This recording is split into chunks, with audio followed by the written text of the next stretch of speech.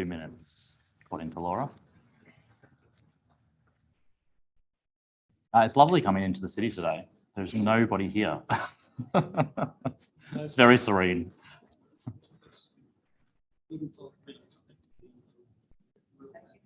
Oh, nice. Yeah, we used to be out at Point Cook for quite a while. We're now at Gisborne Way. But yeah, 45 minutes to come in is lovely. Yeah. Oh, the West Gate is the worst. Coming out of those Point Cook on-ramps and exits to try and get onto the highway is a nightmare. Yeah. Busy there too. Busy. Morning.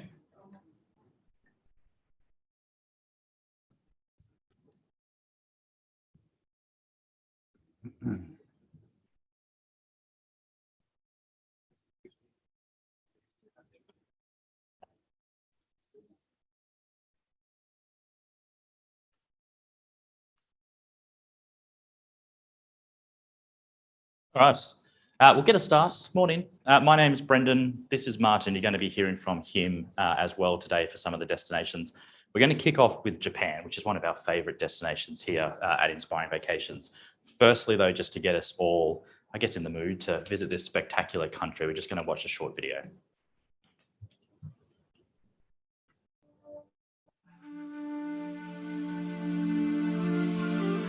はじめまして。He weaves through cedar and maple. The forest floor welcomes his tread.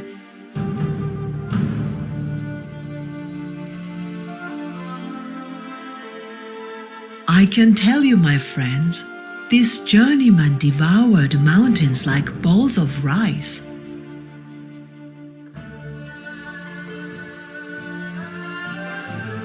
Although he had spent his whole life exploring forests and valleys such as these, and thought he knew all there was to know of such places, this day his heart disquiet.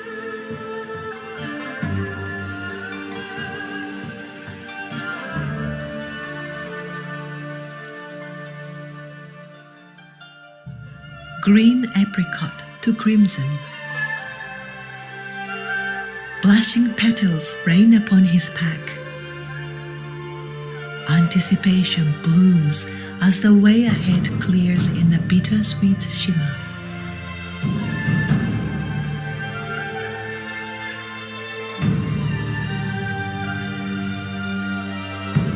Of course, as in all such places, a magnificent maiden awaits. She smells like soft rainfall and hot nights.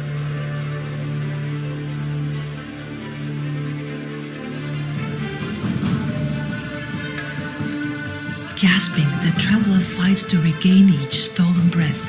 Struggling, he manages to utter. Arouse my eyes, for surely I was born blind and have not known perfection until this day. Electrify me, for my body is numb, my tongue asleep, my senses begging to awaken.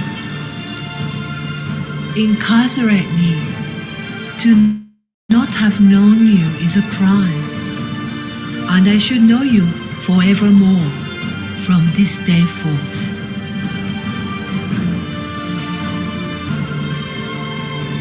My life has been a desert, and you are the first drop of rain.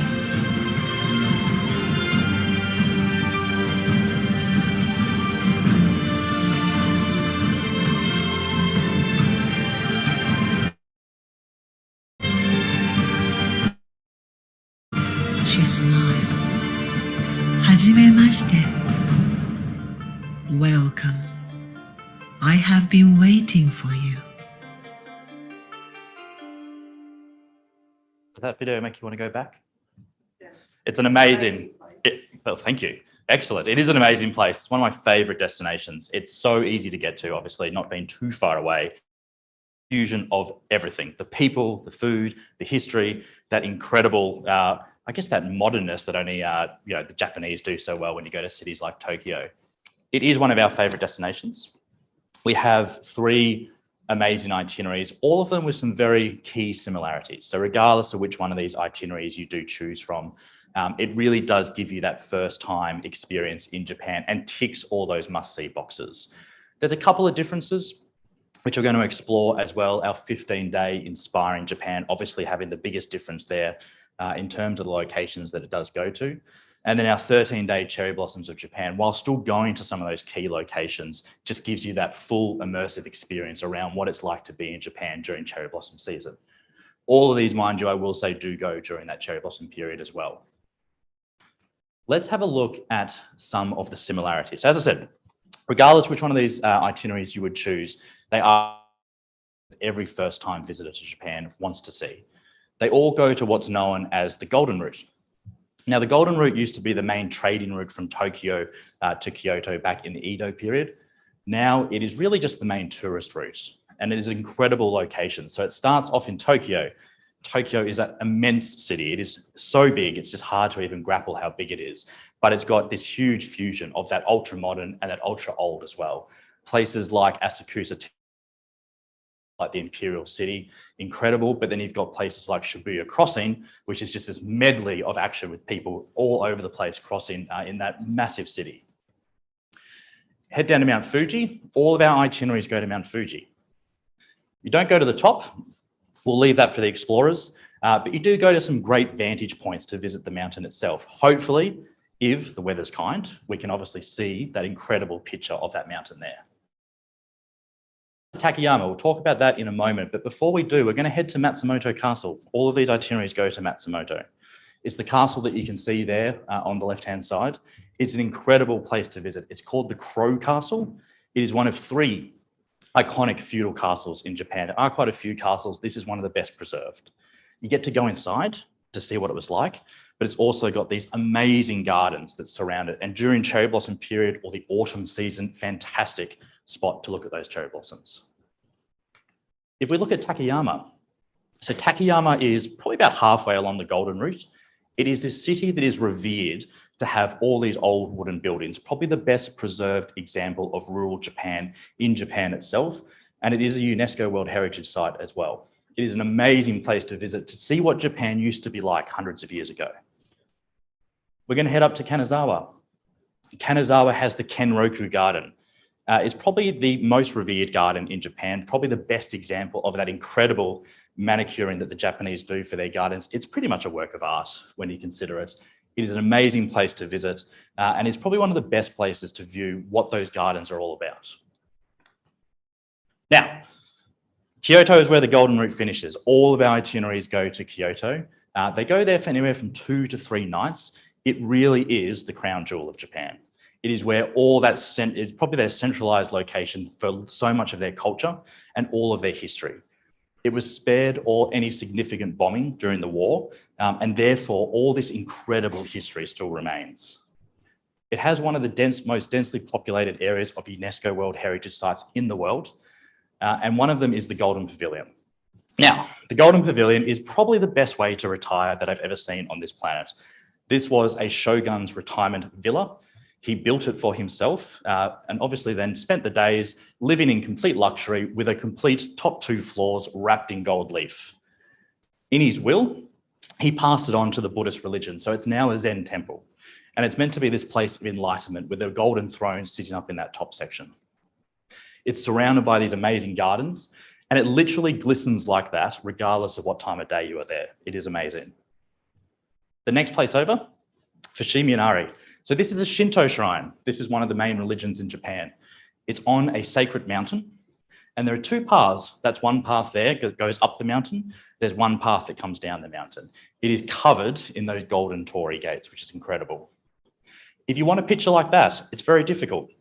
There's thousands of people trying to visit this place every day. However, there is a hot tip. If you're going up the mountain, you can see all these heads in front of you. Jump over to the path that's coming down the mountain. There seems to be less people for some reason. And I snapped that photo without anybody in it.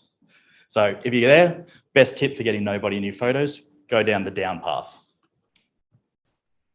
Other places in Kyoto, it is an amazing place. As I said, we spend 2 to 3 nights there. It gives you the full experience to immerse yourself in it. It's an incredible place just to wander the streets, sample all the food, and actually enjoy so much history that makes it incredible. Now, differences, cool. So this is our Inspiring Japan. It has the most differences in terms of the itineraries. I love this itinerary. It takes you way off the tourist route, which is fantastic. So you can see Kyoto there on the right-hand side. Where it starts diverging, and this is where you start getting off that tourist path, is you come down to Takamatsu. Takamatsu is on the island of Shikoku. Shikoku is known as the nature island or the wild island of Japan, and is revered for its natural beauty. It's one of the less populated islands in Japan, and so it just makes it far more traditional experience, getting away from those big cities and obviously those neon lights. We keep going down to Beppu, which is the island of Kyushu. So Beppu is incredible. Beppu is built on a really area of active geothermal activity. You can see an example there. It has one of the highest densities of onsens in Japan. Onsens is this incredible experience where it's cleansing the body, very, very important in the Japanese culture. Hells of Beppu is there as well. You cannot swim in these, but they are incredibly beautiful to view. Ranging anywhere from a couple of 100 degrees, you get these massive thermal pools bubbling to the surface with these incredible colors in Beppu. We go down to Nagasaki. So Nagasaki, obviously famous for all the wrong reasons, similar to Hiroshima, but we spend time there learning about the history of Nagasaki and experiencing obviously what happened there towards the end of the war. As we go back up to Hiroshima, again, probably the most iconic city, obviously for all the wrong reasons as well, but we get to experience the bomb dome. The bomb dome was the only remaining structure after the atomic bomb was dropped after the war. We also go to the Hiroshima Peace Park, and that's a great place. It's a very, very moving experience to learn about what happened there towards the end of World War II. All of our customers say Hiroshima was one of the highlights on their trip, and regardless of which itinerary you choose, they all go there. Now, let's have a look at the incredible inclusions. So these are all similarities between all of these itineraries. They're very, very similar in terms of what is included and the standard of trip. All of your amazing sightseeing. There's pretty much no optional tours on any of these trips. If there is an optional tour, it's something just to enhance your experience. It might be a Kobe beef dinner. It might be a sashimi experience. It's really just there to give you that extra experience if you want to take it up. All of your amazing sightseeing is really included. All the temples, all the castles, going to all of those amazing locations is all included. It's fully escorted, which is really, really nice way to visit Japan. You've got a guide with you from day one right to the last day. So they welcome you when you arrive, and they'll farewell you when you leave. It's 3-4-star accommodation, very, very comfortable, well located, very, very central. The central parts of the cities in Japan are very, very spread out. It's not quite like Melbourne CBD where you can kind of walk from one end to the other in half an hour. These cities are quite broad. However, all of these hotels are well located to allow you access to things like restaurants, to allow you access to things like sightseeing activities, and they come in either double or twin share. Dedicated coach transportation. So this is the bus that's going to pick you up. It's going to take you to all the sightseeing experiences. It's going to bring you down the coast of Japan. And so that coach will be with you for the whole time. The bullet train. Didn't talk about it. They all include the bullet train. So regardless of which itinerary you choose, there is the experience of going on the bullet train itself, ranging anywhere from 45 minutes to about an hour and a half. That ticket is included as part of the trip. Breakfast daily. One featured dinner. The featured dinner is fantastic. It's usually a multi-course Japanese dinner, and it just gives you the experience of some of that traditional Japanese fare. The offer today. So the offers, and those people are going to be with us for a couple of sessions, you'll hear this a lot. The offers are all about the airfares today. So the trips for these ones start from about $4,499, depending on what time of year you go. But the offer is the $299 airfare. So that's the airfare to get you from Melbourne to Japan and back again. It's a fixed rate, so it doesn't change. It's $299 regardless of which date you pick. Departure dates. Now I mentioned they all do go in cherry blossoms, so that is true. We've got cherry blossoms available for next year. We've also got cherry blossoms available for 2023. All of those trips do go during that cherry blossom period. The key period to go is the last week of March and the first week of April, if you're wanting to go in those cherry blossom blooms. Runs all the way through to November. The other key time to go is around that autumn period. We don't have a picture of it here, but it's when you get those incredible crimson colours of all the autumn leaves changing colour. That happens around the last week of October through to about the first 2 weeks of November. The flight's usually valued up to about $1,000. If you were to ticket a flight to yourself to get to Japan, they usually spend about $1,000, so $299 is a fantastic offer. Now, Martin is one of our expert product managers responsible for so many of these incredible itineraries. And so he's going to run us through Vietnam and Cambodia. Excellent. Thank you very much, Don. And this one? Thank you. Thank you. This is the microphone for our friends streamlining there. Live streaming, sorry. We'll do questions toward the end, so we'll come back and answer any questions you heard about Japan as well. That's right. And at the end, I know it's a little bit early. If you're anything like me, only one coffee in the system yet, so you're probably a little bit asleep. Just to make sure you don't go snoozing on us, we have this little carrot to hang in front of you. If at the end of a show, at the end of a presentation, we're going to ask you one question. The person that puts a hand up first and answers correctly goes home with a bottle of wine. Not only a great trip, but also a bottle of wine. All right, let's go through Vietnam and Cambodia. I've got 2 itineraries to hopefully entice you with. Japan is amazing, and as you heard from Brendan, it's an incredible destination, but you will need more than one place to travel to in 2022. It's been a long time lockdown, so we're going to need multiple destinations. Hopefully Vietnam and Cambodia, or just Vietnam will be one of them. The 2 trips that we've got for you today, one is a 9 days highlights of Vietnam, and the other one is a 13-day highlights of Vietnam and Cambodia. The Vietnam itinerary on both trips is exactly the same. We land in Hanoi. We take you to Halong Bay before coming back to Hanoi, and we fly down to Da Nang before going to Hoi An. We fly you again down to Ho Chi Minh City, and that's where the adventure finishes for those doing the Vietnam-only trip. If you want to extend your stay, we take you all the way to Siem Reap, go through the Angkor temples there, and then we travel down to Phnom Penh, where we fly you home from. So let's go take a look at some of the pictures that we got ready for you today. The trip starts in Hanoi. We pick you up from the airport and we take you to your hotel. There is it's a free day for you. There's no organized activities. You usually land by midday, late afternoon. The hotels are right in the middle of the city. Very easy to get about, to go exploring around, and very easy to start exploring the food scene of Vietnam. Has anyone been to Vietnam? Yeah, a few hands up. Excellent. I don't know if it was your experience as well, but having lived in Melbourne for a few years, I thought I knew my Vietnamese food, but it tastes so different once you're there. I don't know if it's that the senses are alert, or I don't know if they use all the ingredients. I don't know what it is, but it really it's incredible food, and you get to explore it from day one. Best way to find the best, again, very personal, but I hate to go to a restaurant, sit down in a restaurant, look around and feel like you are sitting down on Victoria Street full of Australians or travelers from all around the world. What I like to do in Hanoi, when I got there, I went to the receptionist and I asked him, where can I go for dinner? Immediately they recommend a place that is touristy. And I'm like, no. Where would you go with your friends for dinner? Oh, okay, then you should go to this and that place. Best tip to get to a local restaurant. The next morning, we pick you up nice and early and we take you down to Halong Bay. And we get on board of our cruise. Now, we're not going to put you up on a little shaky little junk boat along the Halong Bay. We're going to put you up on our Scarlet Pearl cruise.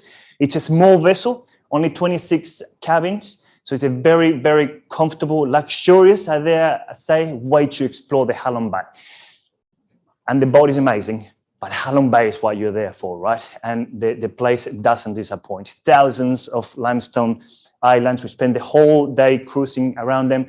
By the end of the afternoon, we stop by one of the islands. We go for a little walk. You can also go for a swim on the beautifully warm waters of Halong Bay. And then we come back on board, we have dinner, and we have a relaxing evening. Next morning, the crew will wake you up. We'll give you the option to wake up nice and early and to do a bit of Tai Chi on the cruise. Now, I'm not a yogi. I can barely touch my knees with my hands, but I did join in on the Tai Chi class, and it's a beautiful, very relaxing little experience. And you get to talk to the crew interact with them, which is always great. Finish exploring Halong Bay by midday, approximately. We get back to mainland and we travel back to Hanoi. Sorry, once again. The next morning, again, we wake you up and we go on a full city tour of Hanoi. I can't. What? Sorry. First presentation: Hanoi, Hoi An, and Ho Chi Minh City are all coming together to my mind. We visit on that very comprehensive city tour. We visit the Ho Chi Minh Mausoleum, we visit the Temple of Literature, and we visit the Tran Quoc Pagoda as well, the oldest Buddhist building in Hanoi. So very significant for the local population. From there, as I said, we fly south to Da Nang, and then we continue by bus to Hoi An, a beautiful little town. Back in the days, Hoi An used to be a very prolific port in Vietnam. Today, it's just a beautiful combination of shaky, tottering little Japanese houses, Chinese temples, and ancient tea houses. Anyone been to Hoi An here? Yep. What did you do in Hoi An? Walked around the island. Walk around, and that's the key message here. You will walk around and walk a lot. Dare to say you walk a lot in Hoi An, so you have to bring on your walking shoes and be prepared to explore Hoi An by foot. We spent 3 nights there. We will include a walking tour with your tour guide all around Hoi An to introduce you to the region, show you the best places to go, to eat, and so on. And then you have time for you to explore on your own, which I think is the best way to explore Hoi An. Now, I have to say this, and I hate to break to you guys especially, but in Hoi An, you also happen to find the best tailors in Vietnam. They are amazing. They produce items of great quality and they're very, very cheap. So chances are you're going to end up at one of these tailors getting measured up everywhere. They're very quick as well. You go one afternoon, they measure you up. They make suits, dresses, shirts, shorts, whatever you want.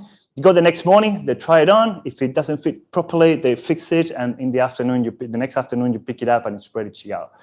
So yeah, it's a different experience.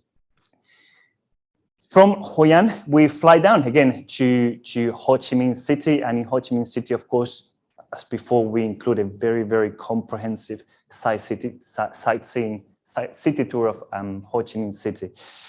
There's a lot of attractions to see in Ho Chi Minh City, huge city, a lot very French in a way, very Asian in a way, great to explore. Not by foot this time, we'll take you in a bus. It's a massive city, so we'll take you exploring on a bus.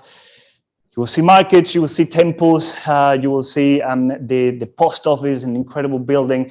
But if you're anything like me, you will say the Ho Chi Minh tunnels that really caught my attention and forged a memory on me, and the War Memorial there in Ho Chi Minh City. Now, the War Memorial is a very intense museum.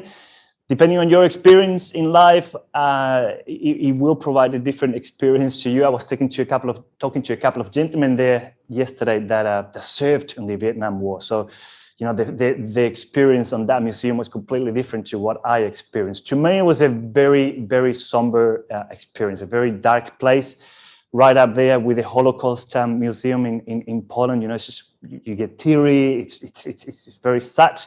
But it's part of history that you need to learn and you need to see to really appreciate what everyone that lived on those days and in Vietnam in those days went through. So yes, recommended, perhaps for the wrong sides, but you have to see it. The next day, if you want to, we will take you on an optional day tour to the Mekong Delta. It's a whole day cruising on the Mekong River on a big boat.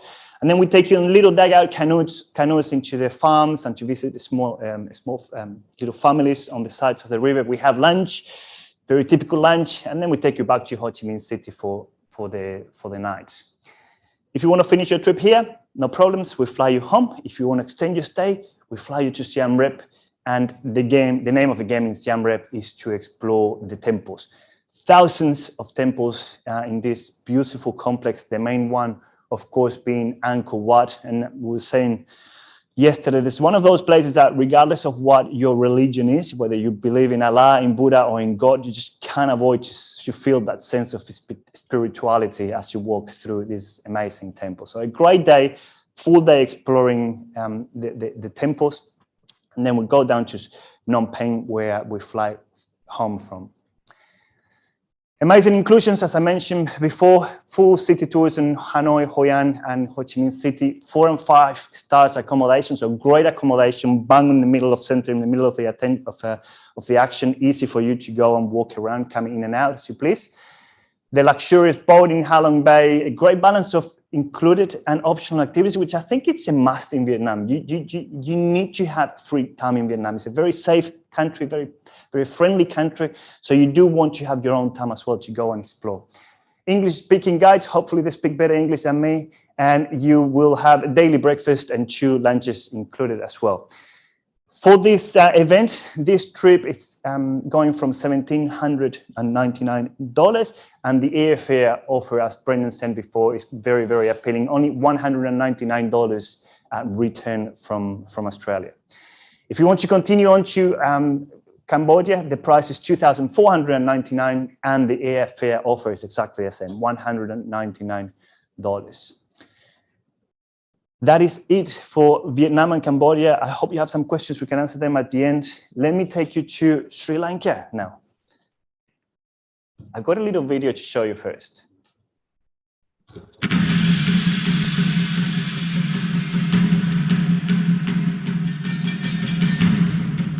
What unknown remains by the cartography of the human soul? Driven by primordial thirst, hearts long to fragment the bonds of cultural cultivation.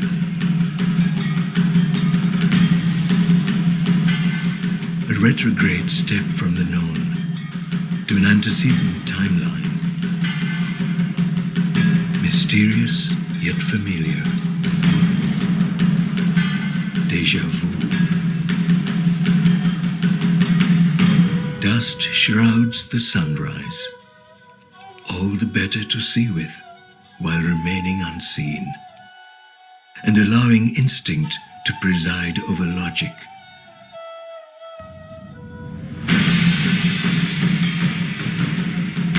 Scent and sound as valuable as sight. Curiosity lures towards our forebears' dilapidated tracks. Searching outward for a primal event, yet inward for a concealed fundamental.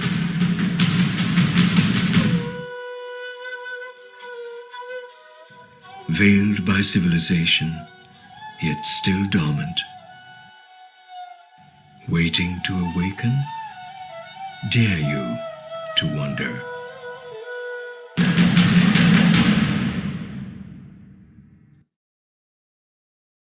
Excellent. Very inspirational video. So again, we've got 2 trips to talk you through today. We've got the 14-day Ultimate Sri Lanka and the 16-day Ultimate Sri Lanka and the Maldives. Again, the itineraries are very, very similar.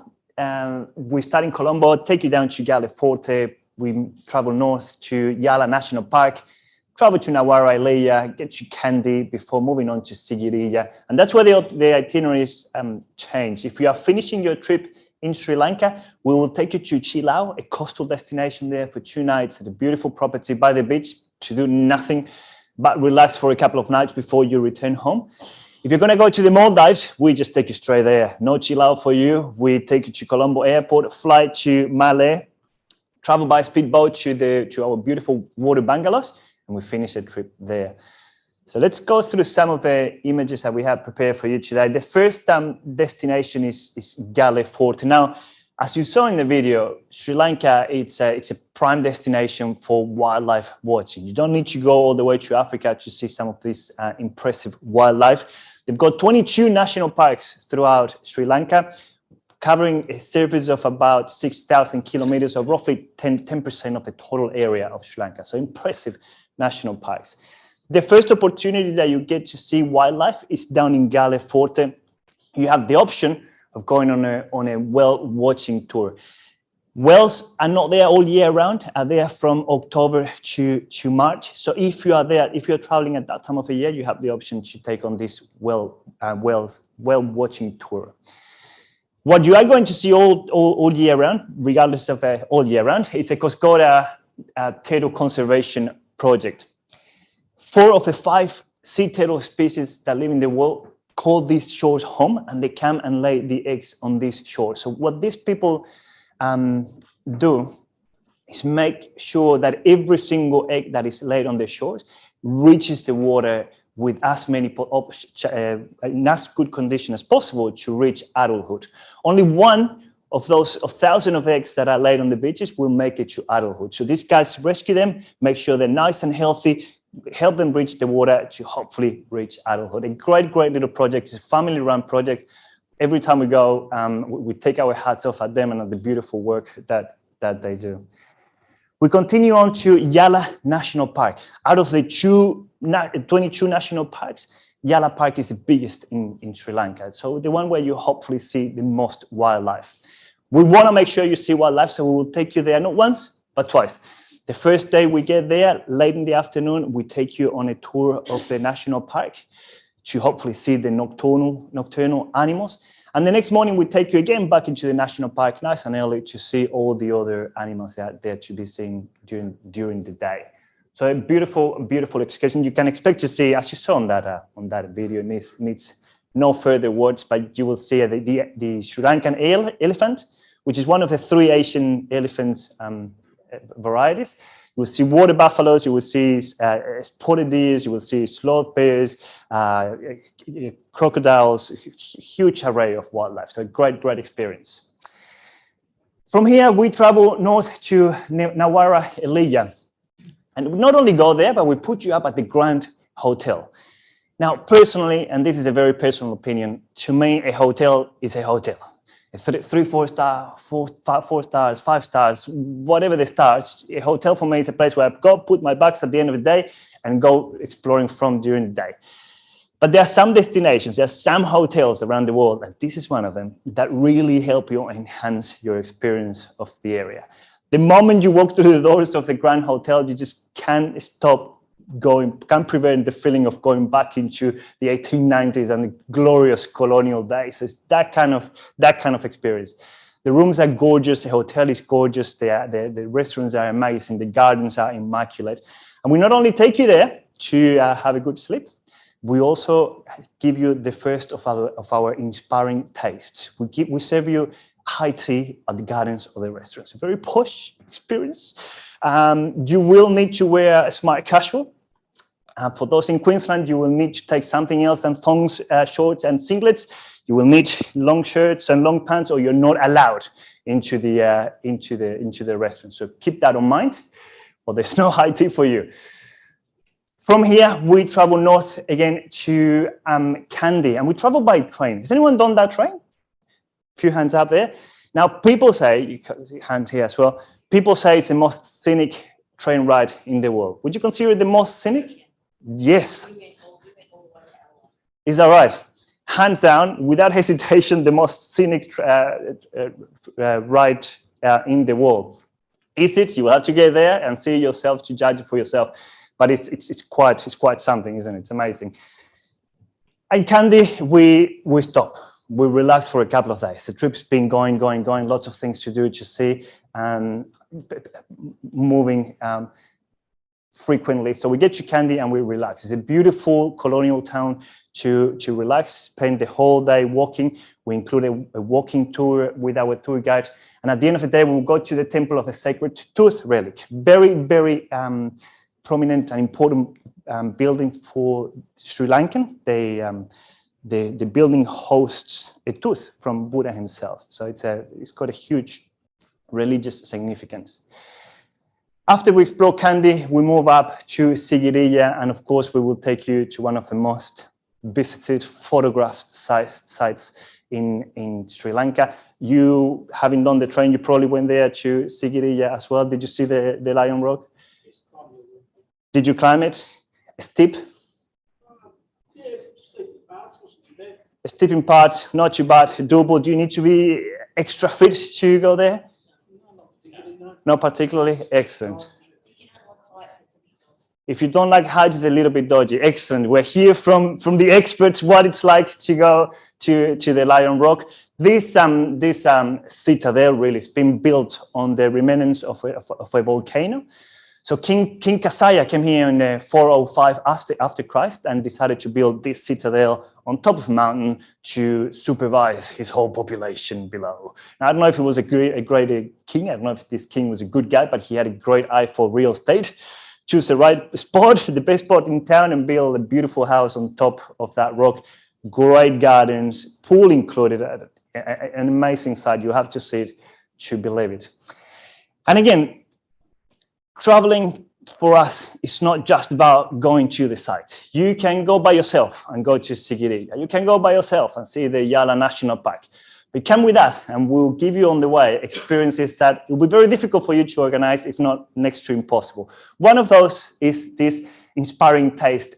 Also in Sigiriya is a sundowner pre-dinner cocktails made out of arak. Has anyone had arak that hadn't been in Sri Lanka? Has anyone tried arak before? No, yes, you have. Where did you have it? It's in Indonesia, right? Yeah, it's very rare to have arak here. It's a very strong liqueur made out of the sap of the coconut flour. You have to go easy on it. You won't remember your name the next day. Is that kind of drink? It's pretty intense. Yes. So we set up a whole array of cocktails, different flavors, and that evening we will give you a taste of all the different cocktails. That's not it. The next morning, we will also include a curry cooking demonstration. You won't get to cook, no offense. I'm sure you're great cooks, but we have a professional there cooking different curries for us, and then we go on and try 5 to 6 different curries on the day. We also have the opportunity there to interact with the chefs and with different people working there for us, which is amazing. We can only do this because the maximum group size on this trip, it's only 16 people. So it's very, very easy for us to accommodate and to have these interactive experiences with the local people, really get under the skin of the destination. As I mentioned before, if you are going to be finishing your trip in Sri Lanka, we put you up for 2 nights in Chilawa, this Anantaya resort. Beautiful, beautiful property by the water. Go for a walk along the beach, recharge your batteries, relax before flying back home. If you really, really want to relax, you want to continue on to the Maldives. We take you to the airport, to Colombo, we fly you to Malé, a speedboat, all the way to Adaran Club Ranali, a beautiful, beautiful island, 5 acres of greenery, lined by a beautiful line of white sand. You will do absolutely nothing. Absolutely nothing. The rooms have I don't know if you've seen them in some resorts. They've got the cutting square on the living area, and they put a piece of glass so you can see the water underneath. Beautiful decks to just chill out. You will do nothing but swimming.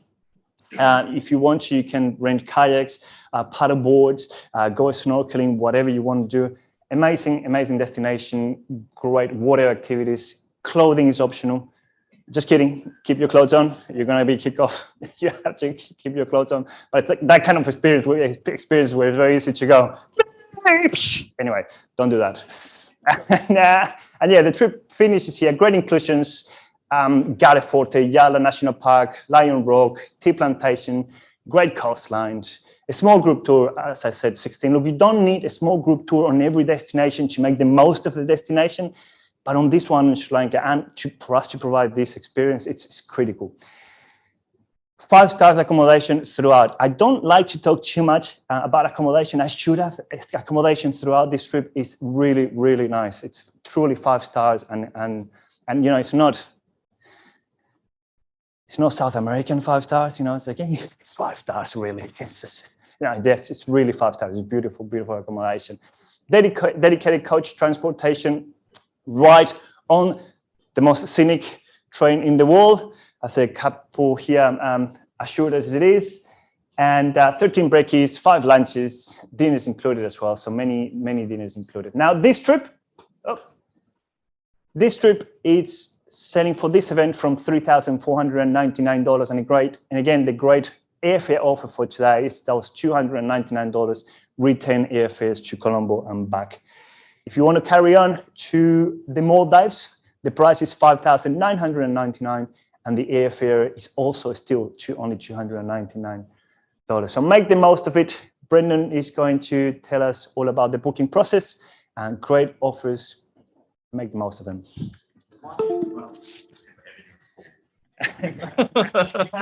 I hope you've got your board shorts on. Has anyone that's been, I was just reminiscing about Ho Chi Minh City. Has anyone been there and crossed the road, or did it take you a while to cross the road? I think we had to spend about half an hour analysing this like junction for a while I was sitting at a restaurant to build up the courage to work out how to go across. You just walk about this speed and everyone just goes around you. Alrighty, we'll do questions after this, and then we've got a prize for those that have been listening. So how to book. It's really, really easy. If you are interested in anything that Martin or I have run through today, deposits are only $99. They are fully refundable for 7 days. There's a 7-day cooling off period, no questions asked if you wanted to change your mind after paying the $99. We've got our reservations guys. So if you're leaving us after this session and heading home, you actually go out the back doors here and just turn left. That's how we need you to go out, but there will be some staff there waiting. If you've got any questions about dates or anything like that, they'll be able to help you as well. If you want to book online, you all should have a folder. There's a QR code next to each and every trip. If you scan the QR code, it will take you straight to your trip of interest. And it's literally just your first name, surname, and credit card to pay the $99, and that locks in those offers. So that's probably the key message for today. If you're interested in those airfares, take advantage of the 7-day cooling off period, lock in the $99. If you don't want to go ahead, just get a refund of the $99. If you want to do 2 trips, Vietnam would be a great little journey. You saw the price there of that one. If you're wanting to do 2 trips next year and make 2022 a great time for travel, it's 5% off the second trip. You don't have to do them consecutively either. You can do them at different times throughout the year. And so, should we do questions first or do prizes first? We'll do prizes first. Now, hopefully you've been listening. Martin is going to be our adjudicator, and so his word is final. It's first hand up with the right answer. It's of something that we've seen in the presentation, and you get a bottle of wine from Inspiring Vines as well. So is everybody ready? Excellent. I've hidden the picture this time because last time the picture was already there. In what city will you find the Golden Pavilion? Oh, that was easy. Oh, what city?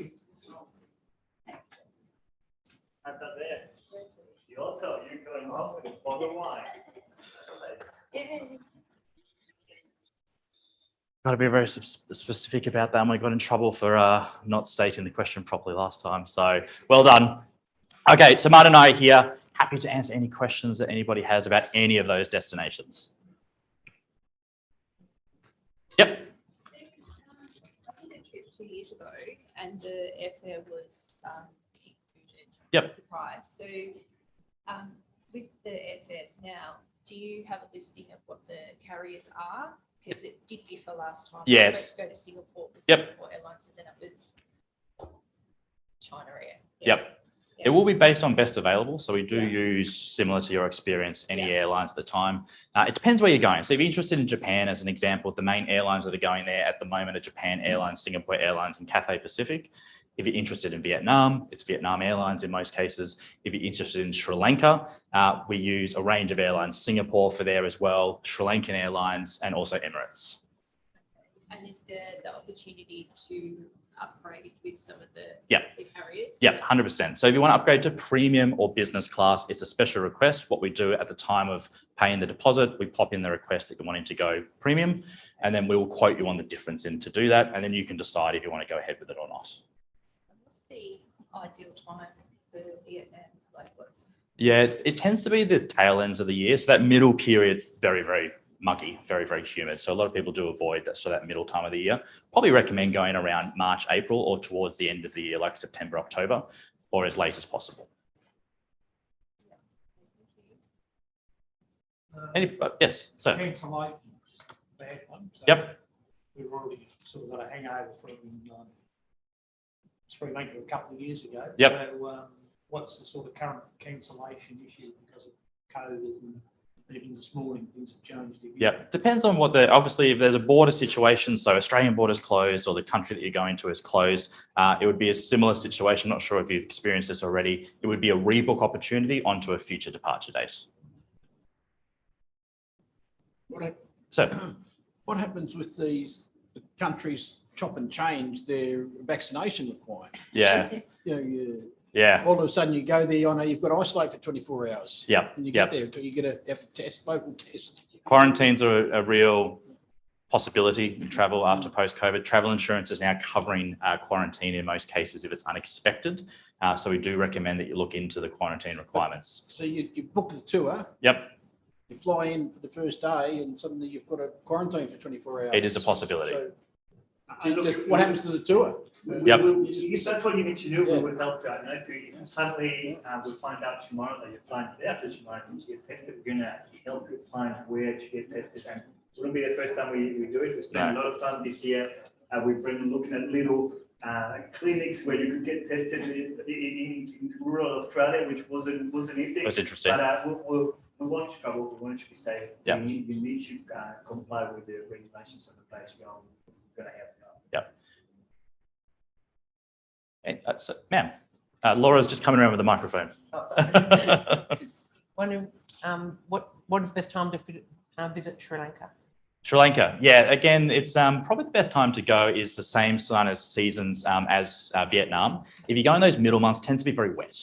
And so if you can go again, March, April has probably been our most popular time in the past. And that's because the wildlife as well around that time is great in Yala. Otherwise, the other end of the year, again, September, October, November. Anybody else? Excellent. Is anyone staying for the next session?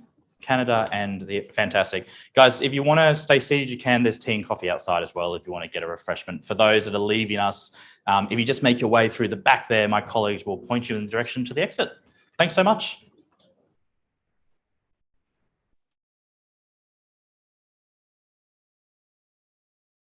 Natural wonders, unique cultures.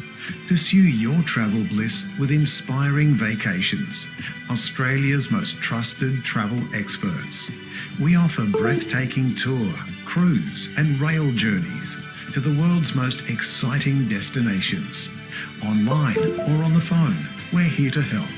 100% Australian and trusted in travel. Experience it all with Inspiring Vacations.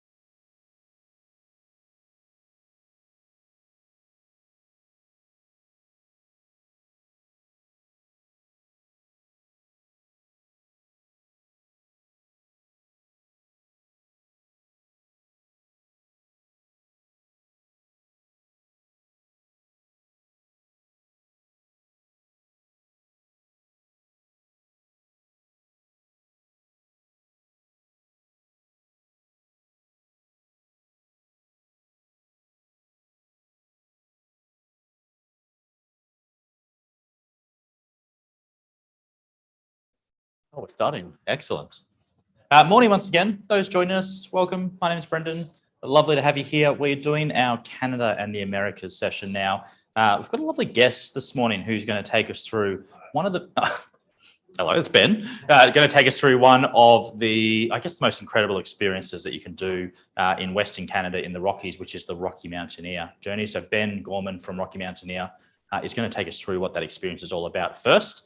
And then we'll hear from one of our colleagues on some of the itineraries that we have as well. So first off, just a short video to get us all dreaming about what it is to travel to Canada is all about. Dear world, I like to spend time with you.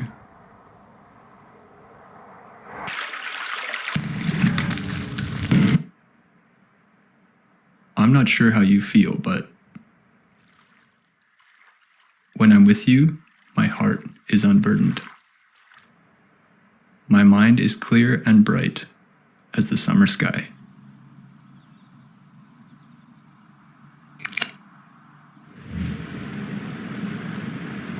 When I'm with you, it's like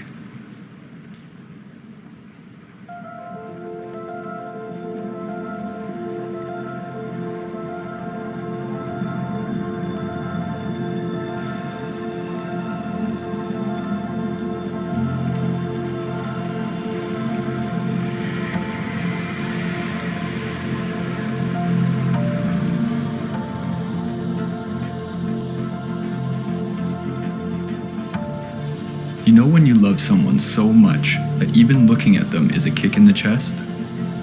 My breath is forcibly evacuated by your splendor.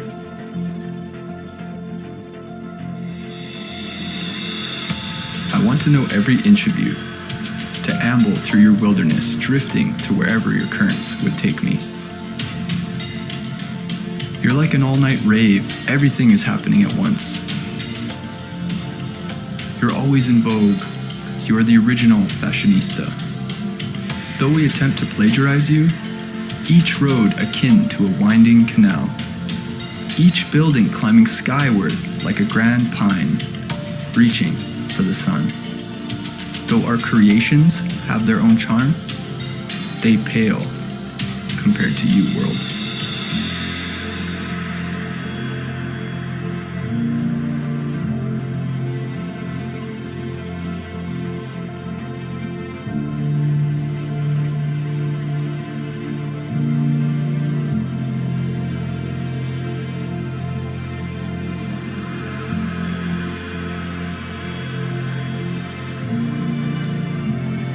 You are the most beautiful at the end of a long day, in the lingering quiet of twilight.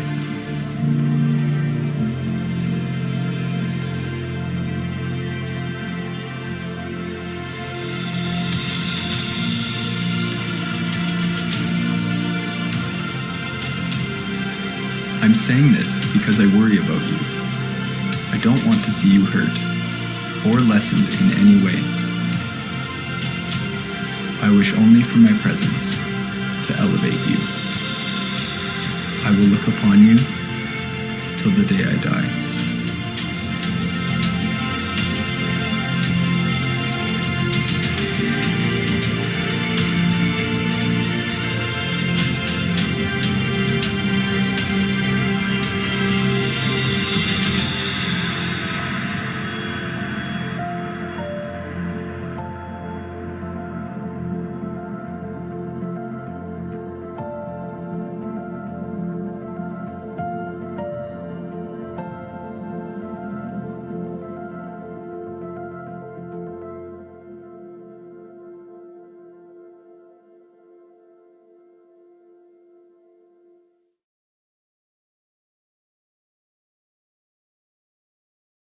Good morning, everyone, and welcome. Welcoming you all here, and thank you for joining Inspiring Vacations and Rocky Mountaineer this morning. My name is Ben, and I have the absolute pleasure today to take you through the Rocky Mountaineer experience. Now, Rocky Mountaineer has been operating for 30 years. It was founded by the Armstrong family back in 1990, and to this day, they are still heavily involved in its operation. Rocky Mountaineer is a train journey taking you into the heart of the Canadian Rockies, taking you to places you could not get to unless you're traveling on board the train. Now, as much as I can stand up here today and try and show you exactly what it's about and build that image for you, I think the first place to start would be to show you a short clip of what guests experience on board the train when traveling through to the Canadian Rockies. So have a look at this video here, and I'll come straight back to you.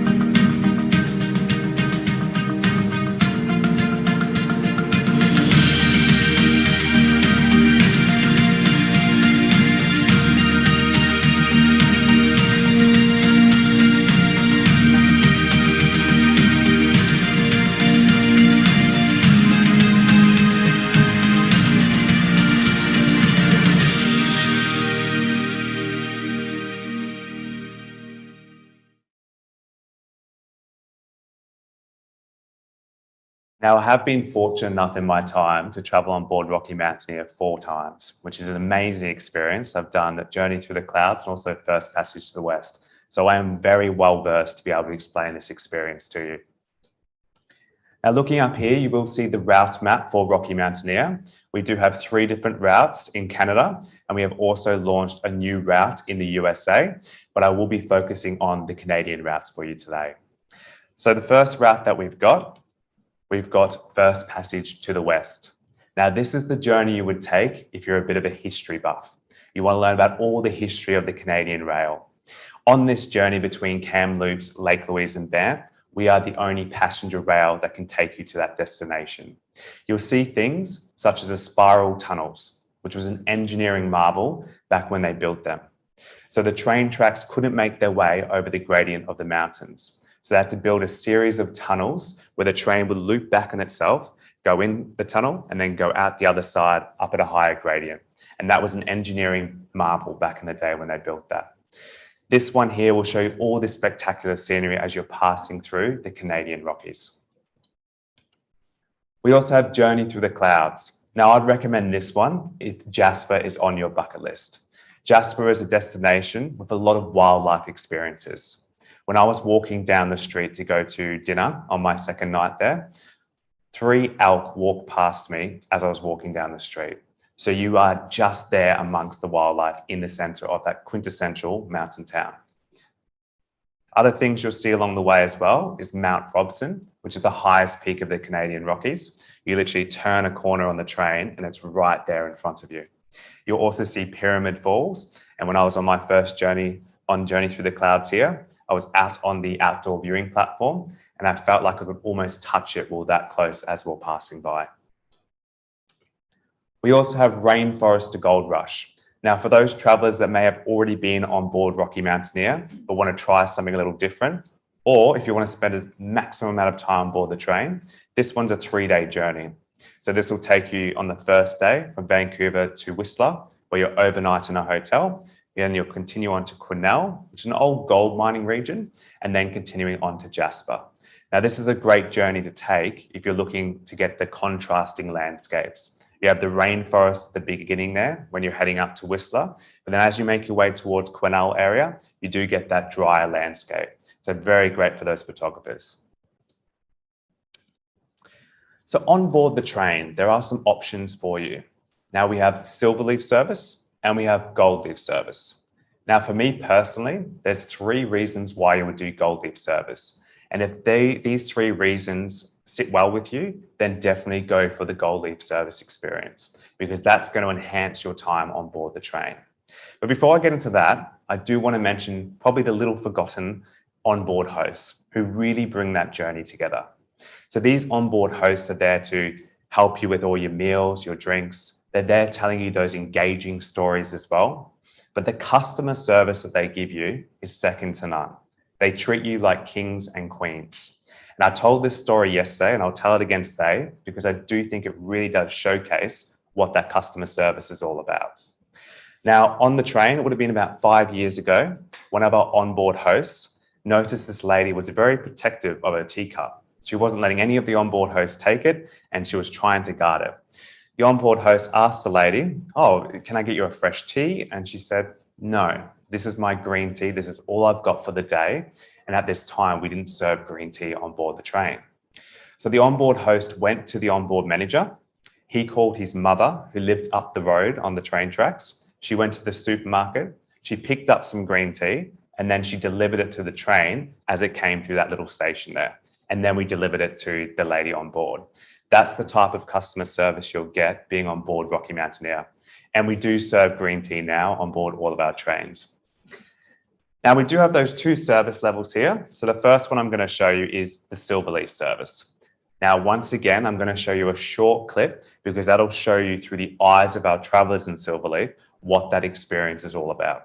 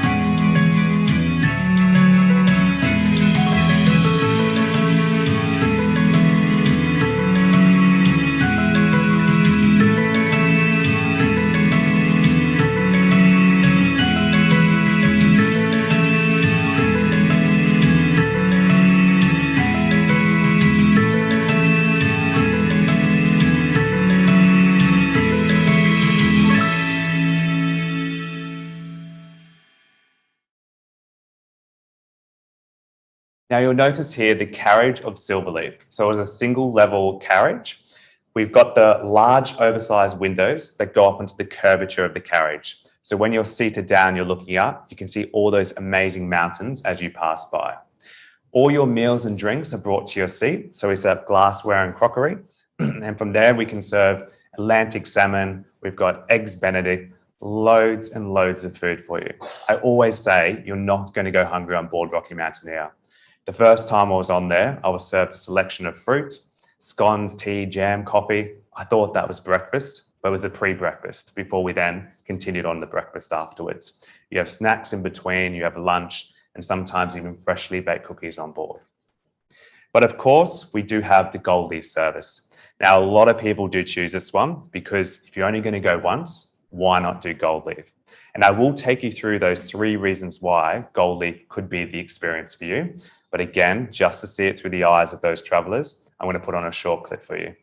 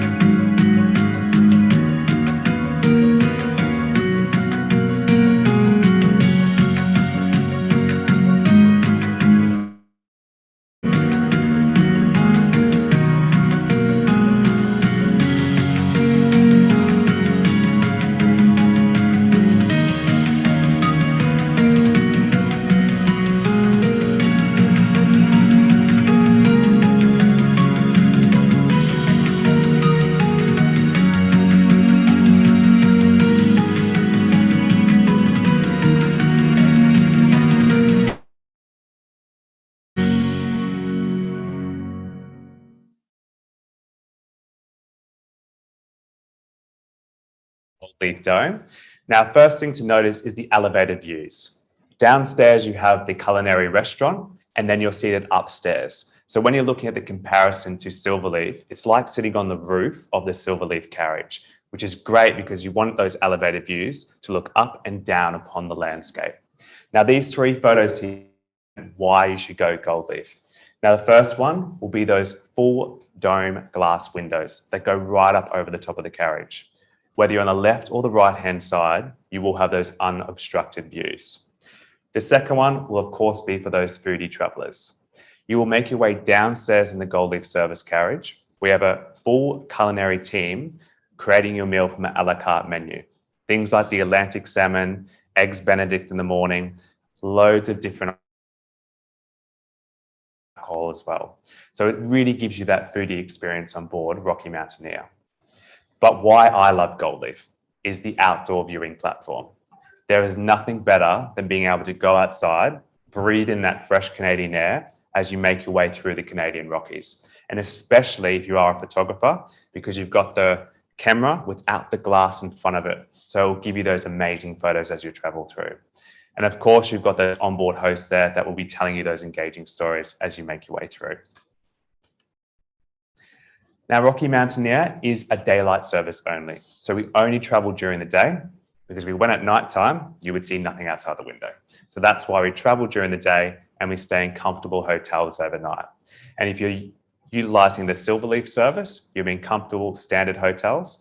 Gold Leaf service will give you those premium hotels. These are some of the examples of what you would get when you're traveling with Rocky Mountaineer.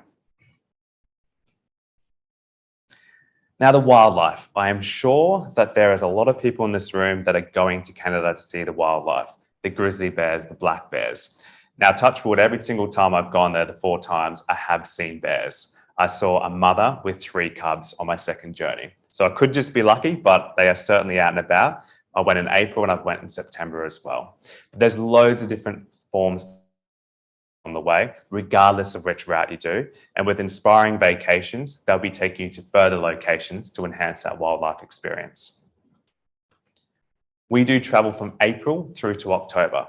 So spring, summer, and autumn. And depending what time of year you go will determine what landscape you see. So if you're going in April, it almost feels like winter. I was standing at Lake Louise. It was completely frozen over with snow land. That's a contrast to when you go in the summertime, where I was standing in the middle of the lake. In summer, I'd be swimming in the middle of the lake. So depending what landscape you want to see will determine the time of year for you to travel. So don't focus on when you'll see the bears, because as I mentioned, I have seen them from April all the way through to September, but focus on what landscape you want to see. Do you want to see everything in full bloom in summer? Or you want that color change, or somewhat of the color change in the trees as you're traveling through for your photography? And of course, we are in a changing world. So COVID-19 has changed the way that we travel.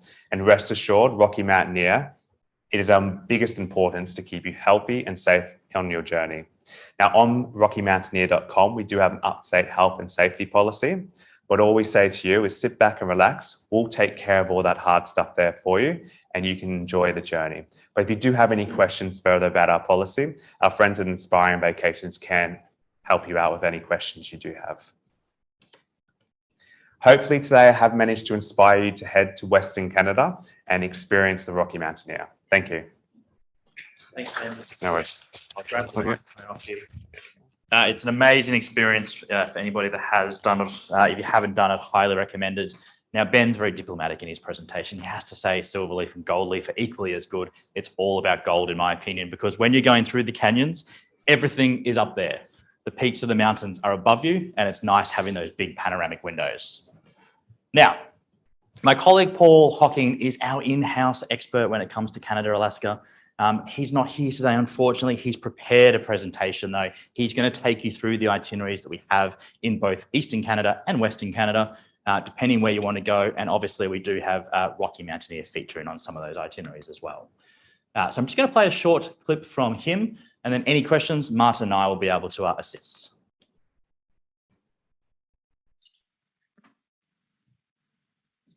Hello everyone, my name is Paul and I'm a product manager here at Inspiring Vacations. Today, I'm really excited to talk to you about our range of tours to Canada and Alaska. Now, this is by far one of the most impressive destinations in the world. As you can see just from this image here, it is such a breathtaking place to visit. Whether it's your first time or you're a returning traveler, there is something for everyone in this region. And today I'm going to talk to you about a couple of our tours to this beautiful destination and also a couple of the offers that we have for you today at our event. All right. So let's start off in Western Canada. Now, this 16-day incredible Canada and Alaska tour is the best way to see Canada if you're a first-time traveler.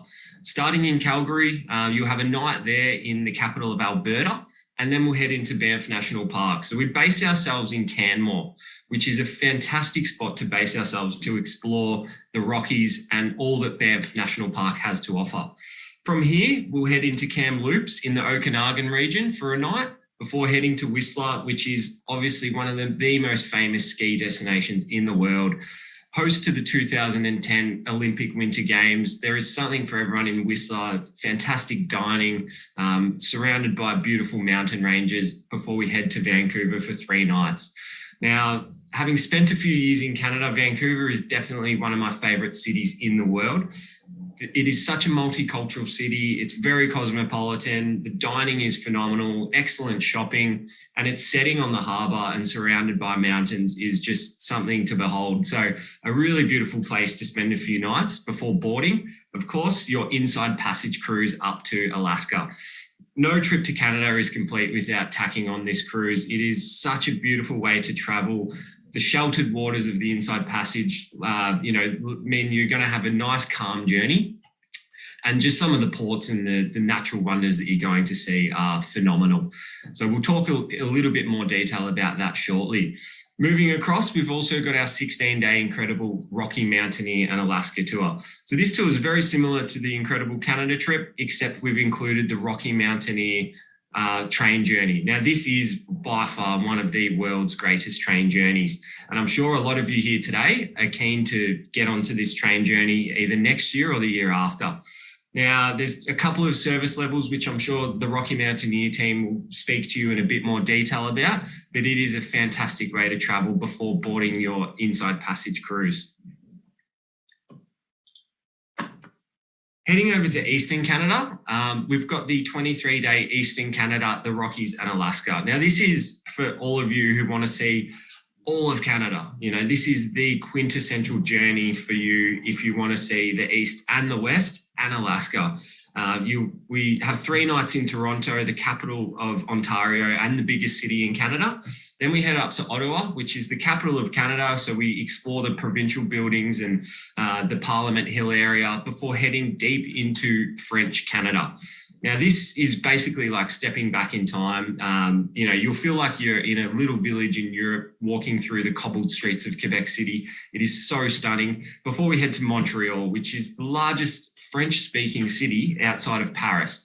So it's a really unique part of the world to explore. And then we fly you over to Calgary, where you'll join the 16-day incredible Canada and Alaska tour, and then finishing off up in Alaska. Over to the 15-day Eastern Canada and New England cruise. Now, this is for those of you who may have been to Western Canada already and wanting to explore the eastern side in a little bit more detail.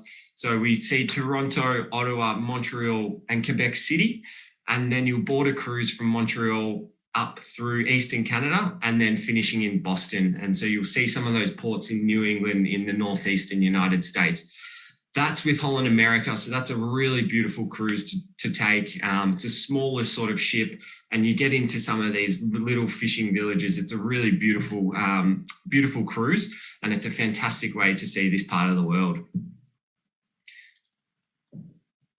Now, obviously, Canada has some incredible sightseeing to witness. Now, the photo on the left here is Banff. This is one of the quintessential images of Canada and the Rockies.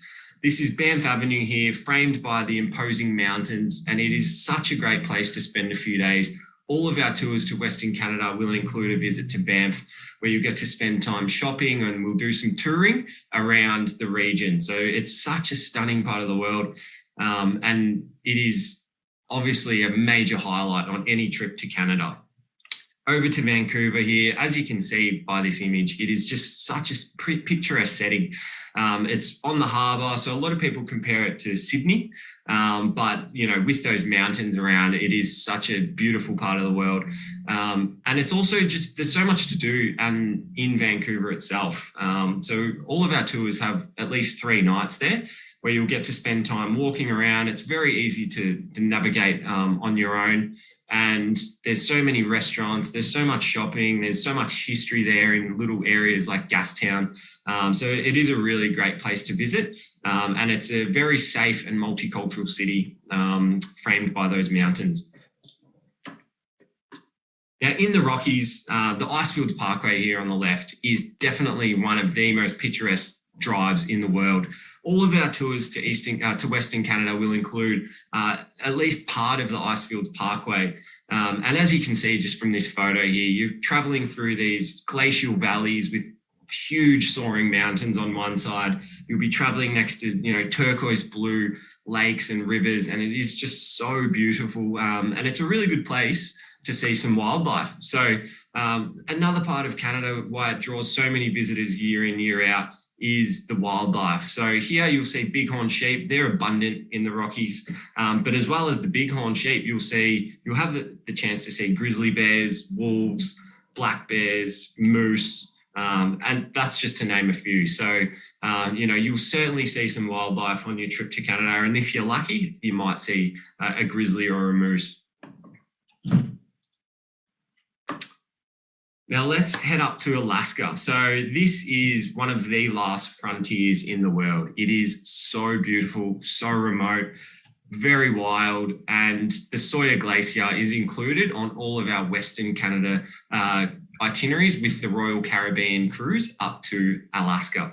So one of the most incredible experiences of my life, I was lucky enough to go up on one of these cruises, and witnessing these glaciers, you just don't understand the sheer scale of these glaciers until you're actually there.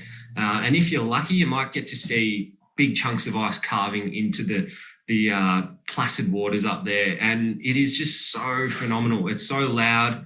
The scale of it is impressive, and you know, some of these chunks of ice are larger than 10, 20-story buildings. So it really is an incredible experience to witness, and one of those things that you're going to talk to your friends about when you get home, because I know I certainly have, and I think they've heard enough about it by now.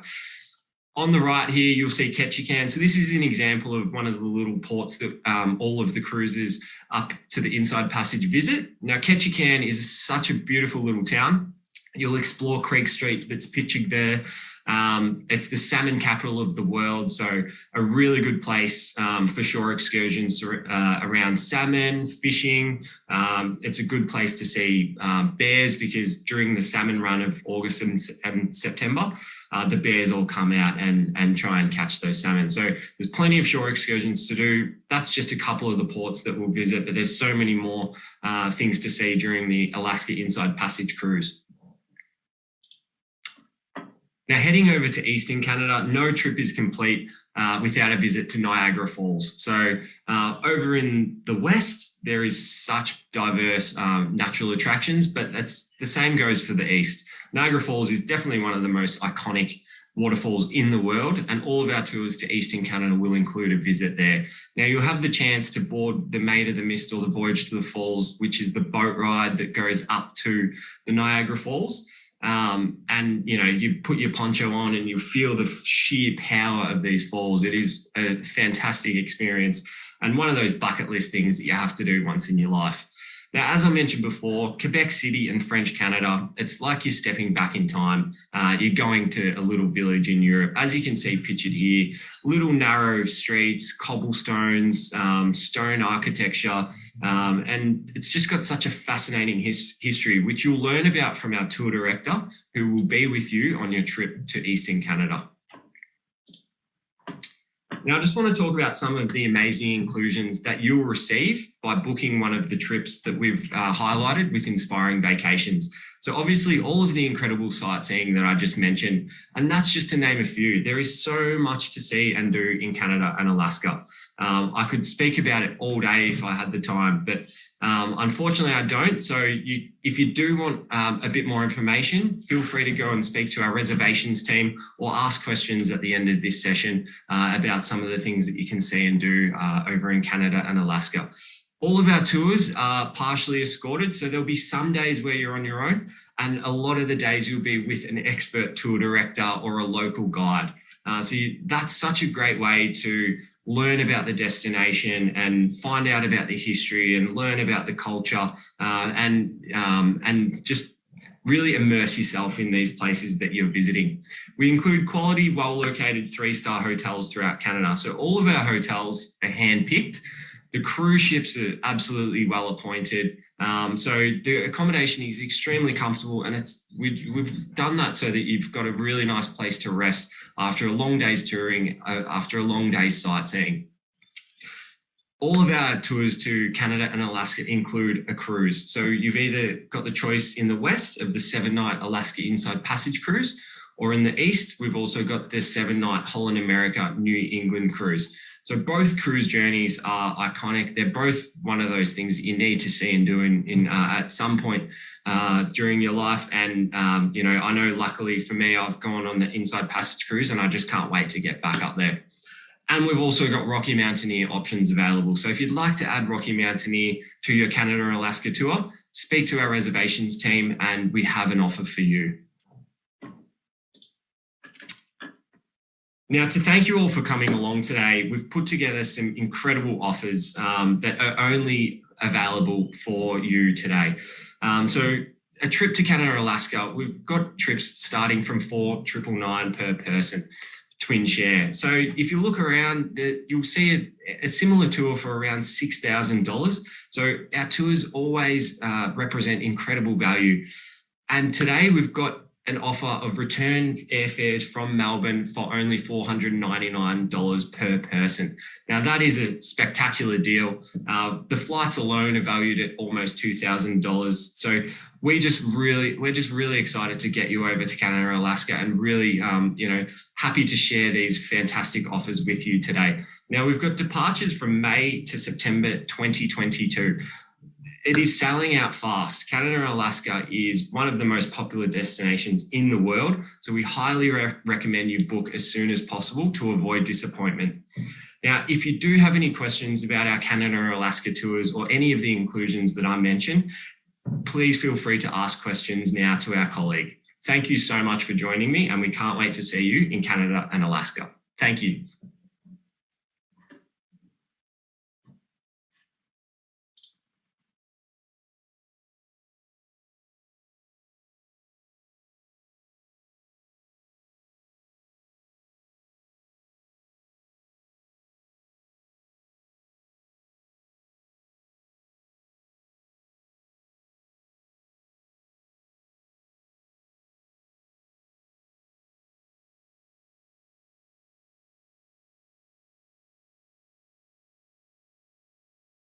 Excellent. How good is that? I need to turn my microphone on or you're not going to hear me. Excellent. That's better. That's pretty good. Thanks to our colleague Paul there. A true expert. He will be here with us the next event for sure. Let me take you south to South America. Before I introduce you to this trip, we've got one of our tour leaders saying hello and introducing you to Lima.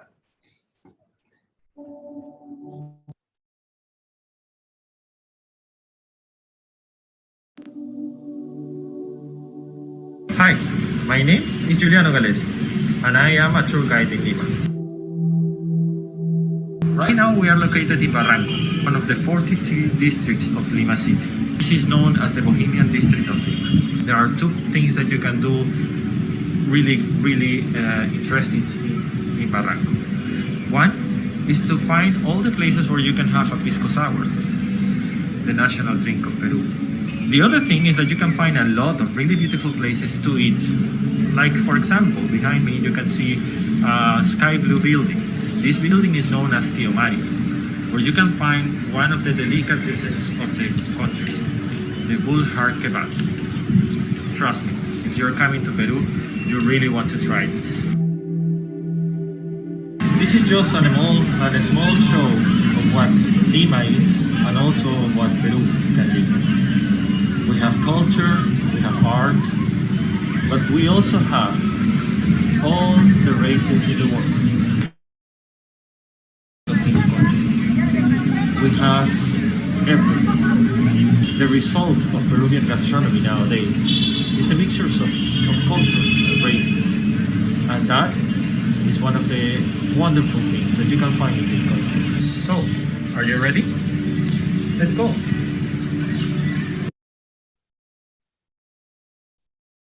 Okay, 19-day Inspiring South America. I am particularly happy and proud to show you guys this itinerary. I am originally from Argentina, and back in the day, same as Julian, I was a tour leader there in South America as well. So I had the pleasure of showing my beloved South America to many travelers back in the days. This trip starts in Buenos Aires. We fly you up to the Iguazu Falls before continuing on to Rio de Janeiro. We then fly all the way across the continent to Lima, to Peru, before going to the jungle and traveling south to the Inca Empire, to the heart of the Inca Empire in Cusco, the Sacred Valley. We then, of course, visit Machu Picchu, and then we take you down to the float to Lake Titicaca in the south of Peru. But let's go through the images. It's a little bit easier to explain where we go and what we do. This tour starts in Buenos Aires. The second day in Buenos Aires, we're going to take you on a city tour of Buenos Aires. So you're going to see all the highlights that are there to be seen. La Boca, San Telmo, Recoleta, the Obelisk, all those main highlights that you want to see in Buenos Aires. But Buenos Aires is an enormous city, and it's a very nice one. Just in Argentina, we had a huge influx of immigrants after the World Wars. So there's a lot of Italians, a lot of Spanish, very strong Spanish and Italian influence. That's why we got my and so, yeah, so you will see it's a very elegant city, lots of places to see, lots of theaters, lots of museums. So if it's the first time in Buenos Aires, I do recommend you to spend a couple of extra days to see it more in depth. I'm sorry if you are vegetarians or if you are vegans. You cannot talk about Buenos Aires without talking about beef, which is that image that I've got there on the right-hand side. We have the best beef in the world. We worship beef.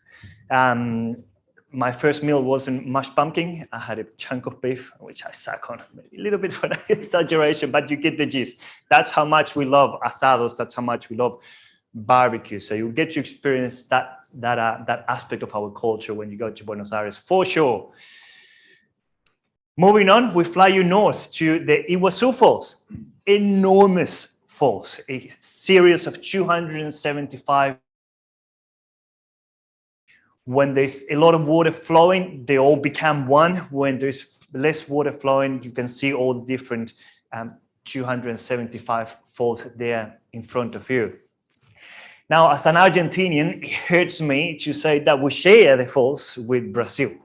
You guys have no idea what that feels like. It's like if you had to share the Great Barrier Reef with New Zealand. That would hurt, wouldn't it? Right, that's how we feel sharing the Iguazu Falls with Brazil. You have to see the falls from both sides, from the Argentinian side and from the Brazilian side. We in Argentina have the falls. In Brazil, you have the best views. So the first day we're going to the falls, you will get wet. Your hair will be, right here. You will be soaking wet. You will need a plastic poncho just for the looks, really. Don't do anything. You'll get soaking wet anyway. You will need a little bag to put your camera in. It's that kind of experience. You can even take a speedboat to take you right under one of the falls. Great, yeah, let's get out of here. So it's a great little, very immersive experience of the falls. The next day, put your fashion sunglasses on, make your hair up, wear your best trousers and shoes, because it's going to have a very civilized experience of the falls. You have the best views from the Brazilian side, great panoramic images. So two very distinctive ways to experience the Iguazu Falls. And when you travel with us, we will show you both. We then keep flying north to the Cidade Maravilhosa, Rio de Janeiro. And as an Argentinian, it hurts me to say, but it's one of the most beautiful cities in South America. Vibrant, colorful, noisy. an incredible sightseeing. As you can see here in this image, we spent 3 days there. The first day we take you on, again, a very comprehensive tour of Rio de Janeiro, where you're going to see the Christ the Redeemer. And then we take you all across the Sugarloaf, the Pau de Açúcar, all through the Guanabara Bay. Incredible views throughout Rio. That is a full-on day. Lots of sightseeing. Not a lot of walking. We drive you from A to B, but it's a long day. So the next day, it's free for you to do whatever you want. You'll probably end up walking along the beaches in Copacabana, in Ipanema. You can sit down at a cafe. It's a very, very contagious city, very vibrant city. But by day 3, the boys are going to be wearing the budgie smuggler, Tony Abbott sort of swimming suits, playing beach volleyball in Copacabana. And the ladies are going to be walking along the beach on the bikinis for sure. It's that kind of very, very vibrant and contagious city. Very, very energetic. 3 days there. I've got 5 minutes to go. My goodness, I'm getting excited about my South America. Okay, let's fly you to Peru. We land in Lima, and we go on a city tour of Lima before flying you into the jungle. We have a beautiful Amazon jungle lodge there to accommodate you. And from there, we go wildlife spotting. It's a great story to tell about the way the conservation efforts that they've done in Peru have resulted on more and more wildlife coming closer and closer to the villages and closer to the Amazon lodges. I've been going there for 20 years, and every time I go, I see more wildlife. So very easy to see these days, families of capybaras, parrots licking the clay wall. You are incredibly lucky with your wildlife watching. I'm sure you're going to get to see a jaguar as well. I haven't seen a jaguar yet, but the last time I went, we saw jaguar prints all around the lodge, which is great, fantastic to see. After 3 days, 2 nights in the Amazon lodge, we fly down to Cusco. We don't stop in Cusco this time. We keep going to the Sacred Valley. 2 reasons for that. One, Cusco is very high. It's more than 3,000 meters above sea level. So that first night can feel a little bit uncomfortable. So we keep going to the Sacred Valley of the Incas, which is a little bit lower in altitude, more comfortable to be. And it's also beautiful. The Sacred Valley of the Incas used to be the football of the Inca Empire. So from here, they grew all the veggies, grains, and they transport them all the way across the Inca Empire. After a couple of days here, we have to go to the one and only Machu Picchu. There's no more impressive sight in Peru. Incredible Inca citadel there, which of course was never found by the Spaniards, so it's really well preserved. And again, it's an example of a place where every time you go, it looks better. They keep doing excavations, they keep restoring places, they put roofs on the houses. So every time you go, you get a better understanding of what that beautiful citadel was all about. We get back and forth by train. It's not the Rocky Mountaineer, but it's a beautiful little train ride, only a couple of hours, very scenic little train ride. We then take you back to Cusco. You have to see Cusco. I said that Rio is my favorite big city. Cusco is my favorite small city. Yeah, I see you nodding a lot. You've been there, haven't you? Yeah. Did you like Cusco? Mind-blowing, isn't it? It's Cusco was it literally means the belly button in Quechua. So it's the center of the empire. From there, that was the main Inca civilization. From there, they moved up, north, east, and west, everywhere. That's where they had the most sacred buildings, the best buildings, the towns, the streets. When the Spaniards came, they took all those beautiful buildings and they constructed the churches, the cathedrals, the houses. So today, Cusco is a unique amalgamation of both the Inca and the Spanish culture. And a beautiful, beautiful city to be. We spend there a couple of days. We show it to you by foot, and then you have time as well to explore on your own. We then travel south to Lake Titicaca. Did you go there? Uros? Did you go visit the islands of Uros?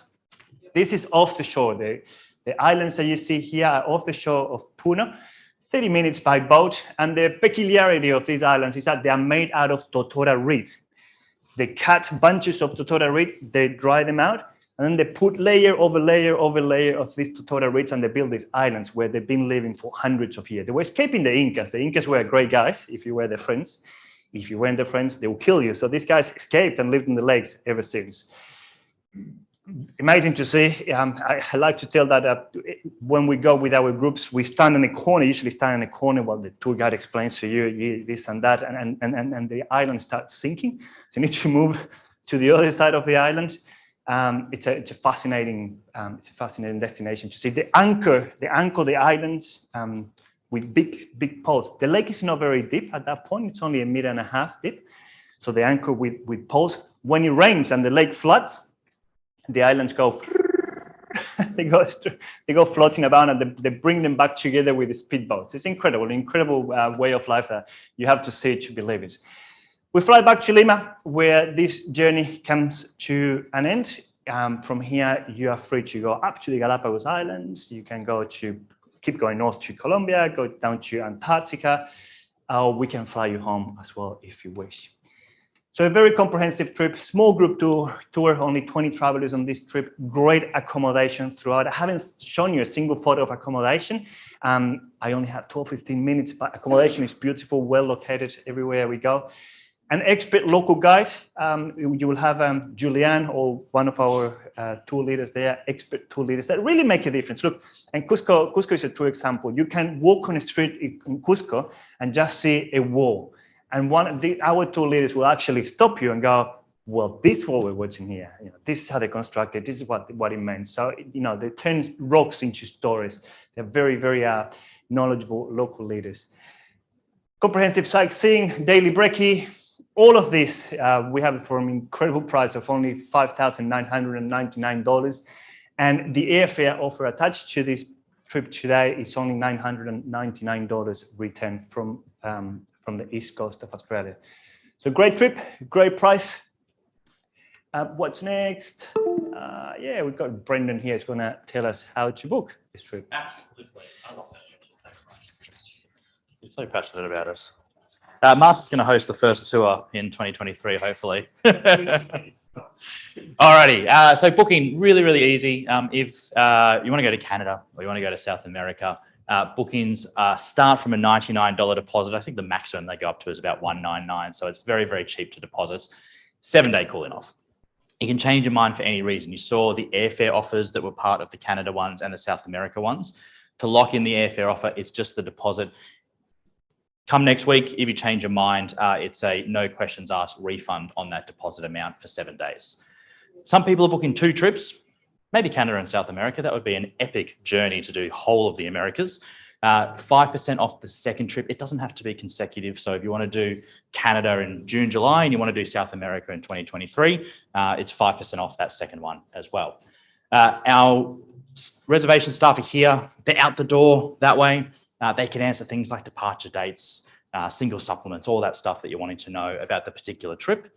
And then if you do want to book online, it's really easy. There's a QR code in that folder that you've got there in front of you. Every trip has a QR code next to it. If you scan it, you'll be able to see all the details about the particular trip. And you only need to have first name, surname, and a credit card to book the deposit. So we'll do questions in a moment. We're going to do a quick prize. Is anybody here that won previously? Yes, I think so. So there's possibly a second prize up for grabs. The way to enter, fastest hand up first gets a bottle of wine from Inspiring Vines. It's a question about a destination that we've just been to. And so Martin's going to be our adjudicator. Is everybody ready? In what country will you find Machu Picchu?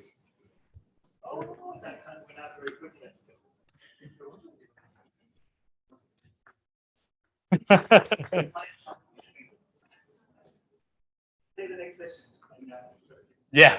Is anyone staying for the next session? It's expedition cruising. Yeah, fantastic. If you are, feel free to stay if you want to learn about Antarctica and the Arctic as well. Any questions that Martin and I can answer today? I'll move closer to Martin because I've got the microphone. Yes, ma'am. Are you booking into 2023 yet? Not yet. Very soon. I suspect we'll have 2023 available at the start of next year, but not at the moment, unfortunately. The rates just aren't available yet. Yeah. Anybody else? Laura's got a microphone too, so that's why she's running around trying to get close to people. Yes, ma'am. Where in the Amazon do you go, Sandoval? That's one of the lodges that we can use. We've got 2 or 3 lodges that we like to use, and yes, Sandoval is one of them. Anybody else? Fantastic. As I said, if you've got any questions about dates, you want to get an understanding more about those itineraries, we'll ask. If you just head out the back door, head to the left. If you want to speak to one of our res guys, they're there. Otherwise, thank you so much for coming. Thank you. Natural wonders, unique cultures. Pursue your travel bliss with Inspiring Vacations, Australia's most trusted travel experts.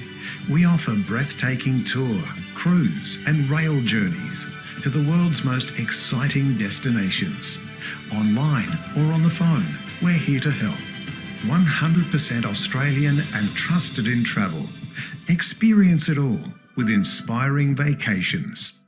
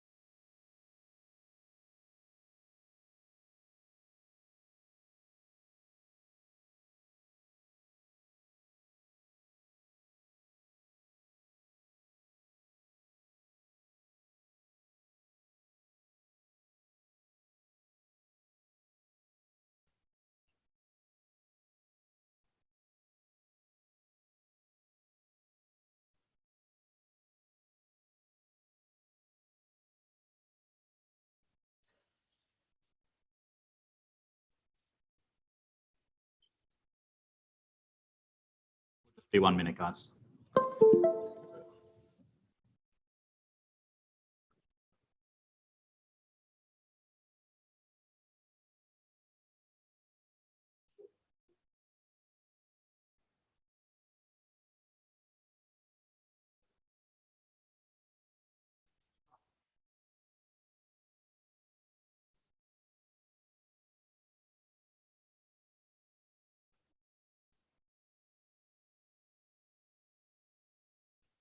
All right, we'll get a start. Welcome to our expedition cruising session. I love this session because it is completely awe-inspiring. We're going to take you to some of the greatest places on Earth to visit, and actually no one better to cruise with. So one of our very good partners is here, Hurtigruten Cruising. I've got Damien Perry, Managing Director for Australia Pacific, going to run us through what it's all about to cruise to some of these amazing places in Antarctica and the Arctic with Hurtigruten. While he's coming on stage, I'm just going to play a short video of what the Hurtigruten experience is all about.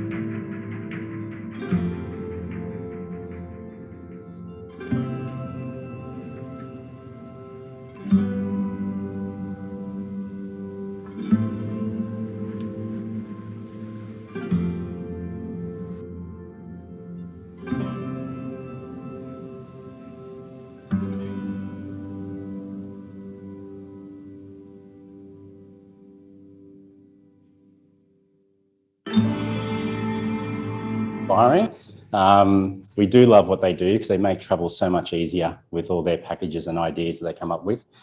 My name is Damien Perry. I'm from Hurtigruten, which is a Norwegian exploration company. We actually have been exploring since 1893 from Norway originally, but now we actually explore the world. And I'm a little bit excited today because, you know, we're actually back to having conversations about travel again, which is brilliant. And this morning, I actually got this little beep on my phone, and it was actually from Roald Amundsen, one of our beautiful new hybrid-powered ships, and it's crossing the Drake Passage today across to Antarctica Peninsula with our first sailing for the year. And if you look up on Instagram, Hurtigruten Expeditions, you'll see some of the stories, and that'll give you a great idea of what it's like today on board as they're crossing the Drake Passage, which is just thrilling. But I'm here to talk a bit more about just Hurtigruten itself. As I said, we've been around for quite a long time. 1893, we started exploring the coast of Norway. But 1896, we started expeditions. We started traveling from Norway up to a tiny little town called Longyearbyen in Svalbard, which is high up in the Arctic, and it's one of the most sensational places in the world. And if you get a chance to go up there, please go, because it's just wonderful. It's beautiful. The town of Longyearbyen, right up north in the Arctic, has about a population of 2,000 odd people. There's a university up there. There is actually a couple of old mines that keep it going. There's a brewery, which is very, very important, very small brewery. And there's actually more polar bears than there are people in Svalbard, which is pretty cool. So it's a wonderful spot. Our expeditions are about traveling to really unique and wonderful places around the world. They immerse you in the culture, they put you front and center with the environment, and we actually excel in areas around the poles, up north and of course down south. But as we actually sail, there's something that we've actually really, really proud of as an organisation, and that is actually we have a massive focus on sustainability. It's part of our core of what we do. And it's actually driven by the people in our business. It's driven by the captains and the crew and the expedition team, because they're out in the field all the time and they see how the world's changing. They see how the ice is melting. They see the changes in the environment. And they've actually driven this change in the way we think about expeditions and the way we think about traveling. And we're really proud of some massive things that we've done. A couple of years ago, we removed all single-use plastic from our ships. We're the first adventure company, the first expedition company in the world to do so. And believe it or not, in the first year by doing this, we removed 32 tons of plastic, single-use plastic from our ships. So every single year from then on, 32 tons is off our ships, which is just incredible in its own right, and something that we're incredibly proud about. And it's great because other people are thinking of following too and changing things, which is really, really good. We do a lot of things when it comes to sustainability. We focus on beach cleanups and cultural support. We do a whole lot of different activities. And while you're actually traveling with us, we actually focus on knowledge sharing. So we make sure that people understand why we're doing certain things, where we're going, and how we can leave the smallest possible footprint as we travel. So that's something that's pretty unique about Hurtigruten. And it's pretty special and something that we're really excited about. So as you look into what we do and where we travel, you'll actually see this is one of the things that is a key focus everywhere we go. Sorry, there's a bit of something going on. We explore many parts of the world. So not only do we do the poles of Antarctica and also the Arctic, we do the Northwest Passage, Greenland, Iceland. I mean, this is expedition cruising at its best to some of the most unique and pristine areas of the world. And the experience on board is absolutely wonderful. But why expedition? I mean, there's cruising and there's cruising. Our ships are small. This is really, really important. Our ships are small, maximum. The largest ship we have carries 500 people. Some of our ships carry only 200 people or less. And that allows us to travel to really unique places, to small little areas, places where big ships don't go. And we're able to do it in a more sustainable way as well. One of the things that's changed with our organisation is that with our focus on sustainability, we've built 2 and converted more of our ships to hybrid powered technology, which is just incredible. Battery powered hybrid technology. So think of a Toyota Prius. You're motoring along and then you charge your batteries and then you use all the battery power for more power, which is fantastic. But in fact, we can actually sail into areas, pristine areas of the world on battery alone. So just imagine sailing into an area of Antarctica, into a cove or up in Greenland on battery power alone, no emissions whatsoever. That's pretty cool. So expedition cruising is different to the large ship cruising. Small ships, unique design, very focused on sharing what we do as we travel around. And why Hurtigruten? Well, I've mentioned sustainability. We've got years of experience. We've got captains have been with us for over 20 years. The captain who's taking MS Roald Amundsen across the Drake Passage today, by the way, which is flat, they call it the Drake Shake or the Drake Lake. And everyone fears the Drake Passage. It's about 1,000 kilometres from the southern tip of South America across to the peninsula. And everyone fears it's going to be really rough and rocky, but you actually mostly get one or the other. And I've been on both. I was fortunate enough to travel the Drake one direction. It was the Drake Lake. And it was just calm the whole way, just the most beautiful, calm journey. You're wandering around the deck. And on the way back, it was a bit of a shake, I must admit, but it was good fun. It was really, really great. But the great thing about it was our captains have years of experience. They know what to do and how to handle all different conditions.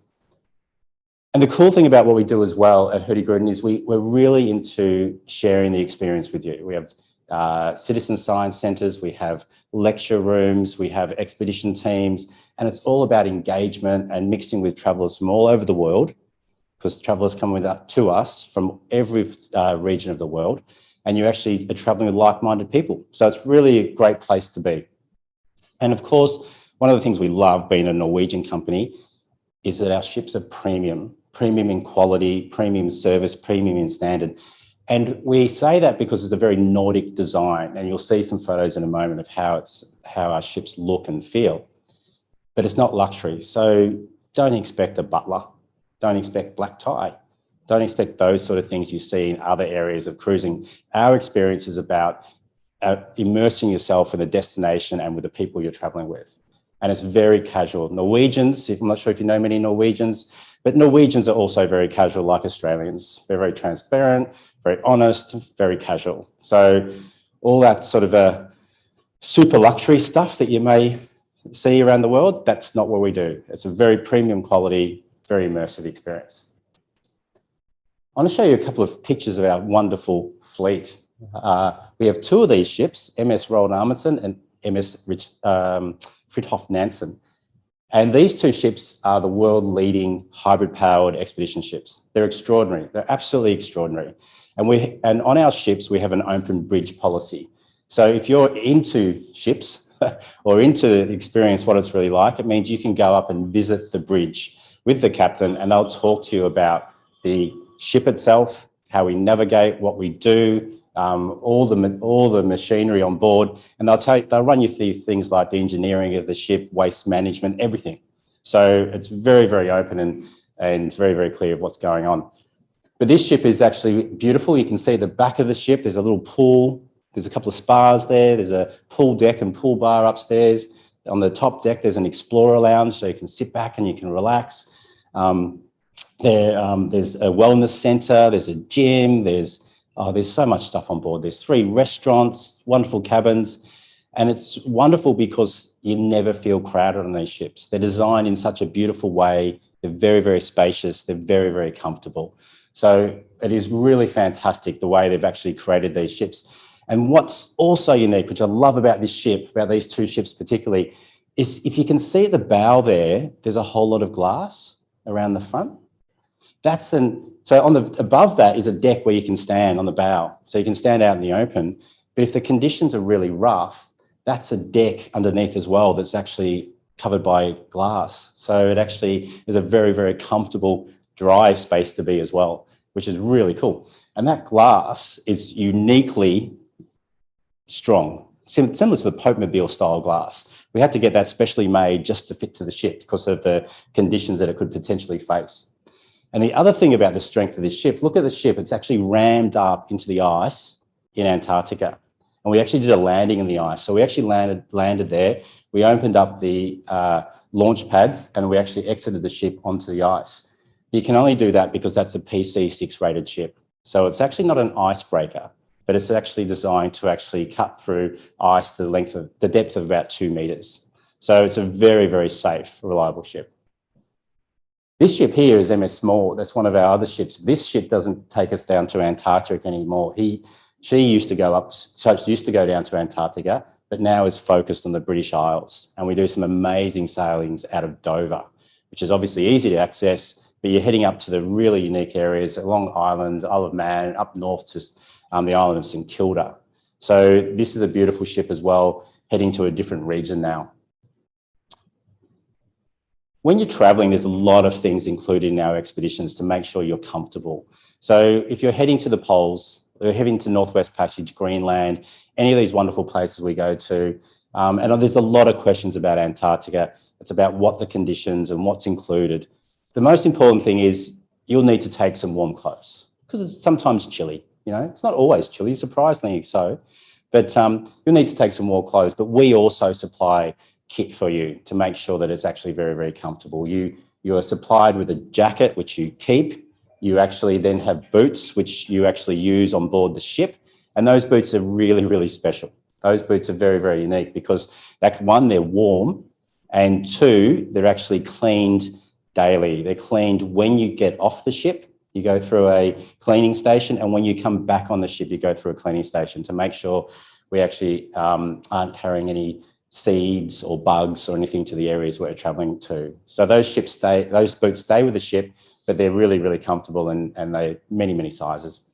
You can also actually note in this wonderful picture here, they're jumping off on board onto shore, and many, many times you'll land in the water, which is good fun anyway.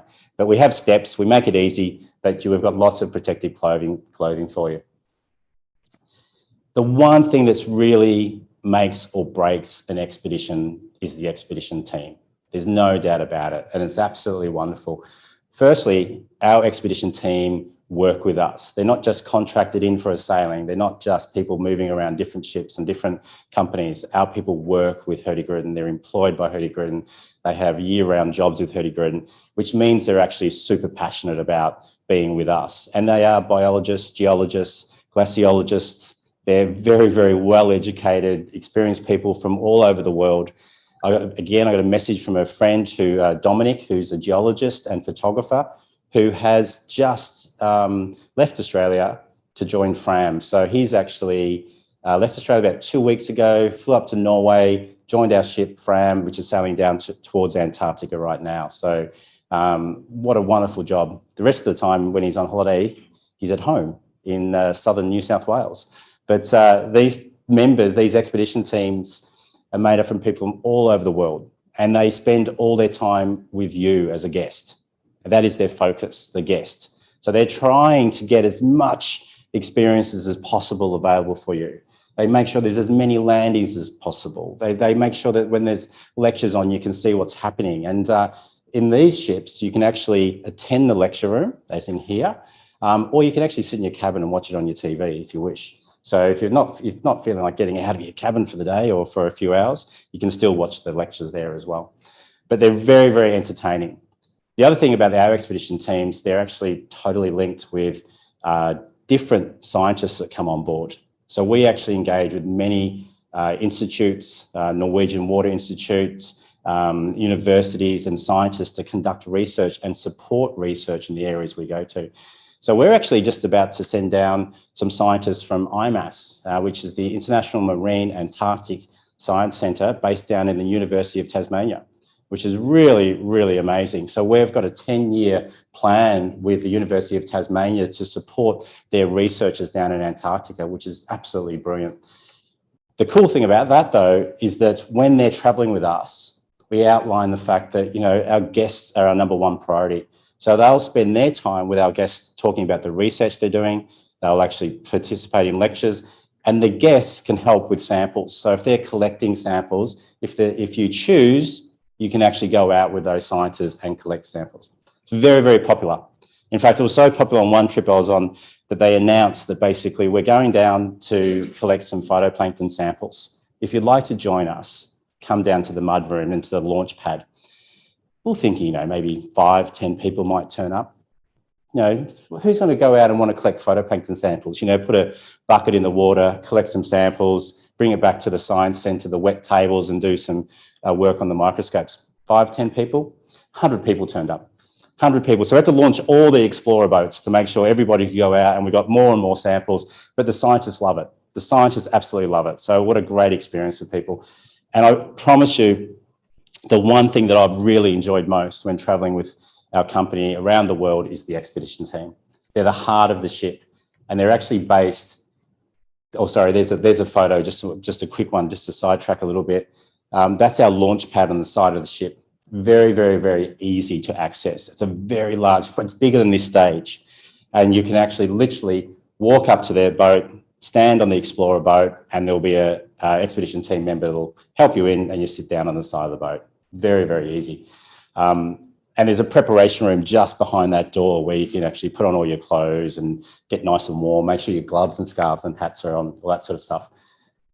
But the expedition team and the landings are very, very important. They're very, very important for your experience and for travelling around. And these guys will just do as much as they possibly can for you. If you're interested in something particular, they'll take you to a certain area. If you're interested in photography as they're going past icebergs or going past different areas, they'll slow down and make sure you can see things. You know, if you're interested in particular animals, they'll make sure the landings are near where the seals are, but not on where the seals are. They're very, very cautious of where that takes place. And life in areas of the Arctic, both north and south, are very, very, very different. So, for example, and down in Antarctica, which it's a must. Everyone who's watching, or everyone who's here, you just have to go. I promise you, you'll never be disappointed. It's one of the most extraordinary things you've ever seen. But there's one experience down there which still sticks with me, is when we did a landing. We came on shore like this, and we're standing where on the right of that picture, and we're thinking, you know, we can walk up the hill. We've got a path to go up. We know where we're going, and we're very, very cautious of making those paths controlled. And that's because as you're walking along, you're walking in ice and snow, and the weight of a human can put a big hole in the snow. And then obviously if a penguin's coming past, they could fall in that hole and they could possibly not get out. So we make a very controlled area where you walk, so it's nice and safe, and then we clean up afterwards. So as you're back on the ship, having your cup of tea or having your cocktail in the bar or your beer on the pool deck, whatever you'll see the expedition team going through the area and cleaning it up and making it nice and smooth and calm again, so it's safe for the animals. But the one exciting thing is, in Antarctica, the animals rule. So we get off and do a landing and we stand here, and the expedition team might say, sorry, just stand there. And we're like, why? And they say, well, there's 1,000 penguins coming along this way, and we're in their way. So we can't move. We just have to wait for the penguins to go past. And I remember just these penguins just walking past me. It took about 20 minutes actually. And they were just walking past slowly and looking at you. Yeah, what are they doing here? And just kept on going. You are so close to life. It's just wonderful. It's absolutely such an exciting experience. So the landings are really important. They'll leave you with memories for life. And the Explorer boats are wonderful as well, because it's the going around on the Explorer boats is just as good as doing a landing. It really is, because you go behind the icebergs, you go into little coves. Up in Greenland, you do landings in areas on the coast of Greenland where a maximum of 500 people are permitted to visit per year. So you're going into areas where you can't even imagine someone's being in the place that you're standing on at that particular time. So these boats allow us to get around and do different things. I mentioned before, there's actually a really, really casual environment on board, very, very comfortable environment. Is actually our observation decks. We've got 2 layers of observation desks. So if we, for example, they announce something, so up north it might be the Northern Lights, or it might be polar bears that they've seen on the ice, there's plenty of space for all guests to go out and actually view what's happening outside. So the observation decks are large and comfortable and very, very easily accessible. I did just briefly mention the Science Centre, but we've actually huge area into our Science Centre. And that Science Centre is where we actually do that work with our expedition team and with the scientists on board. And there are lectures that go on all the time on board our ships. So you can participate in 1 or 50. It's up to you. You may not participate in any, but they're available for you all the time. And the Science Centre with all our equipment is available for use all the time as well. The cool thing about our Science Centre is everybody goes there. Everybody hubs around there. So you meet people from all over the world who have all got different interests, who are talking about where they come from and what they're doing there and why they're travelling. And so that heart of the ship is really a very, very special place for us. There's some great images of the Science Centre with a couple of our expedition team as well. And we also set ourselves up and set it up for travellers. So if you have a special interest, photography, for example, we actually add extra activities on board. So if they're really keen photographers, we have photographers on board who have specialist skills in taking photos of ice, for example, because it's not the same as taking photos of other things. So we do have specialists on board that make sure there's plenty of activities for you to do. The wellness activities are very, very important because we have 3 restaurants on board. So you need the wellness centre, and you need the running track, and you need the little outdoor gym equipment, and you need the indoor gym, and then you need the sauna afterwards just to chill out and relax as well. But you need all this because the 3 restaurants are absolutely fantastic and the food experience is amazing. So there's no shortage of food. And what we do on our expeditions as well is we make sure that the kitchen's open all the time. So if you're on shore doing an activity, you don't want to miss out on breakfast, lunch or dinner during that process, because remember, the days are very, very long when we're sailing down south or we're sailing up north during summers. So you don't want to miss out on anything. So they make sure the kitchen's open all the time. And the food is sourced as local as we possibly can get. These are photos of some of our cabins. So you can see how it's got a bit of a Nordic design to it, premium standard. And the cabins are wonderful. Down the bottom left, you can see a cabin with a picture window. On my last sailing to Greenland, I was in a cabin like that. And it's actually very spacious. I don't think that actually photo gives it justice, but it's very, very spacious cabin. And you've got a great picture window. But I had some friends on board and they were in the top right-hand corner cabin with a door and a balcony. And I would suggest, if you're going to Antarctica or you're going to the Arctic, you can choose the cabin down the bottom with the picture window, which is wonderful because, you know, some people just use the cabin as a bedroom and the rest of the time they're around the ship exploring and doing different things or doing landings and participating in lectures and activities. So you're never really in your cabin that much. But my friends who had the cabin with the door, when there was an announcement there was a polar bear outside on the ice, they literally opened the door and walked onto the balcony and had the cameras out and took photos, and they were fine. I think, you know, they may have just had their sleeping gear on too, so it would have been a nice little private moment for them. I got dressed really quickly, ran up the stairs, ran up 2 decks, ran outside, and I still saw the polar bear, but I just loved the fact, and I was very, very jealous of the fact that that was a great tip for when you choosing different cabins. If you really want to lash out and do something really special, it's a special occasion, you like a bit of extra room, you can choose one of the wonderful suites as well, which are very, very beautiful and very, very comfortable. This is a quick map of all the different areas we sail, but you can see that we've got a lot of expertise. And the other day on Friday, I was here doing a quick presentation, and a gentleman came to me and said, I was on your very first sailing to Antarctica 22 years ago. How amazing is that? It was absolutely brilliant. And he's still very, very passionate about Hurtigruten, and he's very, very passionate about what we do. And he joined the lecture and it was just wonderful. But he'd been down to Antarctica and the peninsula. I didn't hear if he'd been up to the Arctic yet, but it's actually worth doing both. In addition to doing the poles, we also have great expeditions now around the British Isles, worth considering a journey to the British Isles. You start off in Dover. How easy is that? Flying to London, easy access to Dover, past the White Cliffs of Dover, up past Isle of Man, you head right up north, and there's a place up very north that I want to go to. I haven't been there yet, desperate to go there. And when I go back up, I'm going to do that. And that's the Isle of St Kilda. And I'd really love to see that community. And that's up the very north, you can see. I'd really love to see what's left up there on the island of St Kilda, because there was a community up there living there for a very, very long time. And I'd love to see the remains and what's happened up there. Greenland and Iceland are spectacular, extraordinary journeys. We do both coasts of the Greenland. We do circumnavigations of Iceland. There's so many things to consider when you go to these areas. And there's a real mix of actually beautiful natural environment that'll blow your mind. It's just spectacular all the time. But there's also really unique cultures and small communities in these areas that we travel. And we make sure we really manage that very, very carefully. And in doing so, we've also been able to create employment and jobs and year-round jobs for some of these communities by visiting as well, which is really, really exciting.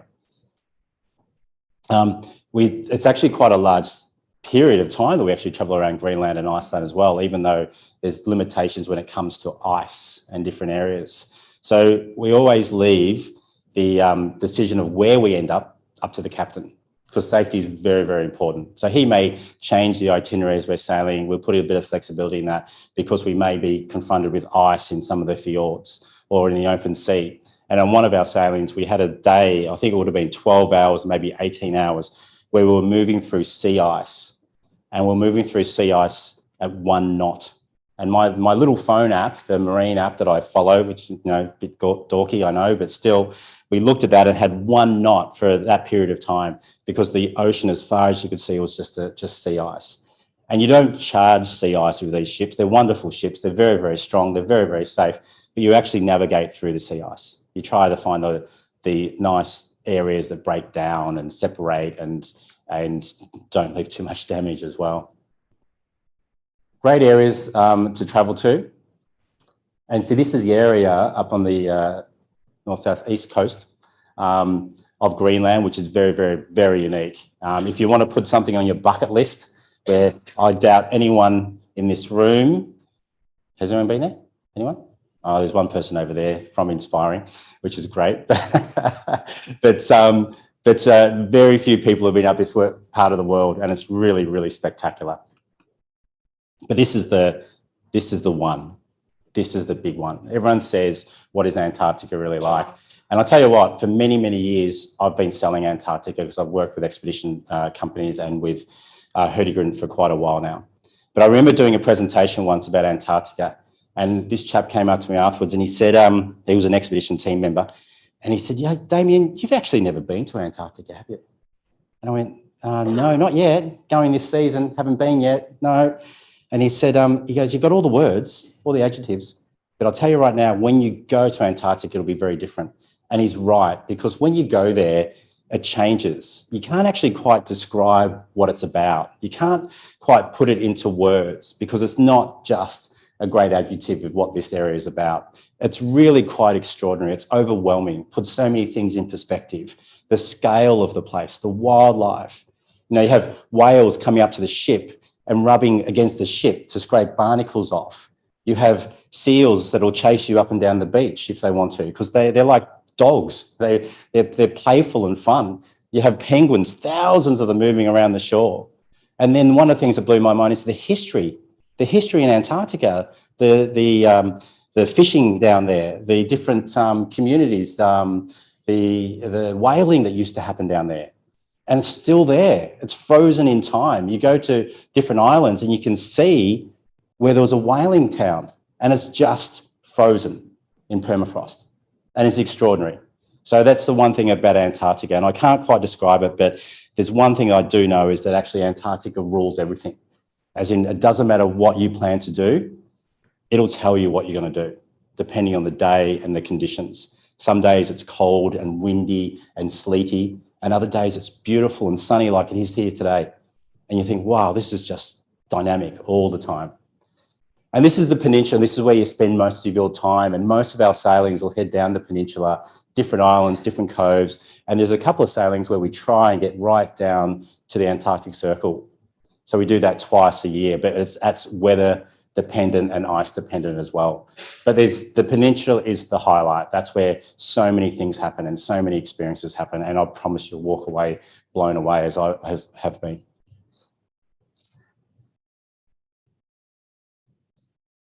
I think I've spoken enough about Antarctica. It is just spectacular.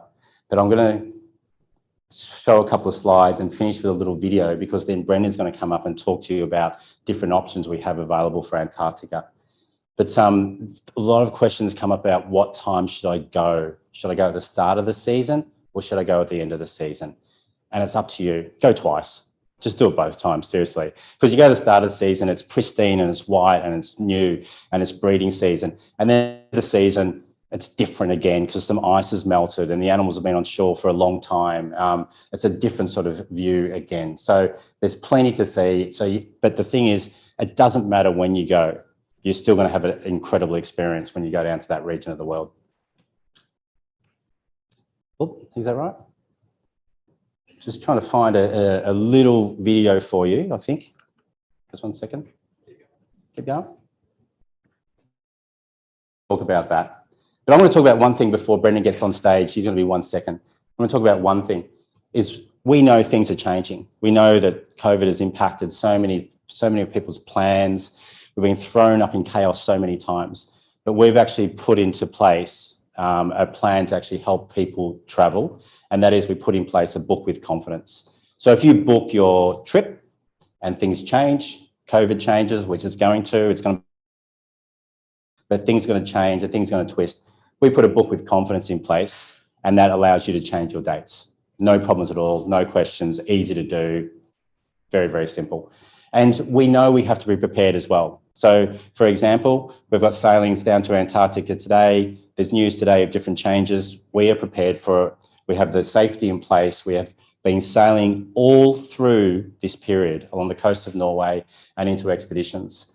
So we've got comprehensive plans. We've got safety on board. We've got doctors and nurses and everything available to make sure everyone's very, very safe. So it's actually feel comfortable that the operation side of things has been perfected as best we possibly can, and we have sailed for the whole period. So we haven't stopped sailing, which is very, very unique for our field. And we have plans for that and plans for any changes. I think this is it. Yeah, that's okay.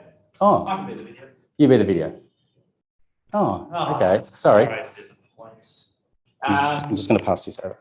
Excellent. Thank you, Damien. Can't agree more with everything we just saw. It is unbelievable experience. I can't emphasize how much I recommend the balcony cabins. The friend Damien's talking about just happens to be me, which is fantastic. And I was lucky to snap that polar bear picture there from the balcony of my cabin in Greenland. And to Damien's point, I was wearing clothes, thank you very much. It wasn't just getting out of bed to see a polar bear, but I didn't have to rug up and run upstairs. And I actually got to video it as well, which was an incredible experience. So Greenland, I can't recommend this one highly enough. Antarctica is definitely a bucket list for me as well, but this is a Greenland trip. Takes you from Reykjavik and you head up to the east coast of Greenland. You do Scoresbysund. It is the largest fjord system in the world. It is an incredible place to go visit. And I'm going to say Ittoqqortoormiit is the town that is located there, which you saw a picture of before with those incredible red buildings. There's only about 500 people that live there. It's an amazing experience to go on shore. One of the most bizarre experiences actually is they have this giant soccer pitch carved out of the rock in AstroTurf, so it's green year round for 500 people. So they're obviously lovers of soccer, but it was an amazing place to visit. You then head up to the East Coast National Park up there. Like Damien said, you can't actually get into this place. They've got a restriction on how many people can go, and it's usually covered in ice. And so this is why this particular trip, we'll look at the dates in a moment, goes on a very particular date. It's to give you the best chance, obviously, of getting in there without any ice flows preventing it. Now, what's included? The expedition cruise. This is an expedition cruise for the entire time. It's on board one of the new hybrid vessels, the Nansen. I never like pronouncing the first one. Damien does it much better than me, but it is on the Nansen. It's a 12-night cruise. So this one begins in Reykjavik, 12 nights all the way up and back. Landings, those boats or explorer boats or Zodiacs, depending which one you want to call them, that is the experience for me. It's all about getting onto those little boats and then heading into shore. And like Damien said, you like step foot somewhere and you wonder if anybody else has been there ever in history because it is so remote. Up there near Scoresbysund, up on that eastern coast, is considered one of the quietest places in the world, they say, because there's just no other humans up there. It's all about the wildlife. So it is absolutely amazing. The lectures are another big thing as well. These guys are experts. You've got guys on there that are like scientists, they're biologists, they're botanists, they're geologists, they're expeditions and expedition cruising, and they share all of their knowledge with you while you're on shore and also on board. And then great thing about it, all your meals are taken care of, which is fantastic. And you've got your drinks included with your meals as well. This particular one, I still think represents amazing value for how long it is, where you get to go, under $10,000, so $9,499. As I said, really specific date, 24th of August next year is when this departs, and it gives you the best chance, obviously, of getting into some of these fjord systems to go at that time. There's a special today, which is the $300 onboard credit per person, which you can use towards other drinks. There's a shop on board. There are a couple of optionals like sea kayaking and stuff like that. You can use it towards that as well, but really everything is included in terms of your sightseeing. And you can fly to Reykjavik for only $999 with this particular package, and that's part of our event offer today. The big one, the one that everybody wants to do, me included, is Antarctica. This is one of our most popular and probably one of our favorite itineraries. This is our 14-day highlights of Antarctica. This one begins in Buenos Aires. You fly into Buenos Aires. You've got 3 nights accommodation, 2 nights at the start, 1 night at the end. They fly you down on a charter flight down to Ushuaia. You board the cruise there, and then you head out to the Antarctic Peninsula. It is an expedition cruise as well. You get to spend 5 days, 5 full days on the Antarctic Peninsula. They try and get you ashore as many times as possible, every single day, if not multiple times.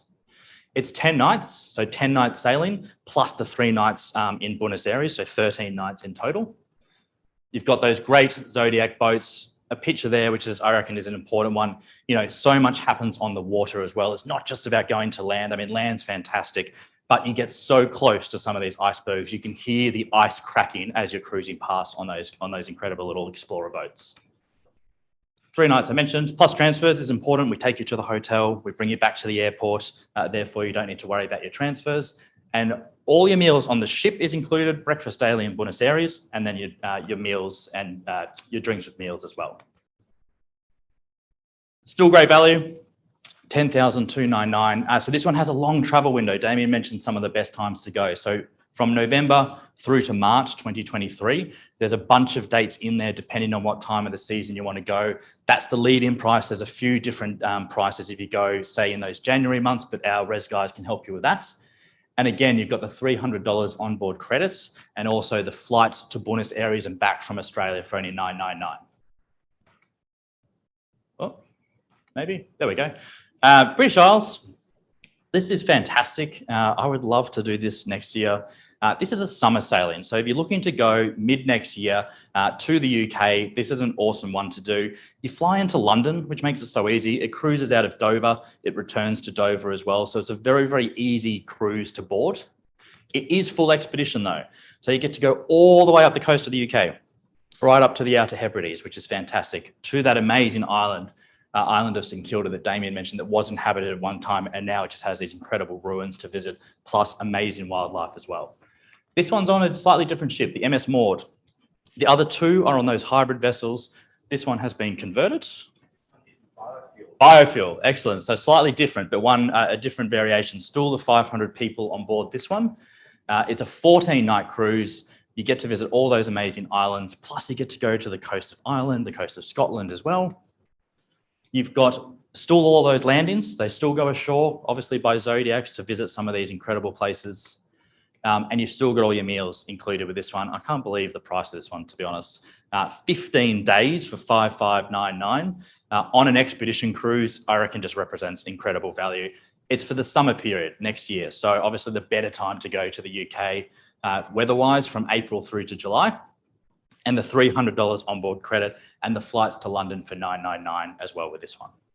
So that is it for the itineraries. In terms of booking, if you want to take advantage of any of these expedition cruise, Greenland, Antarctica, the British Isles, and you want to secure the event offer, which is the onboard credits and obviously the flights as well, it's just a $99 deposit, and then you've got 7 days change of mind guarantee. For whatever reason, you can get a full refund of the deposit, but it locks in the cruise and it locks in the offers for you. You can book online. Our res guys are here as well if you want to go more in-depth questions about departure dates, especially for Antarctica and whatnot. They can definitely help you with that. If you want to do 2 cruises, I mean, this would be the best year in the world, in my opinion. If you did Greenland and Antarctica in 1 year, you can. You don't have to do 2 cruises, but we're offering a 5% off any second trip with Inspiring Vacations. They don't have to be consecutive. You could do 2 trips at different times of the year and you get 5% off that second one. So, does Damien want to do this one maybe? We're going to do a quick prize.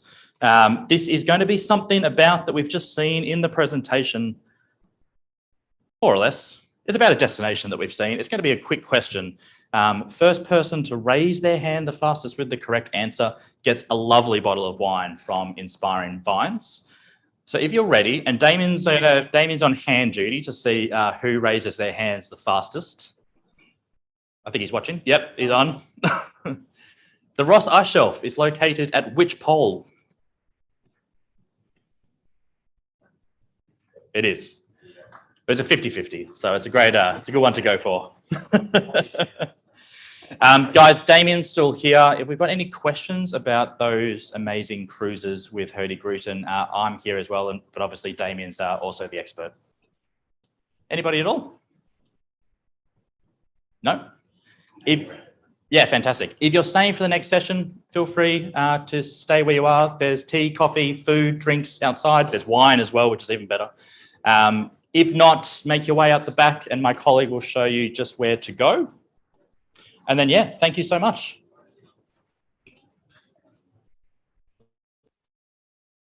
natural wonders, unique cultures. Pursue your travel bliss with Inspiring Vacations, Australia's most trusted travel experts. We offer breathtaking tour, cruise and rail journeys to the world's most exciting destinations. Online or on the phone, we're here to help. 100% Australian and trusted in travel. Experience it all with Inspiring Vacations.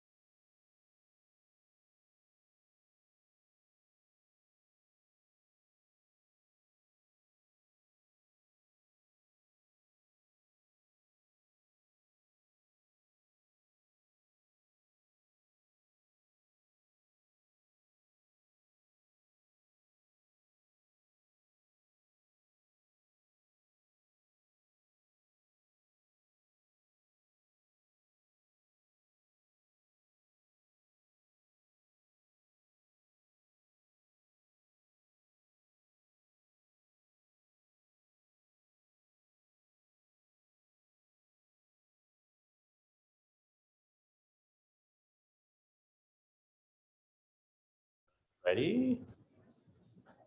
We'll just wait for a few more people, maybe just from outside.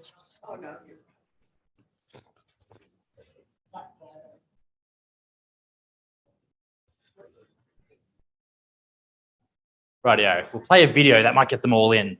We're going to hear from Hurtigruten this morning. So anybody that's looking to do that coastal excellent.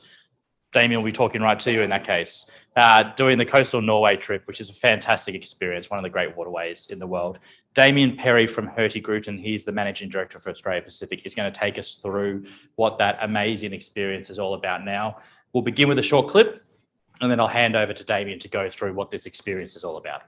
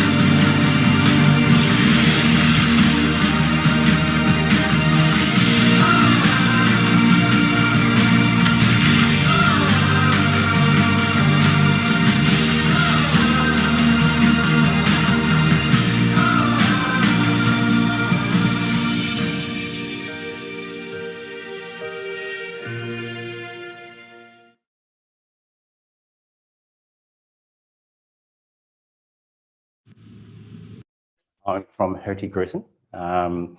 Great to be here with Inspiring. And today we're just going to have a little bit of a chat about the Norwegian coast, about Norway, and about the famous Hurtigruten.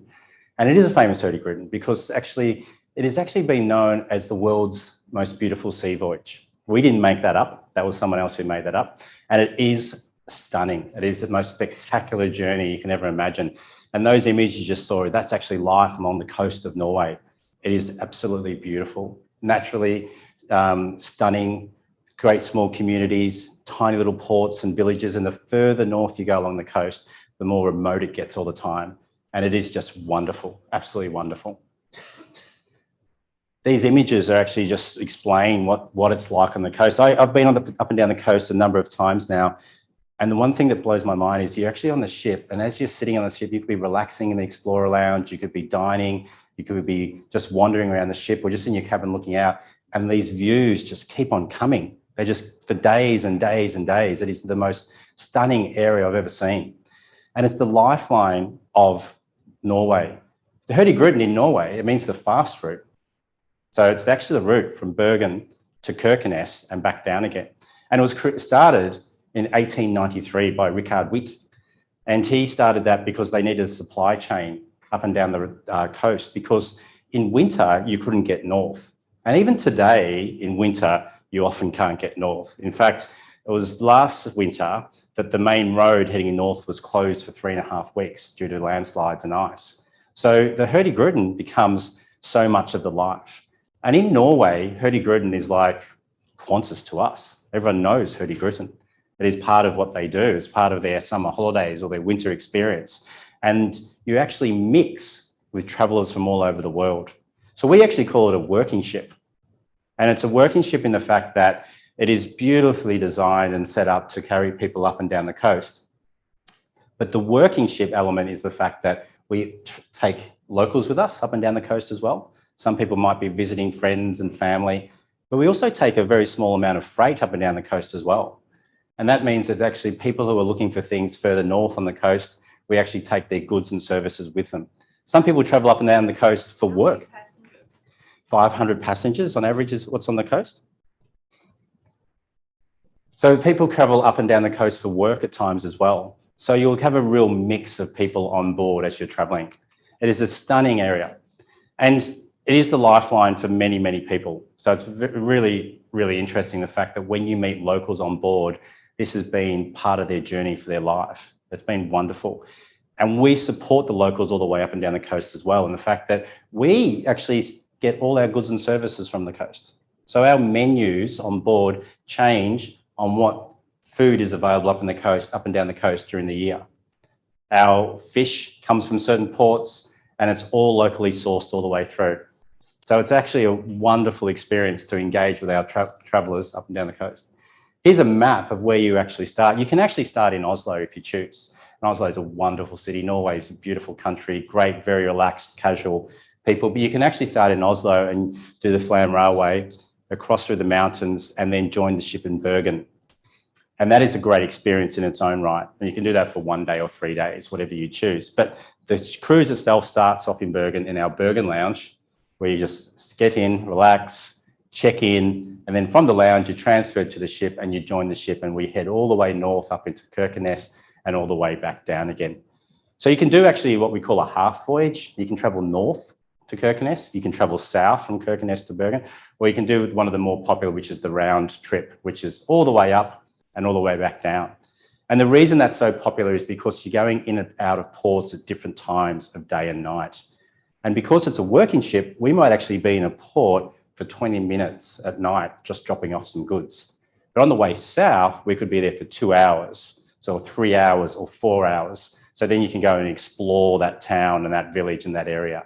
So that's why the round route is really, really popular. On board, we have teams of, we have sorry, I just flipped through that. We have guides on board as well, and our guides will actually allow you to participate in many, many activities. There's over 90 excursions available up and down the coast. So you might participate in a walk, or you might have a food activity, you might take a bus tour in a certain area, you may go to the cathedral in Tromsø for midnight mass. There's so many different things you can do up and down the coast. But there's 90 excursions. We know that's a lot to choose from. And that's why we have a guide team on board to actually help you make that choice of what you want to do in the different areas that you're visiting. We have 7 ships along the coast. So 7 days of the 10-day cycle, we sail up and down the coast.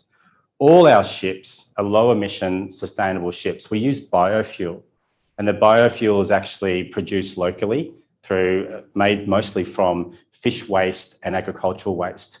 But the reason we use biofuel is we've got a massive focus on sustainability. And the thing that biofuel does, it lowers your emissions. And the biofuel lowers our emissions by 80%. And let's be real, when you see those big ships cruising around, they're not the greatest thing for the environment. So we use small ships and we use biofuel to make sure our footprint is as small as possible. Something we're very, very proud of. We're also very proud of our Norway Coastal Kitchen, because what it is, it's actually about engaging locals and engaging supply sources. And I'll tell you right now, the best meal I've had possibly in my life was on board one of our Hurtigruten ships heading north. And what it was king crab. They're giant king crabs supplied overnight by a fishing boat that pulled up along our boat as we were sailing along. They put the king crabs on, and they put them in the tank. And the next day, I'm sorry if you don't like this, but the next day I ate the crab with a friend with a bowl of wine.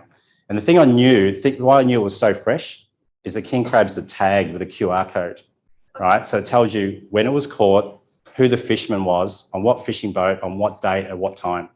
So you know it's fresh food.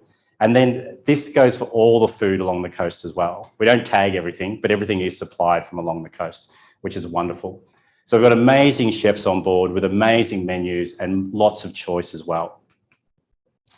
There's also a cafe on board the ship as well. So if you just feel like just a nice light breakfast or a coffee, you can go to the cafe.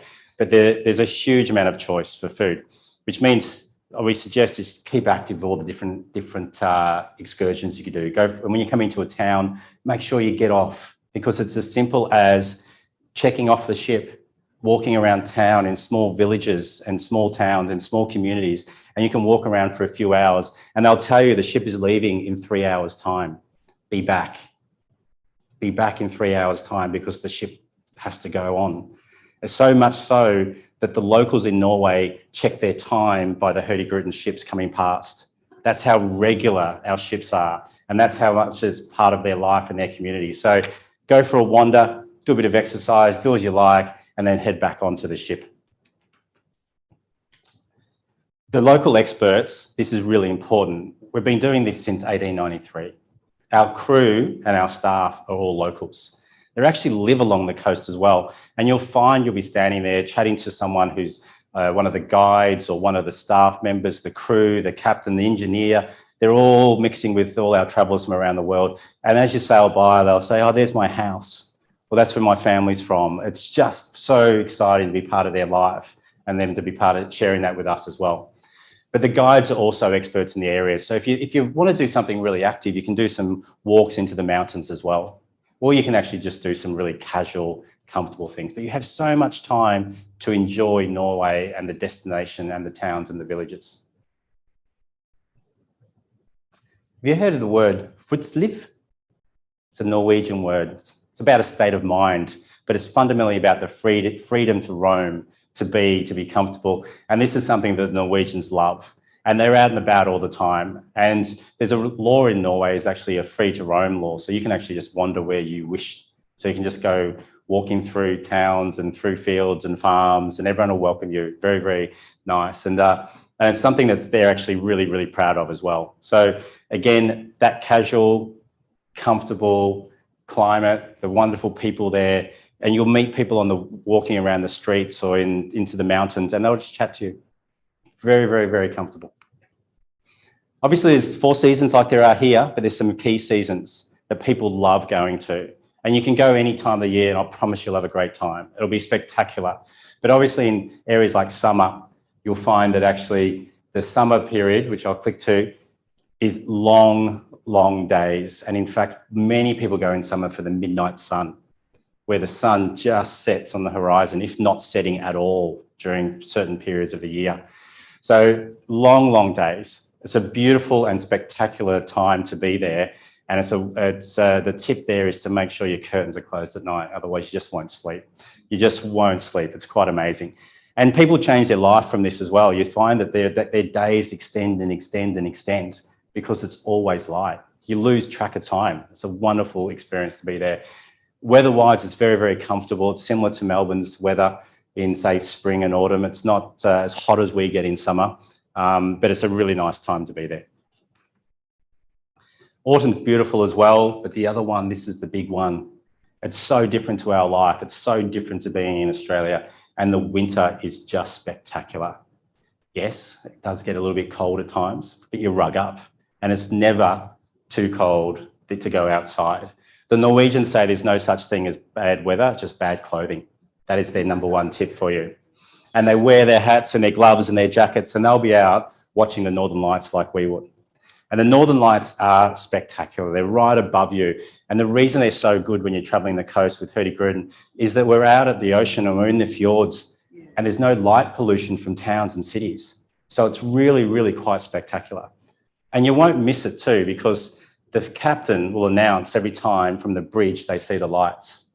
Now, they announce it with a little tone in your room, in your cabin, but you can turn it off if you want to have a nice long sleep. But if you wanted to get up and watch the Northern Lights, then just leave that little buzzer on and it'll buzz every time the Northern Lights are out.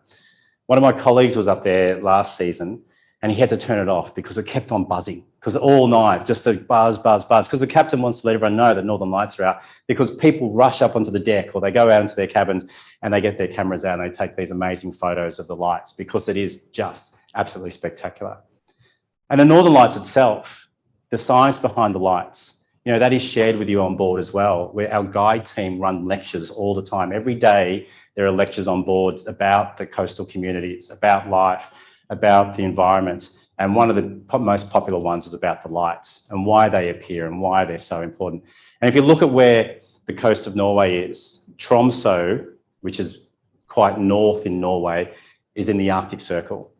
So it's very different to where we are compared to the Antarctic Circle. So they're very, very high up in the Arctic Circle.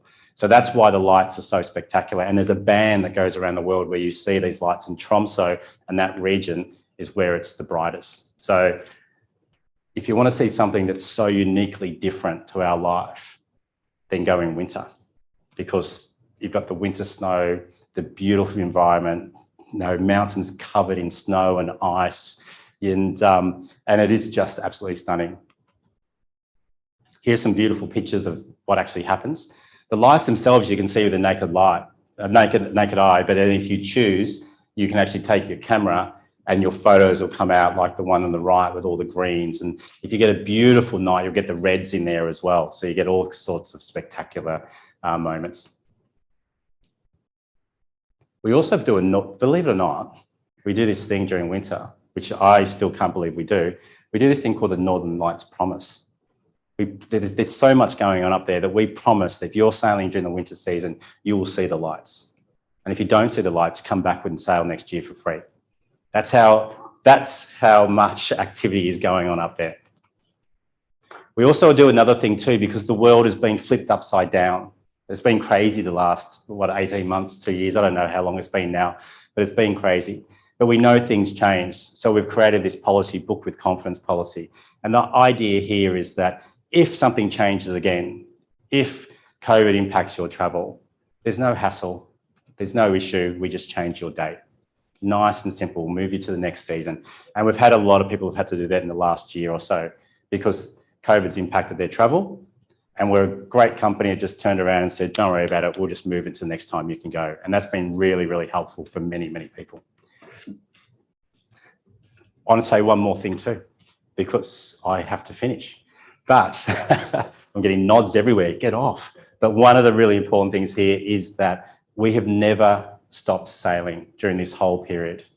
And that's been incredible. Now, we did only sail with 2 ships at one time when we had 7, but we've always sailed through this whole period. And what we've been able to do by doing that is put in some operational procedures that create a really safe model for people when they're coming on board. Testing, social distancing, mask wearing at certain timing, all that sort of stuff is in place. And actually our team are very, very aware. And so that's one extra layer of safety we've put in place considering the world as it is today. And that safety underpins all the other work that we do with our captains and our crew and the unique areas that we sail, because we're sailing in areas into fjords that you can just about reach out and touch the wall as you go by. So we've got great experience and great operations, and that's something to keep in mind when traveling with Hurtigruten. And I think there's one video and then Brendan's going to do something. Yes, thanks David, that was fantastic. How do I do that? Oh, just press one. Okay. Norway is home to more natural wonders than you can count. In addition to an epic coastline with world-famous fjords, the untouched nature includes mountains, forests, limitless lakes and glaciers. The midnight sun lights up endless summer days, and in winter, the northern lights often dance across the skies, a colorful contrast to the pure white snow covering the ground. Norway is also home to Hurtigruten and has been so since 1893. Our famous Coastal Express has connected 34 remote communities along the Norwegian coast for almost 130 years. We still faithfully sail all seasons of the year and provide a vital service to the locals here. This is why sailing with us on the original Coastal Express is described as a legacy journey, a timeless and classical voyage where you take part in the everyday life of coastal Norway.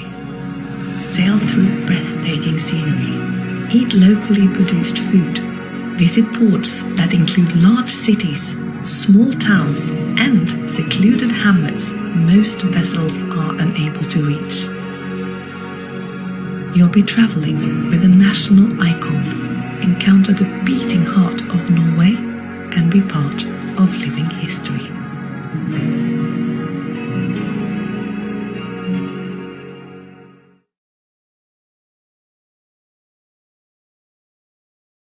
destination. We'll do questions towards the end for anybody that is looking to go to Norway. We're just going to go through a couple of the trips. If you're wanting to do this amazing coastal voyage on one of our itineraries, we've got a couple of options for you. This is our first one. Now, we're going to look at winter programs here, I should say. So if you're wanting to go in that Aurora months, these itineraries are going to be the ones to have the best chance of seeing the Northern Lights.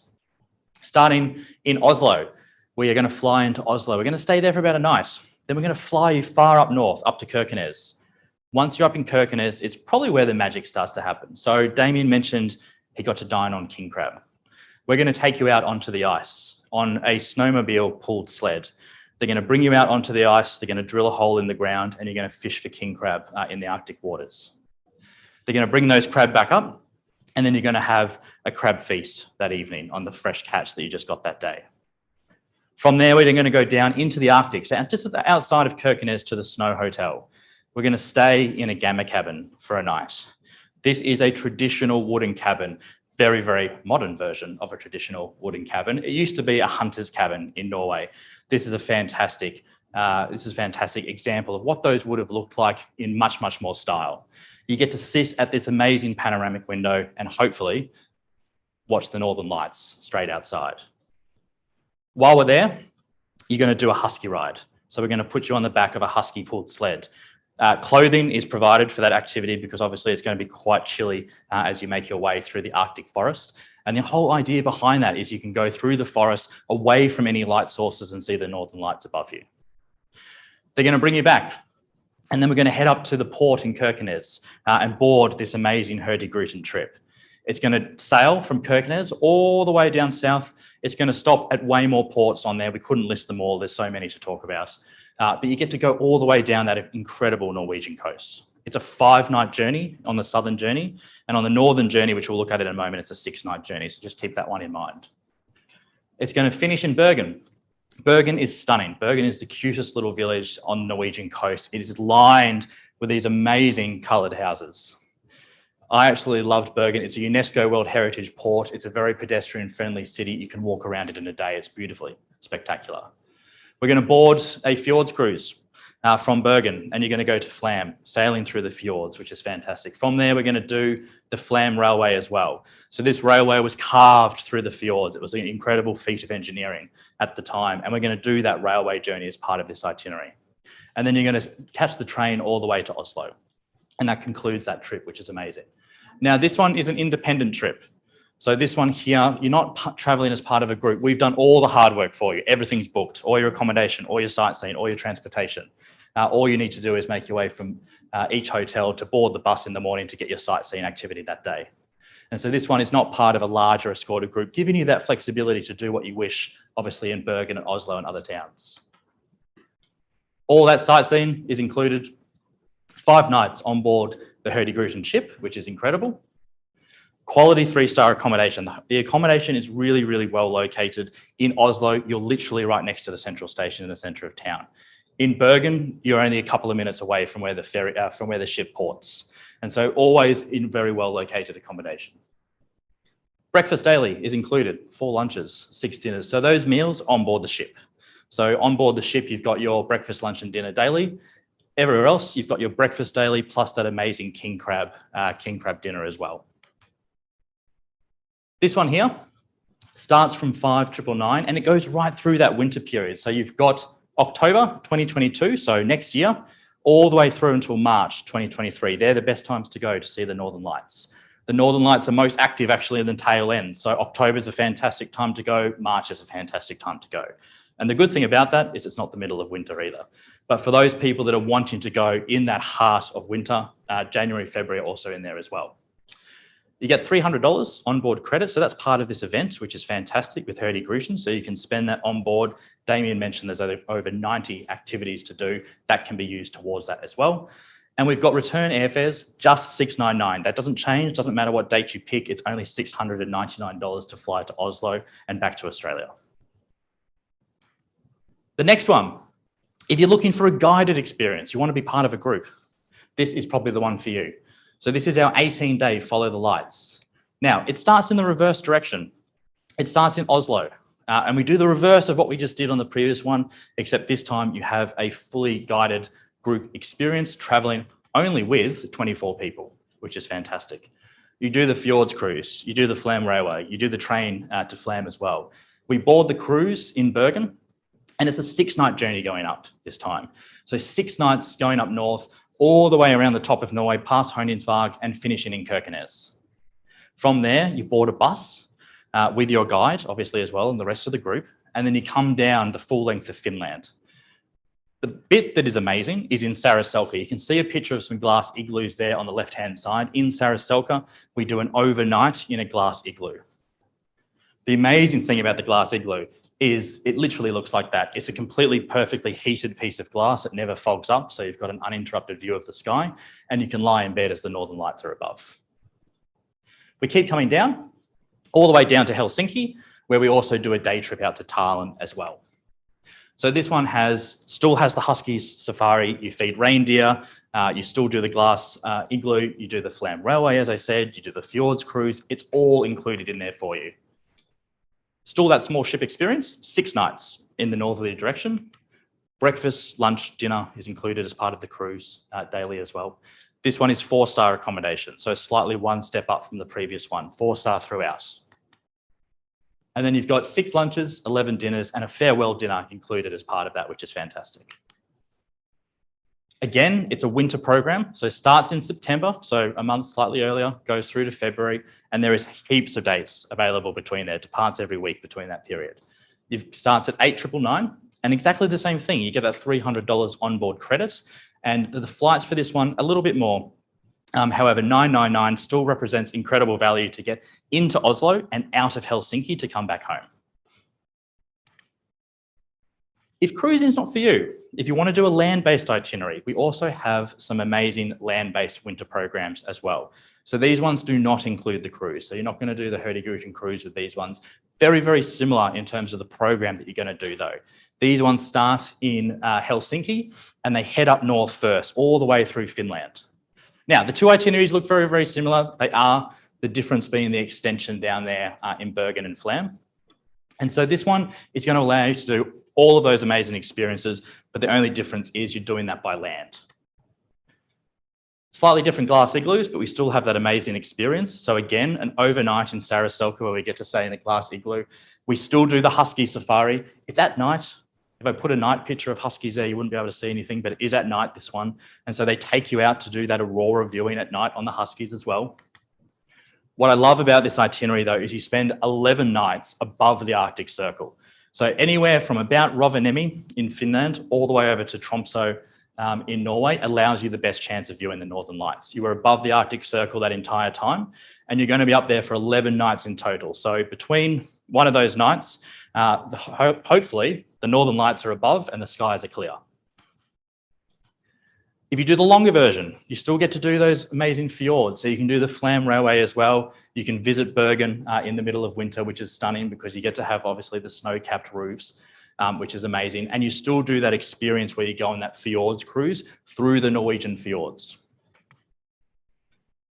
What I missed on this one. So after Helsinki, we catch a train. We board what's known as the Santa Claus Express. It's probably the greatest piece of marketing in history, but it's a great named train. It's an overnight train, takes you up to Kemi and it brings you to this icebreaker cruise experience, which is included as part of the trip. We take you out on an icebreaker. You get to go out onto the frozen waterway. And for those of the game, you get to don a complete dry suit and jump into the Arctic waters in complete safety.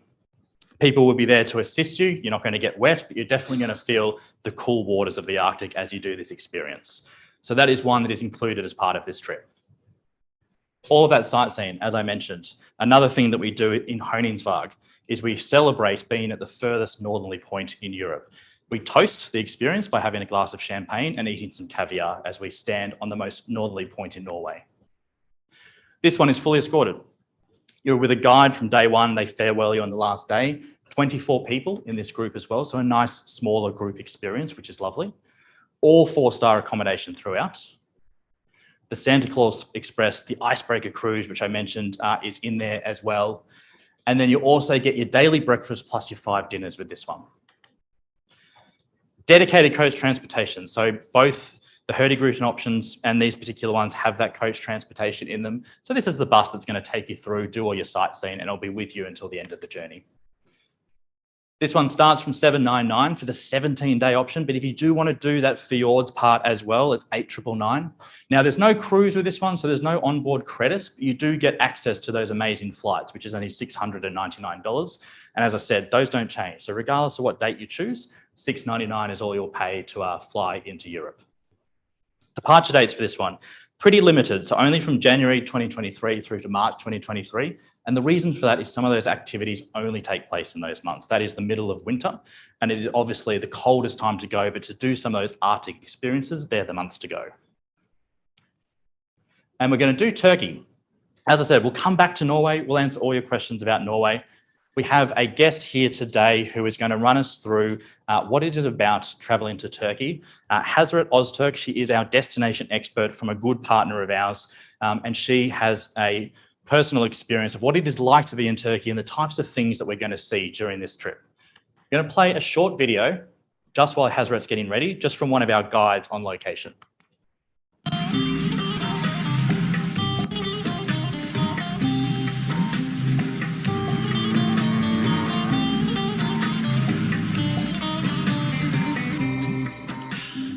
Hello, my name is Tolga. I've been tour guiding over than 10 years in Turkey, in Istanbul, 2 continents together.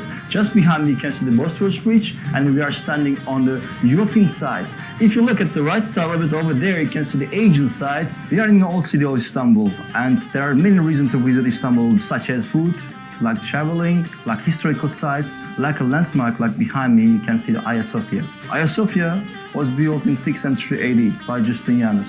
We are standing on one of the gates of the spice market, which is one of the landmark of Istanbul. There are many spices, herbs, and teas you can find in the market. Istanbul is really famous with all the cats as well. I love my job because I love meeting with the people from different countries and different culture, and I'm passionate to traveling as well.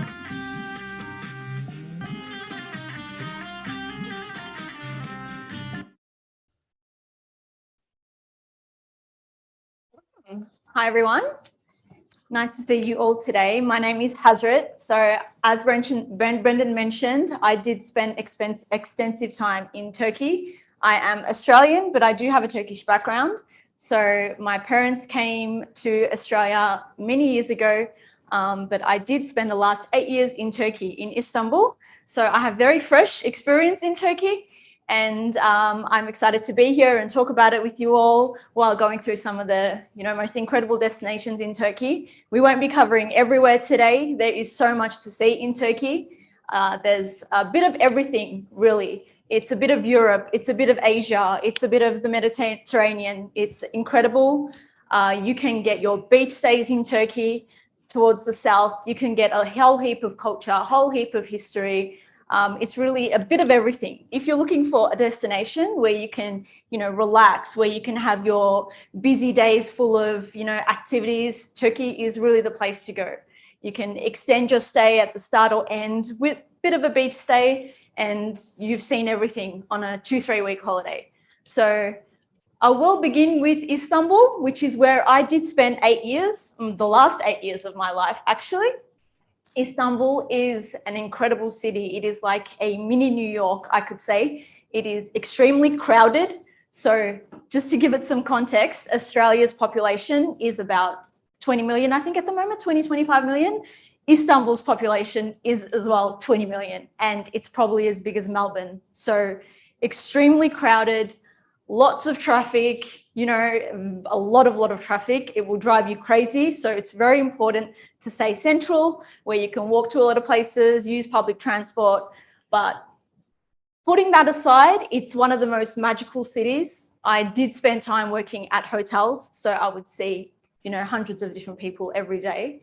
And everyone would say the same thing. It's just got a different aura that really you don't see anywhere else in the world. And it's a city that you definitely need to experience. I mean, you might love it so much you'd be there every year. It's very difficult from here. It's a 20-hour flight. But I have family and friends that do travel every year, and that's what they look forward to every single summer. Well, our winter, their summer.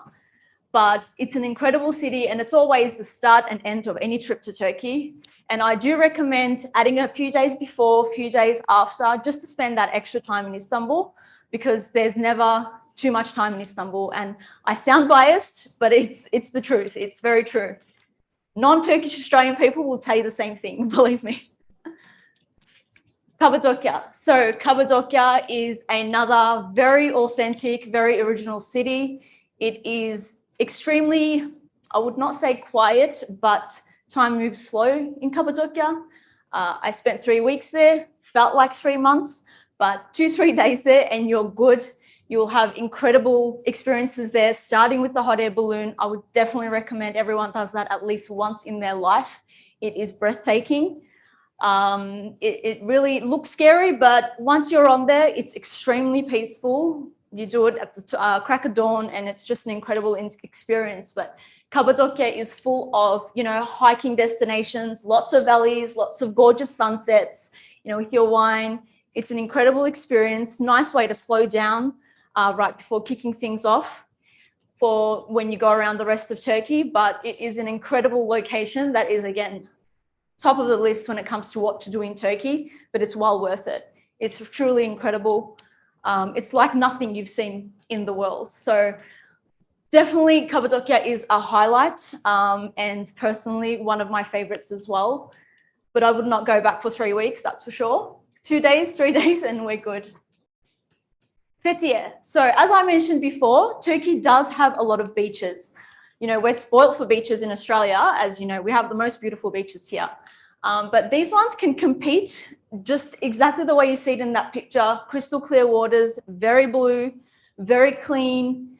And it's just an incredible feeling there. It gets very hot. So one of the best things about Turkey is the climate in terms of, you know exactly what you're going to get. If you go in summer, you will get the heat. If you go in winter, you will get the cold. It's not like the way we experience it here. As you know, we can start with some rain and then be 30 degrees and then rain again. Whenever you go, you know what you're going to get. It's never going to be a surprise, which is great. And in Fethiye, you have the options of joining a sailing trip, which Brendan will go through later, but it's one of the highlights of probably the trip. It's great. You get to go on a boat for a couple of days, spend all your time on the boat in the beaches. But Turkey's southeast, really beautiful beaches, up there with some of the most beautiful beaches in the world. I'm not making that up. It's true. It's real information. But it is gorgeous. So Fethiye is another beautiful stop. Pamukkale. So Pamukkale's travertines are very, very interesting. I will not try to explain it to you. I will not do well. But it's nature coming together, somehow forming these icy, watery little pools. But the sad thing is, it is, deteriorating over time. It's melting. So it's not the way it used to be, but it's still there. So if you go now, you will see it, which is great.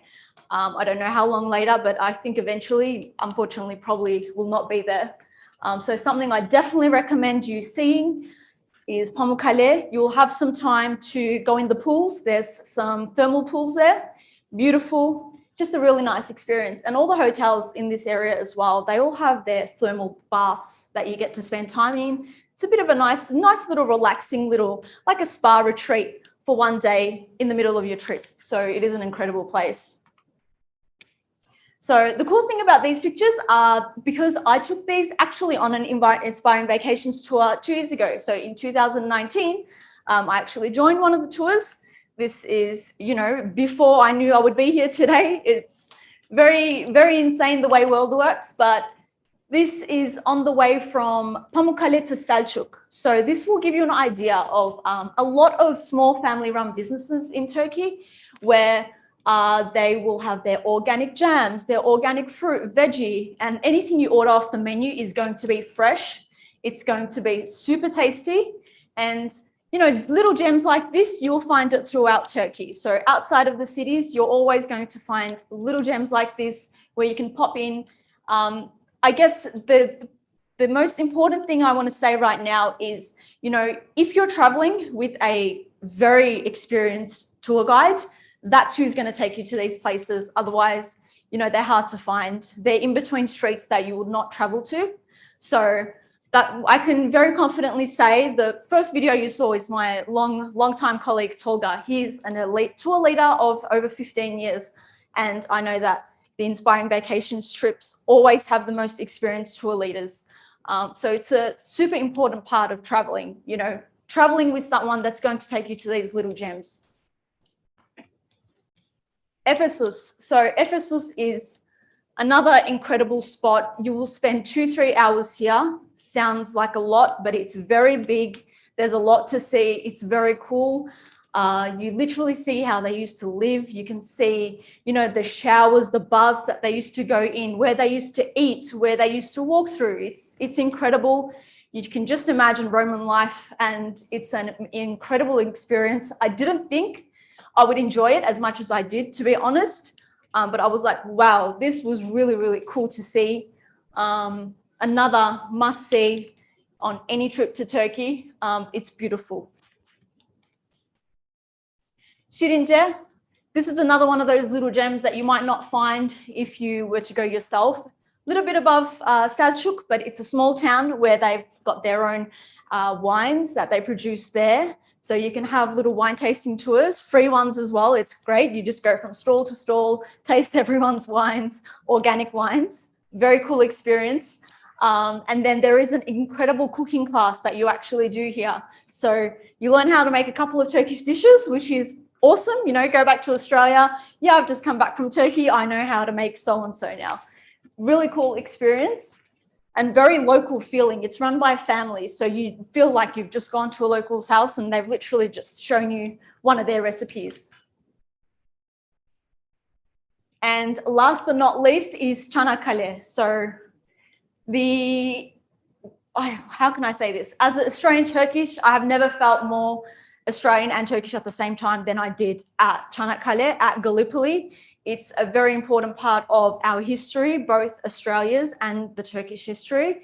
And it's an incredible place. It's really, really peaceful. You just feel the friendship in the air. It is very well taken care of. It is gorgeous. It's a must-do for all Australians visiting Turkey. Even non-Australians, I'm sure that they are moved by that place when they go through.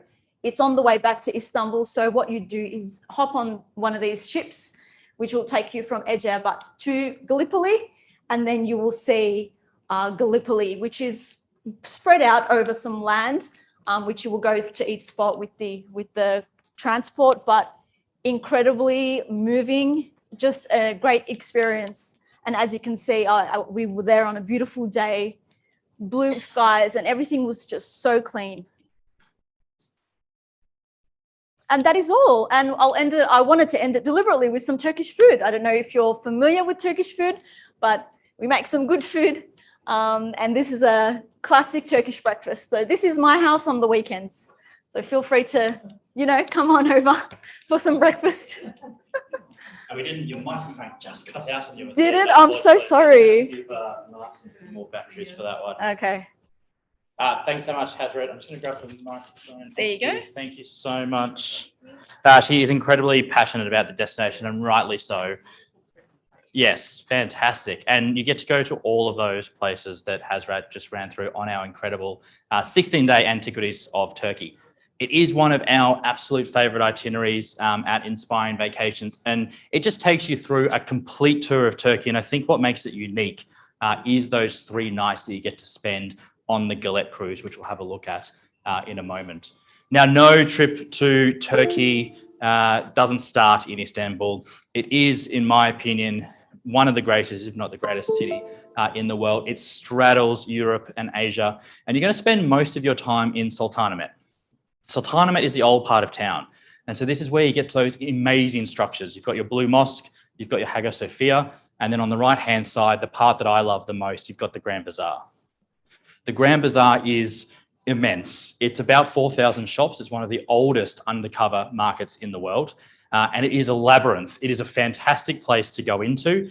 And it's very easy to get turned around and get lost. But that, in my opinion, is part of the experience. Go in there. My recommendation is find a little Turkish cafe that is doing a Turkish coffee, sit down and just watch the world go by as everybody is coming into that market like they have for thousands of years. We head off to Cappadocia. So Cappadocia is incredible. It is like a lunar landscape, as you can see there. It looks like nothing else on this earth. It's got the fairy chimneys. The fairy chimneys have been made over millennia of erosion and have left these incredible structures. Now, back in the Roman times, the Christians fled here to escape persecution. They actually built entire villages out of the rock. There was churches, there was houses, there were shops, and they lived inside these incredible structures. While we're there, there is going to be an opportunity to do a hot air balloon. The hot air balloon in Cappadocia has to be one of the best hot air balloon experiences in the world. You get to have these amazing panoramic views. Now, it's very early. You've got to get up before sunrise because it's all about watching the sunrise come up over the valley itself. For me, bit of a struggle, but once I got there, it was absolutely incredible. They take you up in these balloons, about 12 people per balloon. They look above, but once you get on, it's quite a significant structure. About 12 people per balloon. You go up and you get these amazing panoramic views of Cappadocia below. They take you down low at different altitudes. So you've got some there where you're up a few thousand feet. They bring you down where you can almost touch the fairy chimneys out the side of the balloon basket itself. While we're there, we're going to do a cave hotel. Now, it sounds really primitive. It is not. It is a really, really nice deluxe which they have actually carved your room out of the stone. It's an incredible experience. It's nice white linen. You've got a nice ensuite bathroom, but your room is made out of the rock that surrounds it, which is amazing. This I think is what makes this trip though. It is the Galette Cruise. So this one is a handcrafted Turkish boat. They still hand make them. They're like a Turkish yacht. You sleep on board. It's got around 7 cabins, 8 cabins, every single cabin. And your chef, your skipper, all on board. So your meals take place on board. You sail around the little inlets of the Aegean down there in southern Turkey. You get to go ashore onto the little ports. You can have a swim if you so wish, or you can just sit on board the boat and just watch the world go by at a much slower pace. Of course, we go to Anzac Cove. Really, really important experience. I did this one during Anzac Day. It was probably one of the most moving things I've ever done in my life. Incredibly, incredibly moving as an Australian to go there. We go to Anzac Cove, you get to go to Lone Pine, you can see remnants of the trenches. And I think what is most striking is the cliffs that obviously the diggers had to fight on at the end of the day. It's very, very imposing. While you're there though, you get to experience about the Turkish side of it as well. And Hazret mentioned it before, and I 100% agree. I've never been welcomed as friendly as I have when I've arrived in Turkey. They welcome Australians with open arms. And it was born out of a conflict, but it's very much a friendship now. Ephesus, it's in there, it's incredible. You get to spend hours walking on the streets of Ephesus. You can obviously picture yourself as Roman carriages are kind of going by, and you can see the amazing library that's still there as well. It is fully inclusive. There pretty much is no optionals. The main optional is the hot air ballooning. So that one there, if you do want to do it in Cappadocia, is optional, but everything else is pretty much included as part of this itinerary. Small group, which I love. 14 people. It's actually dictated by the boat, which is fantastic. So only 14 people can fit on one of those galettes. And so this is a small group tour of 14. It is pretty much all 5-star. It's got a cave hotel in there. It's not rated. It's really, really nice boutique experience. It is incredibly comfortable. You've got your galette. All your other hotels are 5-star. Breakfast daily, 11 lunches. 8 dinners, so a lot of your meals are included, but there is nothing better than going out to get a local Turkish dinner or lunch. And then it's fully escorted. So your guide meets you in Istanbul, and the same guide is with you throughout the entire journey, including on the Galette Cruise itself. This trip is amazing. It's available from August next year through to October the following year, starting at $4,999. And like a lot of you have probably heard today already, it's got one of the flight offers attached to it. It's $499 per person, which regardless of which date you go on to get to Istanbul and back. I do love that trip. Martin is going to take us through one of our most popular trips, it's fair to say. Definitely. Brendan. Excellent. All right. Excellent. Thank you for coming, some new faces. Wait one sec. Stop. Of course. No one can hear you. No one can hear me. Apologies. What do you mean? Hello, hello, hello, technical hello? challenges. You sure? Yeah, no. Did you put your batteries on? Yeah. Oh, okay. Sorry. There you go. Ready? Yeah, Hasret ran out of batteries. That's why you probably couldn't hear very well. So yeah, I would like to introduce you to our Spain, Portugal, Morocco tour. As Brendan said, it's one of our most popular itineraries at Inspire. We've got a lot of departures going on. But before we get into the trip, let me show you a short video of Marrakesh by one of our tour leaders there.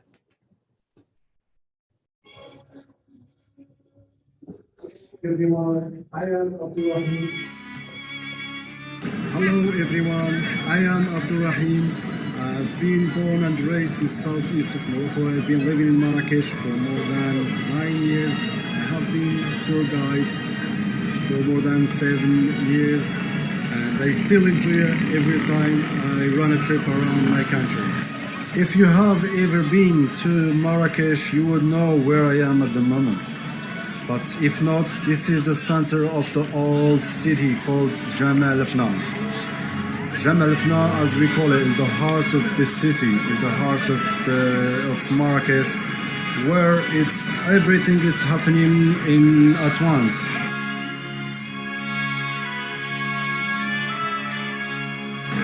I hope I will be able to see some of you in my coming tours. Wherever you are, Morocco is waiting for you. So that's Abdullah. We'll talk more about him when we get to Marrakesh. Just remember him. The trip's an 18-day trip. Starts in Barcelona. We take you down to Valencia via Alicante down to Granada. We cross the Gibraltar Strait and we go to Rabat. Then pass by Fes, by Casablanca. We spend a couple of days in Marrakesh. We cross the Sahara Desert before going up to Fes, and we get back to Spain, to Sevilla before we go to Lisbon, and we finish a trip in Madrid. Let's go through some of the images that we got prepared for you. I like that ringtone. That's cool. Thank you. So the trip starts in Barcelona. On day 2 of the trip, we have a very comprehensive walking tour of Barcelona included for you. Have your walking shoes ready because there is a lot of walking to be done that day. Not only on the walking tour, which it takes 3 to 4 hours, and we go all around the old part of the city. But if you then want to go on and take some of the optional activities available, like the Sagrada Familia or like the Goulet Park there in Barcelona as well, there's going to be a fair bit of walking to do. If it's your first time in Barcelona, and if you're not planning to go back there again, I do strongly recommend you to spend another couple of nights in Barcelona. It's a beautiful city, no matter what time of the year you go. So do yourself a favor. You've been to Barcelona, you're not in there. It's an amazing city, isn't it? Incredible city. So you do want to spend a couple more days there if this is your first time. We can help you with pre-accommodation. We can help you with extra activities for you to do as well. Then we head south. Look, I only have 12 to 15 minutes max to introduce you to this huge 18-day tour. So we're not going to stop on every city, but the tour hugs the coast down to Granada. And on the way, we pass by Alicante and Valencia, 2 beautiful little cities. And then we get to Granada. Has anyone been to Granada? Yes? You've been to Granada? Granada, excellent. I don't know you guys, but Granada took me completely by surprise. Yes, I agree, it took me by surprise. I had no expectations of the city.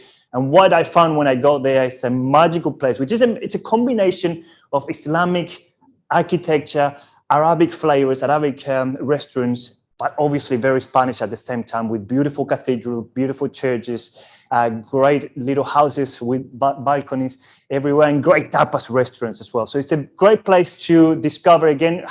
What's the best way to discover Granada? Walking again. That's right. So again, first thing you pack when you come into this trip, your walking shoes, because you're gonna need them here. And then it's the Alhambra, an amazing building, the most beautiful Islamic building in Europe. I don't think you get to understand the dimensions of that puppy out there. It's huge. It's ginormous. So going into the Alhambra, and if you've done it again, you'll agree with me, there's a lot of walking involved. It's very well preserved. It's very well dictated the way you visit the site. So you walk on one side, you follow a circuit, and you go all around the gardens, the different squares, the different buildings, and you come out. You have to have your walking shoes with you. You have to be well watered, and you have to have been to the toilet before you go, because there's no backtracking. If you want to go to the toilet in the middle of the circuit, you just need to rush all the way through. Nothing to worry about. The tour guide will be there to help you out. But yeah, it's a huge, huge site. We spend most of the day exploring that site, which is great. It's included with us, which is not often the case with some of the tours that go to Granada. It's become very, very difficult to get tickets for the Alhambra. They sell out a long time in advance, and so they only allow a certain number of people in. So a lot of tour companies have just put it as an optional activity. If you want to go there, you buy it. We are not going to do that to you. The tour is still included with us. What we do ask you though is that you book as far in advance as you can. Give us your name, your surname, and passport number. We book that ticket and we secure that ticket for you for the Alhambra, which is an absolute must when you go to Granada. Let's keep going south. We jump on a ferry, cross the Gibraltar Strait, and we land in Morocco. Our first destination in Morocco is Rabat. Now, Rabat is the diplomatic capital of Morocco. So it's somehow an sterile introduction into Morocco. It's not too much in your face. There's not the crazy Medinas that you're going to see in other places. It's very modern Islamic city. So it took me by surprise. Almost disappointed me. I would have to say I was expecting the noise, the bustling and going, but no, it's a very, very orderly city. Amazing government buildings, which we take you all around on a guided tour. It's a very spread out city. So not walking here, we're going to discover Rabat by bus before we continue south to Marrakesh. On the way south, we stop by Casablanca and we pay a visit to the Hassan II Mosque. It's the second biggest mosque in Africa, an absolute beast, beautiful, beautiful building. And then we keep going to Marrakesh. And Marrakesh, it's everything that you think Morocco is going to be or more. It's an in-your-face experience, especially the Medina. It's noisy. There's people chatting and yelling. It's like the bazaars in Istanbul, but noisy, crazier. A little bit of culture shock there. You know, it took us. I did this trip back in February 2019. I was with an inspiring group, and it took us all a little bit by surprise. We were walking around the Medina a little bit scared at first, but the tour leader is there to guide you, to show you, to tell you, hey, don't eat this tagine, don't eat that tagine if you don't want to end up in the toilet for the next 2 days.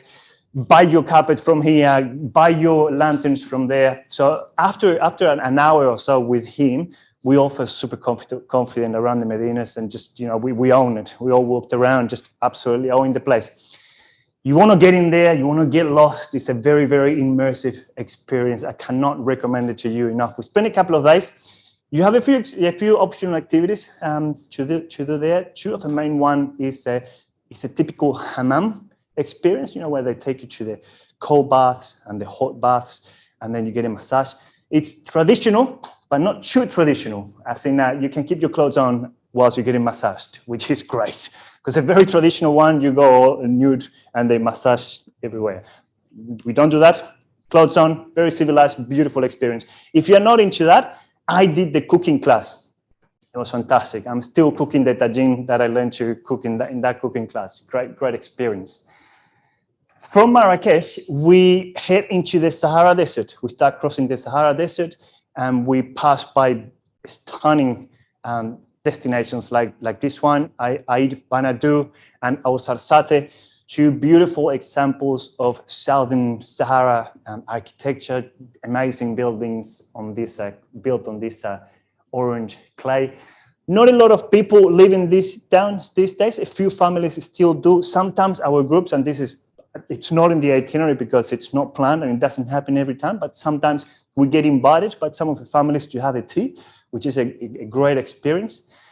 But they are also, you might have seen them, they're cities that are in many of the movies that you would have seen, many Hollywood movies.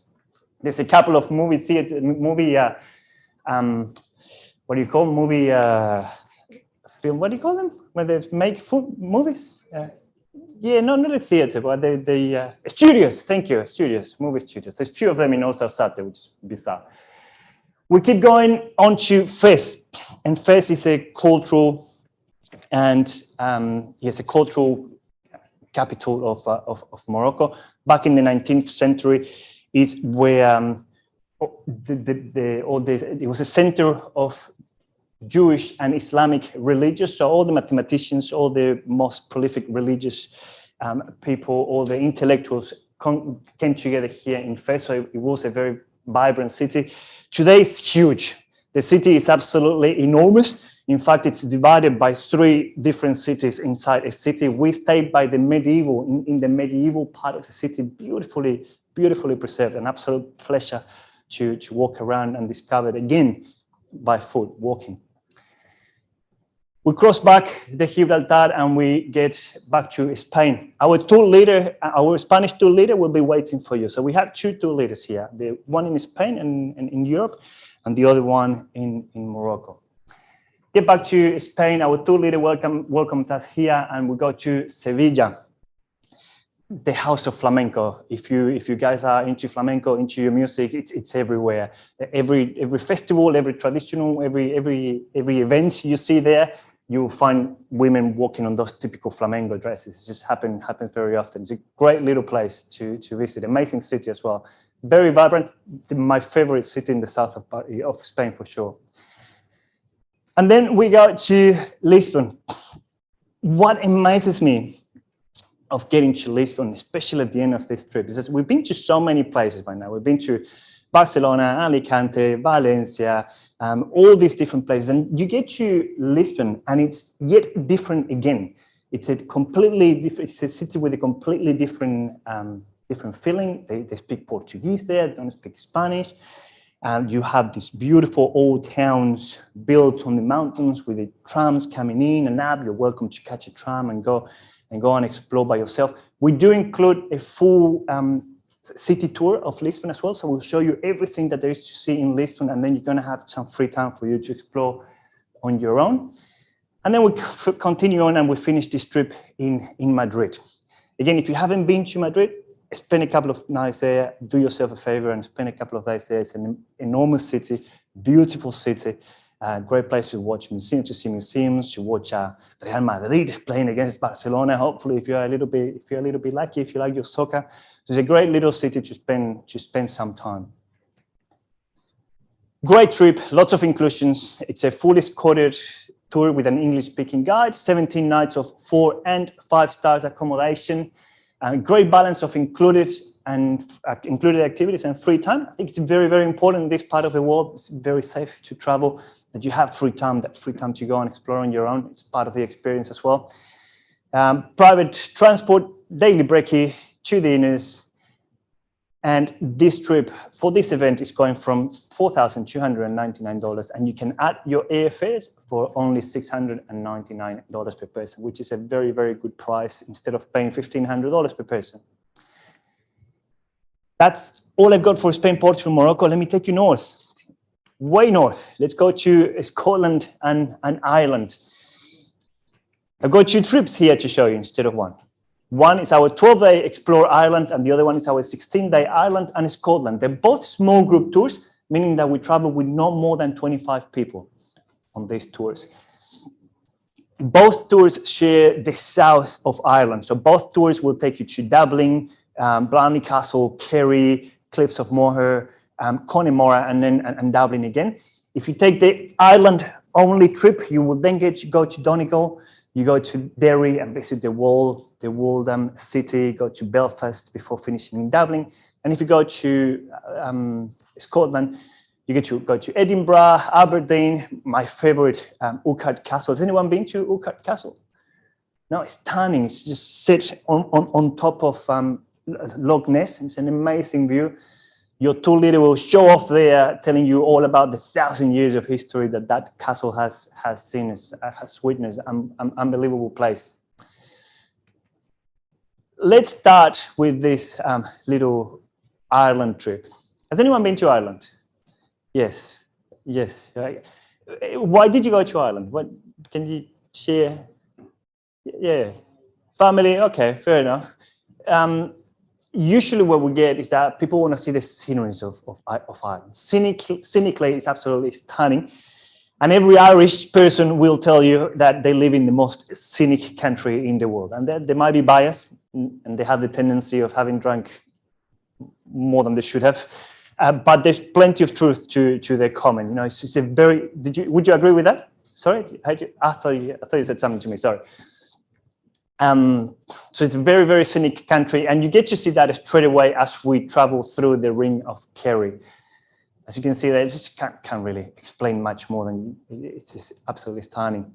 There's a fair share of castles through Scotland and through Ireland. We see a lot of them. We get into some of them. Blarney Castle is one of my favorite ones. Anyone been there? Yes? Did you kiss the rock? Yes? Did you kiss the rock? Did it work for you? Yeah. Okay, so in Blarney Castle, you have this stone of eloquence. Kiss it, they say, and you will never be lost for words. Now, it didn't work for me. I kissed it, nothing happened. I said, get out of work. But my wife hasn't shut up since then. It worked really, really well for her. So it works 50-50. We'll continue exploring the south of Ireland and all those amazing sites. The cliffs of Moher is one of them. The mountain region of Connemara. It's all scenic, very, very scenery. But I have to be completely honest with you. You can open your phone now, open your tablet, your computers. You will find 100 tours taking you to Ireland and to see the scenic part of Ireland, which is great. But you can do it yourself if you want to. The reason why I like this trip, the reason why this trip makes me proud is because we take you to a whole lot of other places which are not easy to get by yourself. They're not easy to organize with large groups. Can only take you there because we're traveling in small groups. And some of those is a Bull Run drum maker. We visit this a maker of this little drum. I don't know if you've heard it. On their own, they're incredibly annoying, but when played with the band, they sound beautiful. Great music. That is not Robert De Niro. Looks like him. He's not included in the price of the trip, but it's a great little experience. And again, very, very difficult for you to perhaps organize by yourself. We also take you to the Banratty Castle, and we have a medieval banquet. So you turn up to this place, everyone is dressed up like back in the medieval days. They put an absolute feast in front of you. And it's a whole evening of entertainment. It's just a great experience. For something more contemporary, we also take you to the Taylor's Three Rock Pub. Again, a night of food, a night of Irish entertainment. The way only they can do it. They're just so much fun. Beautiful music, beautiful dancing. And one of my favorites, I have to say, that we go to visit a local farm. I love to go to local farms, whether it's here in Tasmania, in Ireland, wherever I go. I like to go to the farms and see the way people live in the country. They will also show you a sheepdog demonstration, the way they work with sheep, with dogs, which is great. The Beleg Pottery Factory, again, something that will take you by surprise, but it's a beautiful little cultural experience. And there is a fair share as well of distilleries there in Ireland. You see, we take you to the Glenfiddich Distillery to finish off and wrap up your tour. So 2 great trips, lots of inclusions, fully escorted by an English-speaking guide. You might not understand them. They might be Irish or Scottish, but you'll get by. You understand what they try to tell you. The small group tours. Luckily, our Irish colleague is not here. He was down anyway. Comprehensive, fully inclusive itinerary, handpicked 3 and 4 stars accommodation, very comfortable vehicle to take you throughout the destinations. Brekkie Daily, 5 dinner, lots of inclusions again. For this event, you can purchase this trip from only $3,999, and this is for the Ireland-only tour, and your flights are only an extra $699 instead of $1,500. Which is $1,400. And if you want to purchase the Scotland and Ireland tour, it's $5,699, and the airfare offer is also from $699. So 2 great offers here for you today. And Brendan is going to tell us. Okay, cool. We do questions.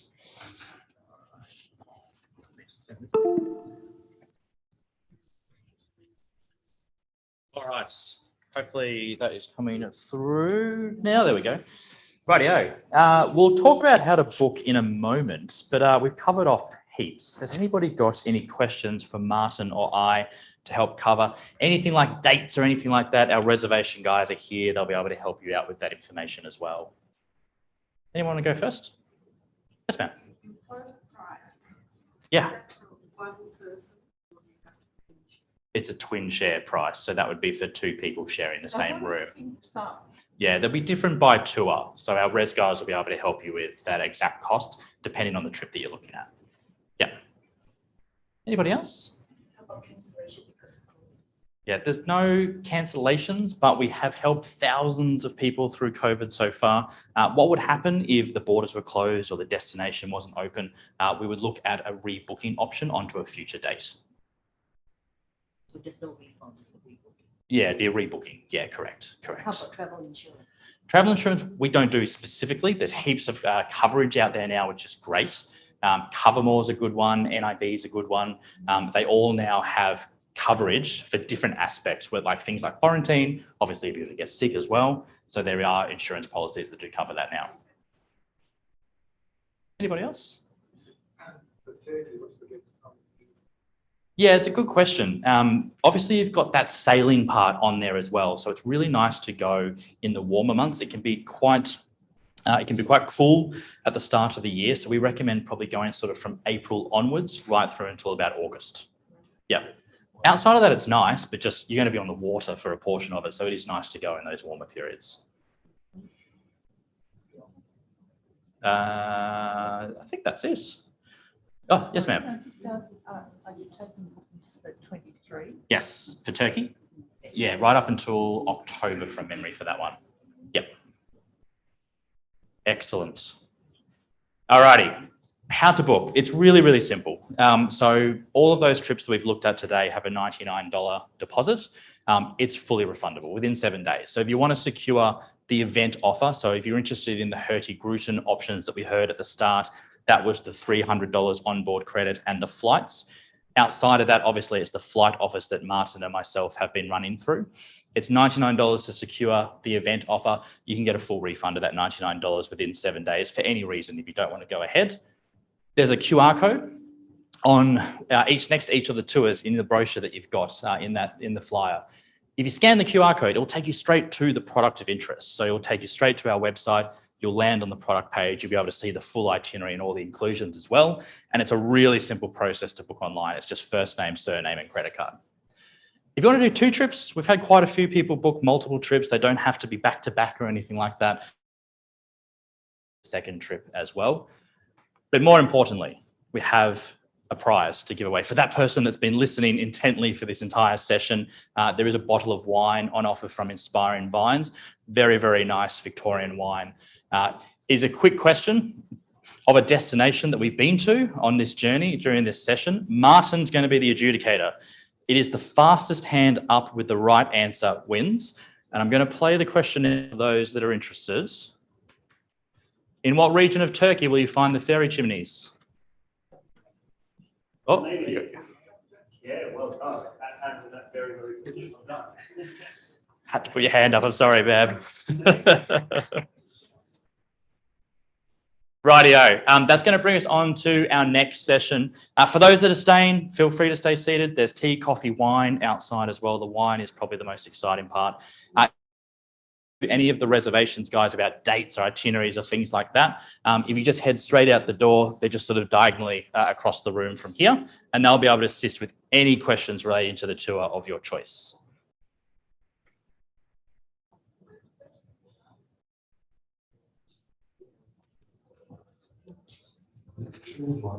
Yeah. Natural wonders, unique cultures. Pursue your travel. Australia's most trusted travel experts. We offer breathtaking tour, cruise and rail journeys to the world's most exciting destinations. Online or on the phone, we're here to help. 100% Australian and trusted in travel. Experience it all with Inspiring Vacations.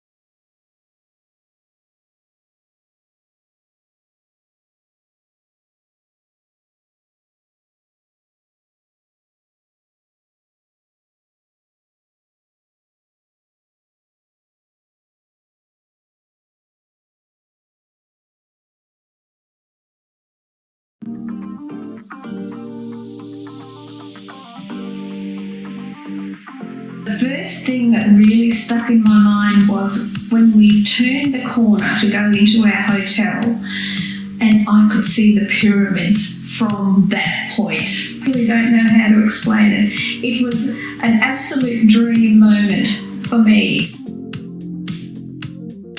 The inclusions probably was one of the primary deciding factors for us.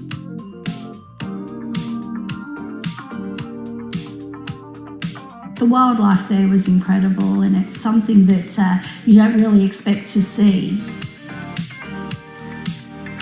Customer service team, I found at Inspiring Vacations second to none. They are warm, welcoming, accommodating, and understand what I want out of travel.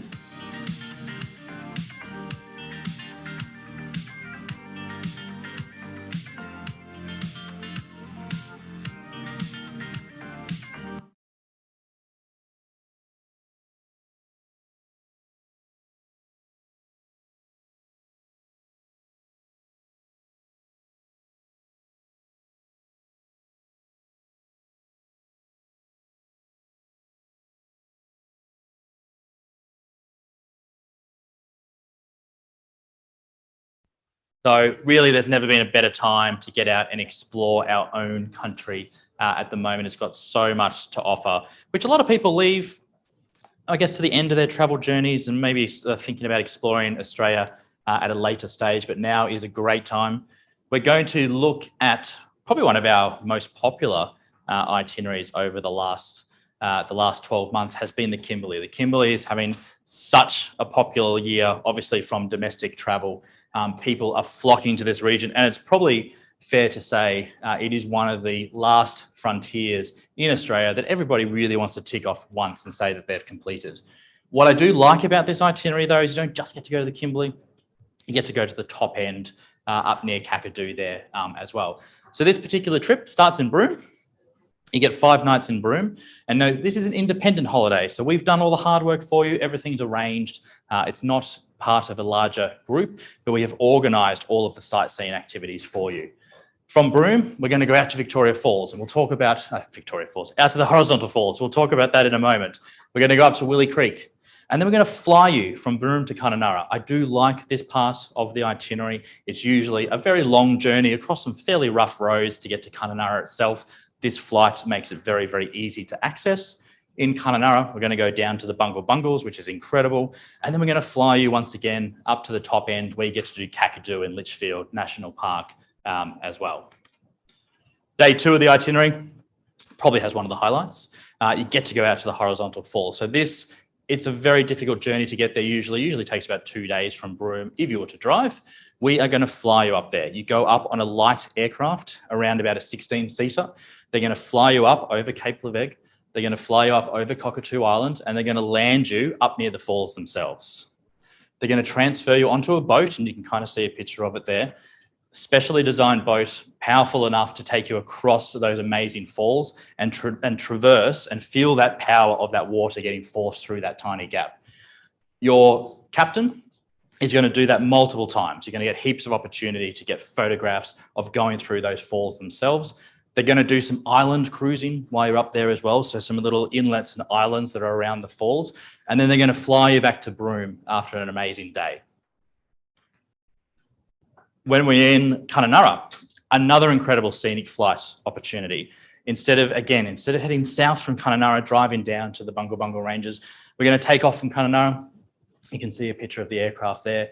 And it's actually going to be a scenic flight all the way down to that incredible mountain range down south there at Kununurra. From the air is where you get to see those amazing colorations. Up close, it is spectacular, but from the air is where you get these incredible colorations, these ribbons in the rock that you can see from obviously that bird's eye view.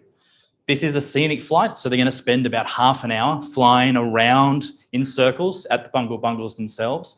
But for those people that want to take it a step further, there is the option of doing a helicopter flight.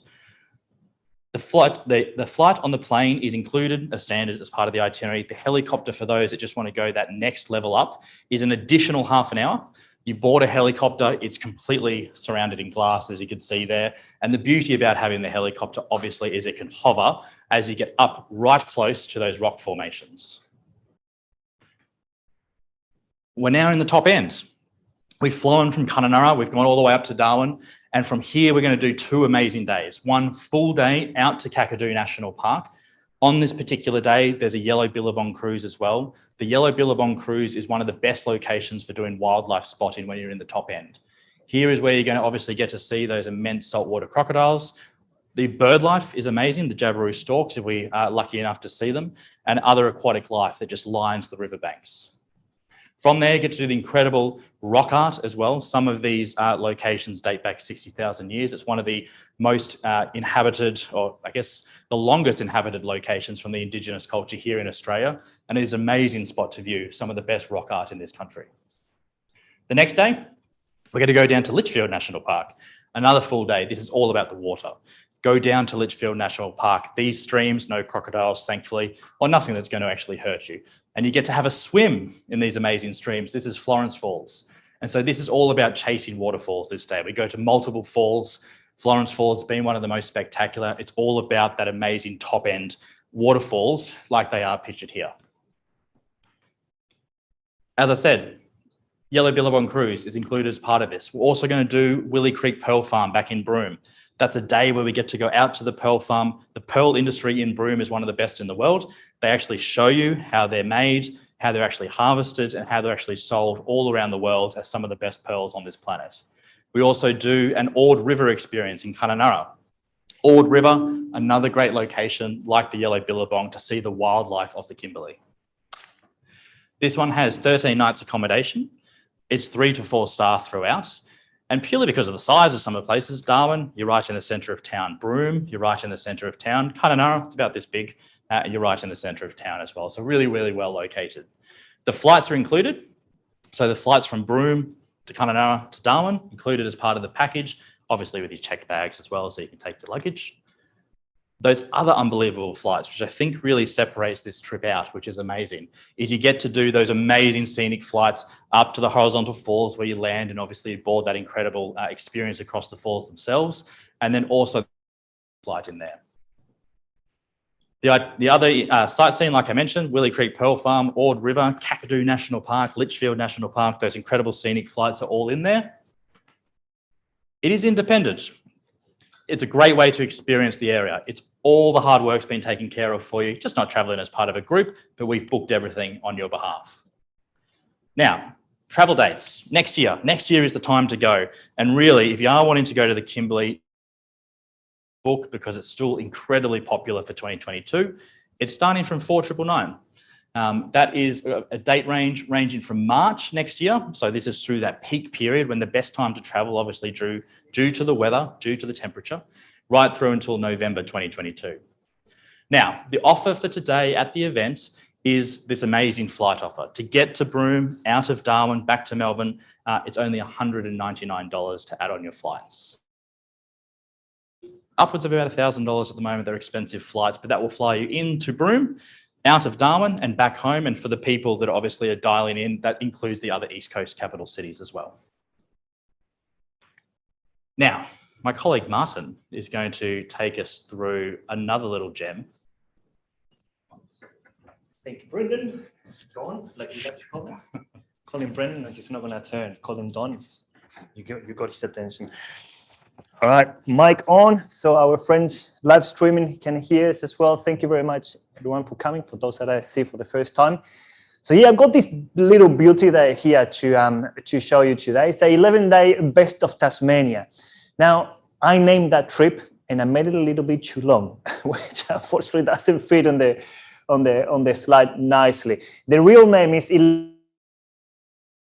Deluxe Road Trip, meaning that it's a very comfortable trip and it's a road trip. You're going to be driving. We include car hire for you to complete this itinerary. Has anyone been to Tasmania here? Many hands I expect to go up. Excellent. Would you guys go back to Tasmania? Yes, many hands going up. It's one of those beautiful places where you want to go again and again and again. Don't take me And I went there for the first time, lured by great and plentiful wine and craft beer. That's how they took me there, and there's plenty of that to offer. But I was really amazed, not only by the beautiful wilderness of Tasmania, but also by the culture and the history. Just I foreigner, mind you, but it did take me by surprise. The different arts that you can see there, or the history, the different there in Tassie. Continental Australia, I guess. The distances are quite small. It doesn't take you 6 to 8 hours to drive from one gas station to another gas station. Distances are very, very manageable, very easy to do a road trip. The trip starts in Hobart. We take you then up to Strahan before going to Launceston, going down to Fraser Net National Park, and finishing the trip in Hobart again. Let's go through some of the images that I got prepared for you today. We land in Hobart. Your rental car.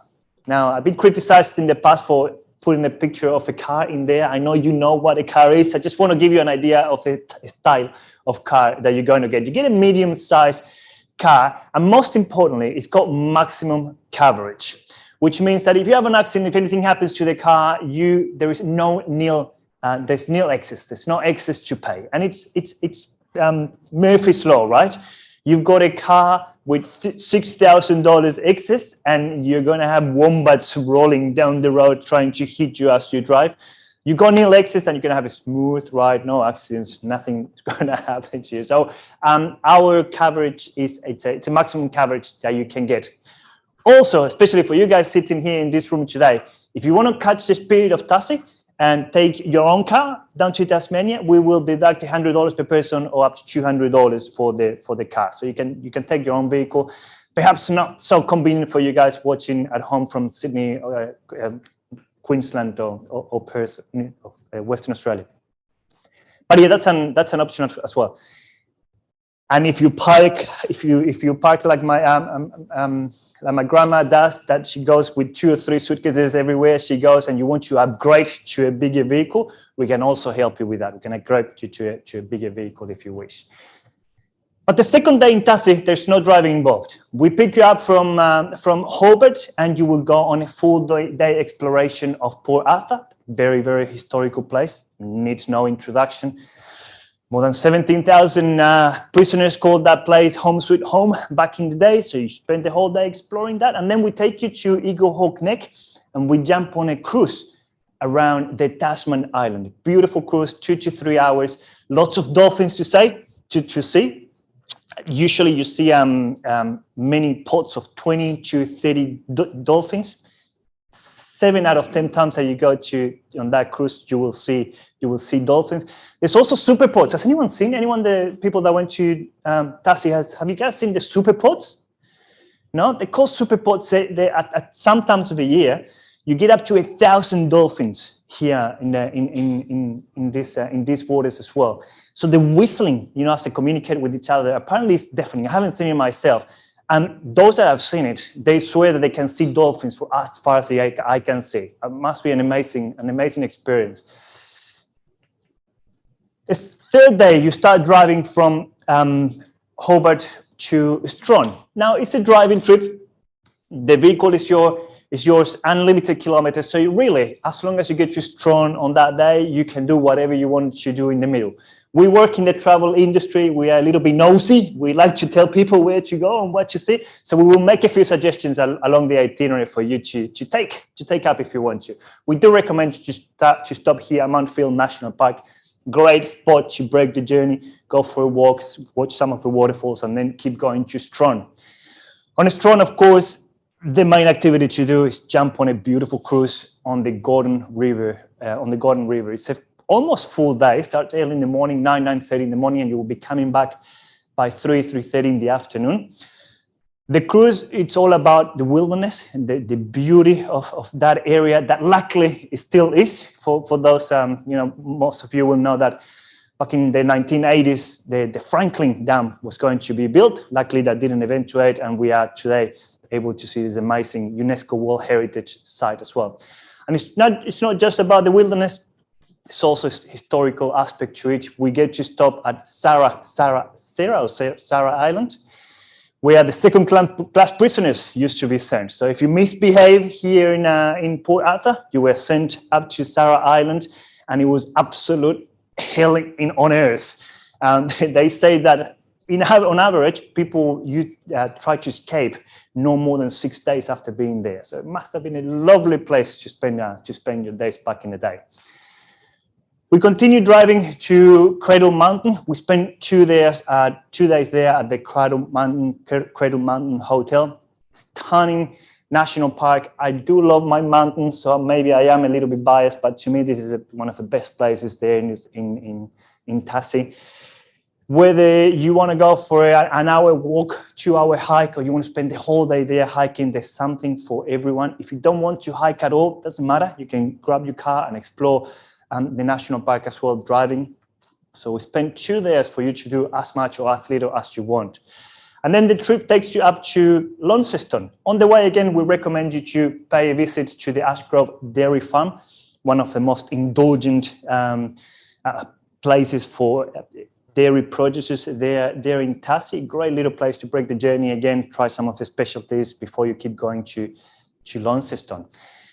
And of course, in Launceston and in Tassie, you can't go to Tassie without going to a winery. And we have included this one for you, the Joseph Cromie Winery. I like this one. It's actually, there's a lot of very old and very traditional wineries there in Tasmania. This one is actually very young. Joseph came to Australia back in the 1950s, but it wasn't until 2007 that he opened his winery.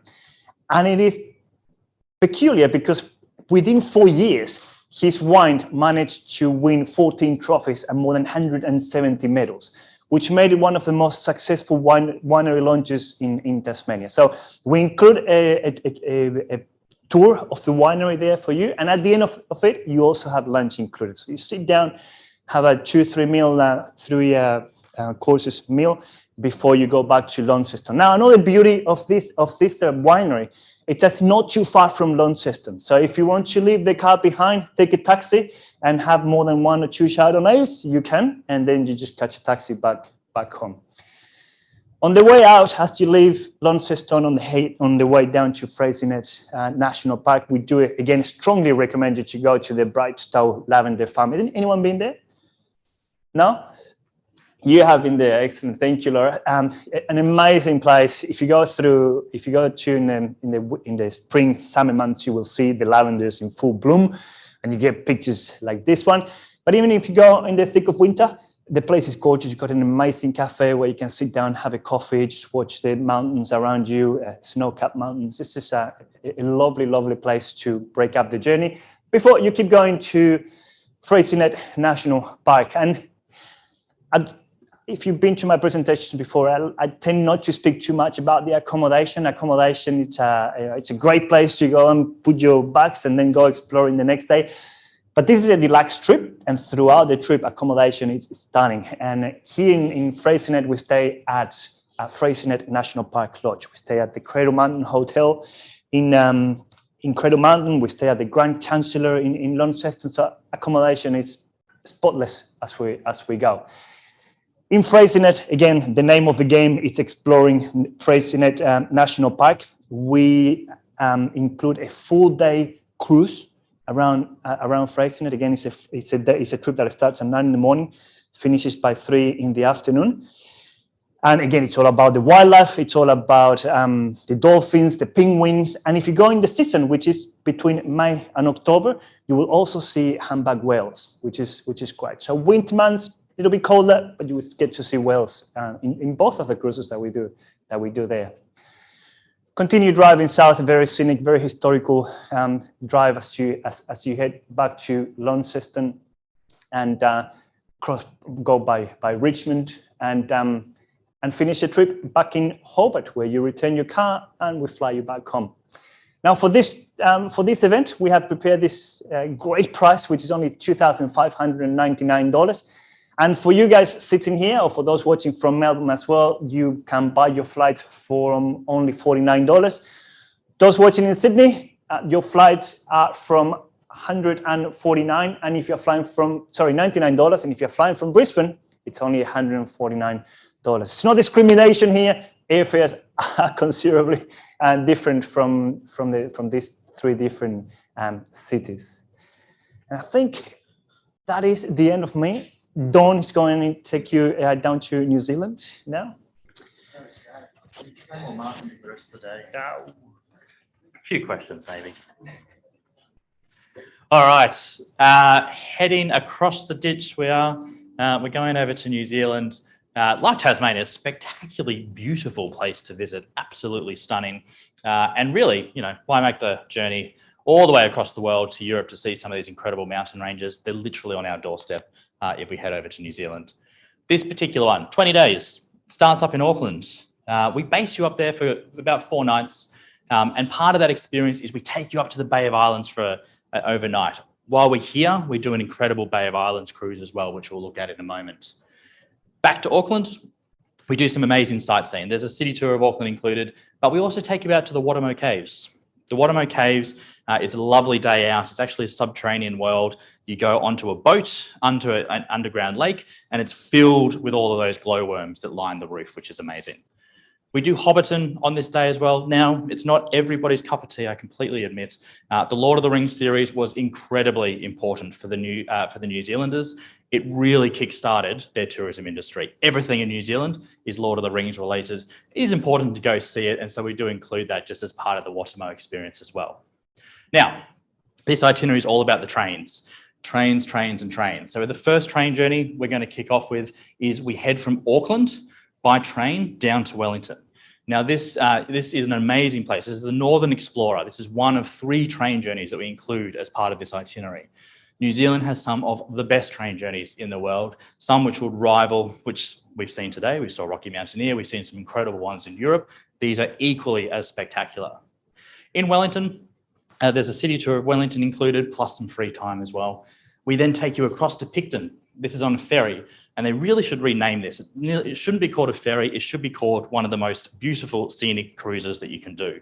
This brings you across to Picton. Picton is, I guess, an incredible location where it's got all these fjords that have been carved by glacier erosion over time. And as you're coming into Picton, it's an amazing spectacle. From Picton, this works seamlessly off the ferry onto the next one of our rail journeys, which is the Coastal Pacific. This brings us down, that line's a little bit inaccurate, I do apologize, brings you down the coast all the way down to Kaikoura. So it's an amazing opportunity to see those incredible coastal views as you're steaming down the coast of New Zealand there. From Kaikoura, we take you down to Christchurch. Now, this is where the self-drive part of this itinerary begins. I don't have a picture of the car, apologies. Martin has shown you what that looks like. Very, very similar. It is a fully inclusive hire car, so obviously nil access. You pick it up in Christchurch and we begin south. We drive down to Queenstown, but on the way, we're going to go to Mount Cook. Mount Cook is spectacular. You stay a night at Mount Cook Village, and you've got this imposing Mount Cook behind, towering above 4,000 metres. It's incredible, always covered in snow every time, regardless of what time of year it is. Heading down to Queenstown, stay there for a few nights. We'll look at that in a moment. You then come up the west coast, which is amazing, through Wanaka. For those of you that haven't been to Wanaka, you probably will never come home after visiting this location. It is absolutely stunning. It sits on this lake and it is surrounded by the most incredible mountain range behind it. Up to Franz Josef, we're going to go through Hass Pass on this way. Hass Pass just has waterfalls cascading down from everywhere. There's glaciers pretty much around every bend.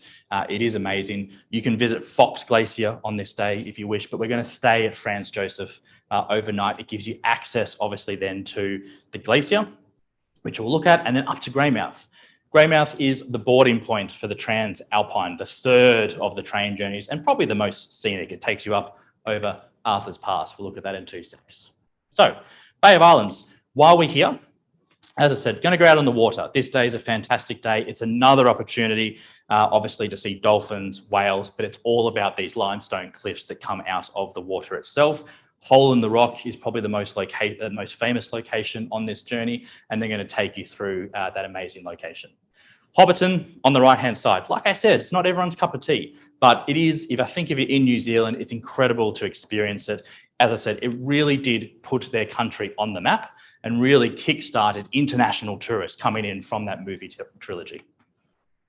Trains, trains, and more trains. You can see a picture of the Transalpine there. These tickets are included as part. It's probably one of the most scenic journeys you're going to do. It comes up over Arthur's Pass. How they did it, no idea. An amazing piece of engineering. It is spectacular. There are snow-capped mountains on every single side, and it's something very, very different than what we're used to seeing here. Most of these mountains are 3,000, 4,000 meters, and a lot of the time of the year capped in beautiful white snow, which is incredible.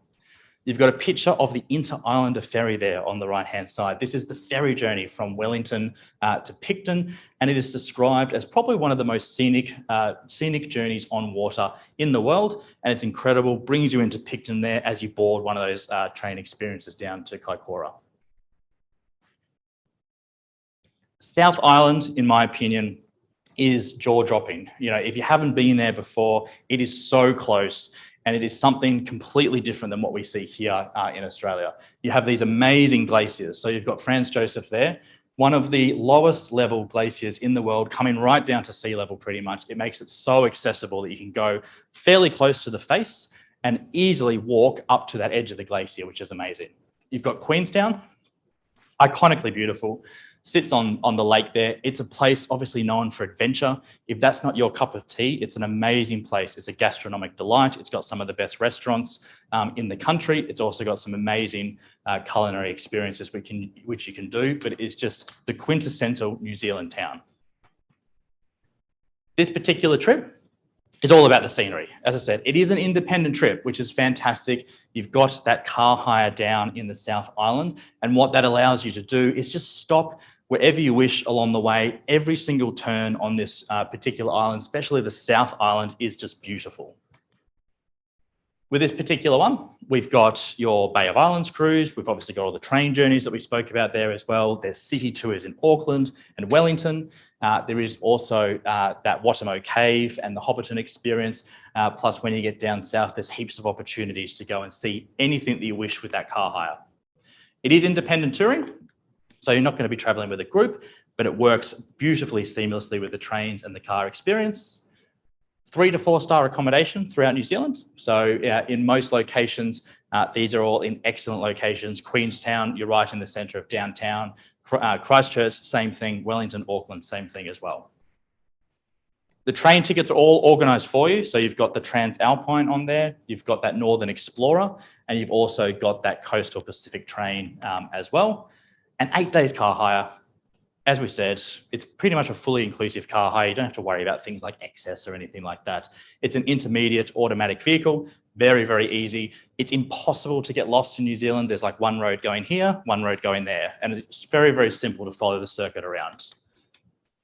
For this particular trip, 20 days, it starts at 4,499, and we're probably getting tired of hearing this. It's all about the airfares, right? So we're adding airfares on for this for $299 per person. So that's from here, from Melbourne, into Auckland, out of Christchurch, and that's the same for the people obviously looking from the eastern coast of Australia as well.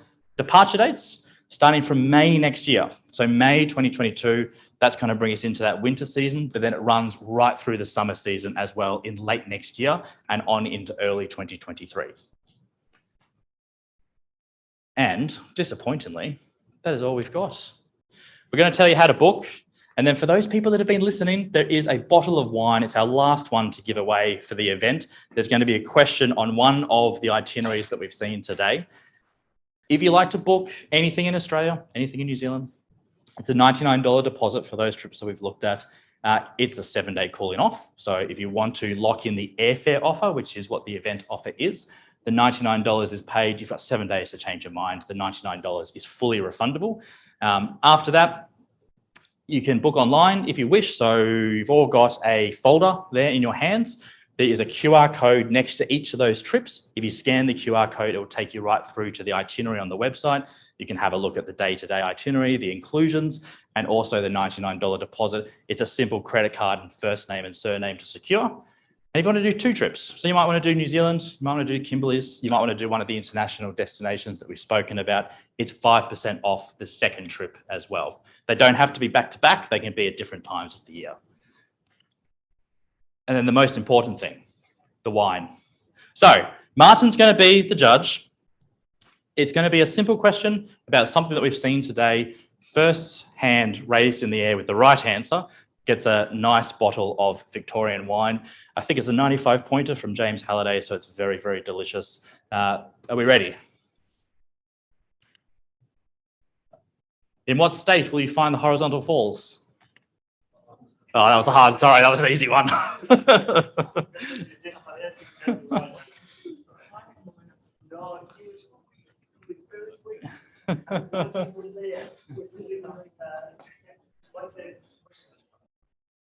Oh, that was lucky. It does have to be the right answer. Thank you, sir. Well done. Martin and I are here. We're happy to answer any questions about those itineraries from anybody in the audience. Anybody? Yes, ma'am. No, not in the presentations, but there is an air offer attached to it if you wish, but you just need to talk to the reservations staff about that particular one. Thank you. Oh, you're very welcome. Thank you. Yes, ma'am. Thank you. Yes. We'll be without the airfare. So usually we just sell it as like land only. And so the offer for today is to add the airfare on. Yeah. For Australia, no, most of our Australian trips are that independent style. And because obviously being our own country, easy to travel around, no language barrier. But for our international ones, yes. Yes, sir. The Kakadu trip. I understand a lot of it's internal flights. Yep. Large distances covered. How is the rest of the transport arranged? Is there self-drive involved in that, or is it coach? Or So for Broome and Kununurra and Darwin? yes. Yep. So it's all day tours. So we base you in Broome as an example, and then they come and pick you up at the hotel by coach. Usually they take you to board the plane to the Horizontal Falls, Willie Creek, Pearl Farm, and the same in Kakadu. They'll come to your hotel and collect you. Right. So Yep. there's no self-transportation. Not for the Kimberley, no. So that one's all done by either escorted coach. So those sightseeing experiences during the day has a guide. They come to your hotel, they pick you up, they bring you back to the hotel in the evening, and then you're free at night to obviously go out and dine and yourself. Yeah. Anybody else? Excellent. Thanks, guys. It actually is the last session of the weekend. So thank you, everybody that attended. If you do want to speak to anybody about things like departure dates, itineraries, or anything like that, our reservation staff are diagonally through there. They'll be able to assist. And it's lovely for you to join us. Thank you.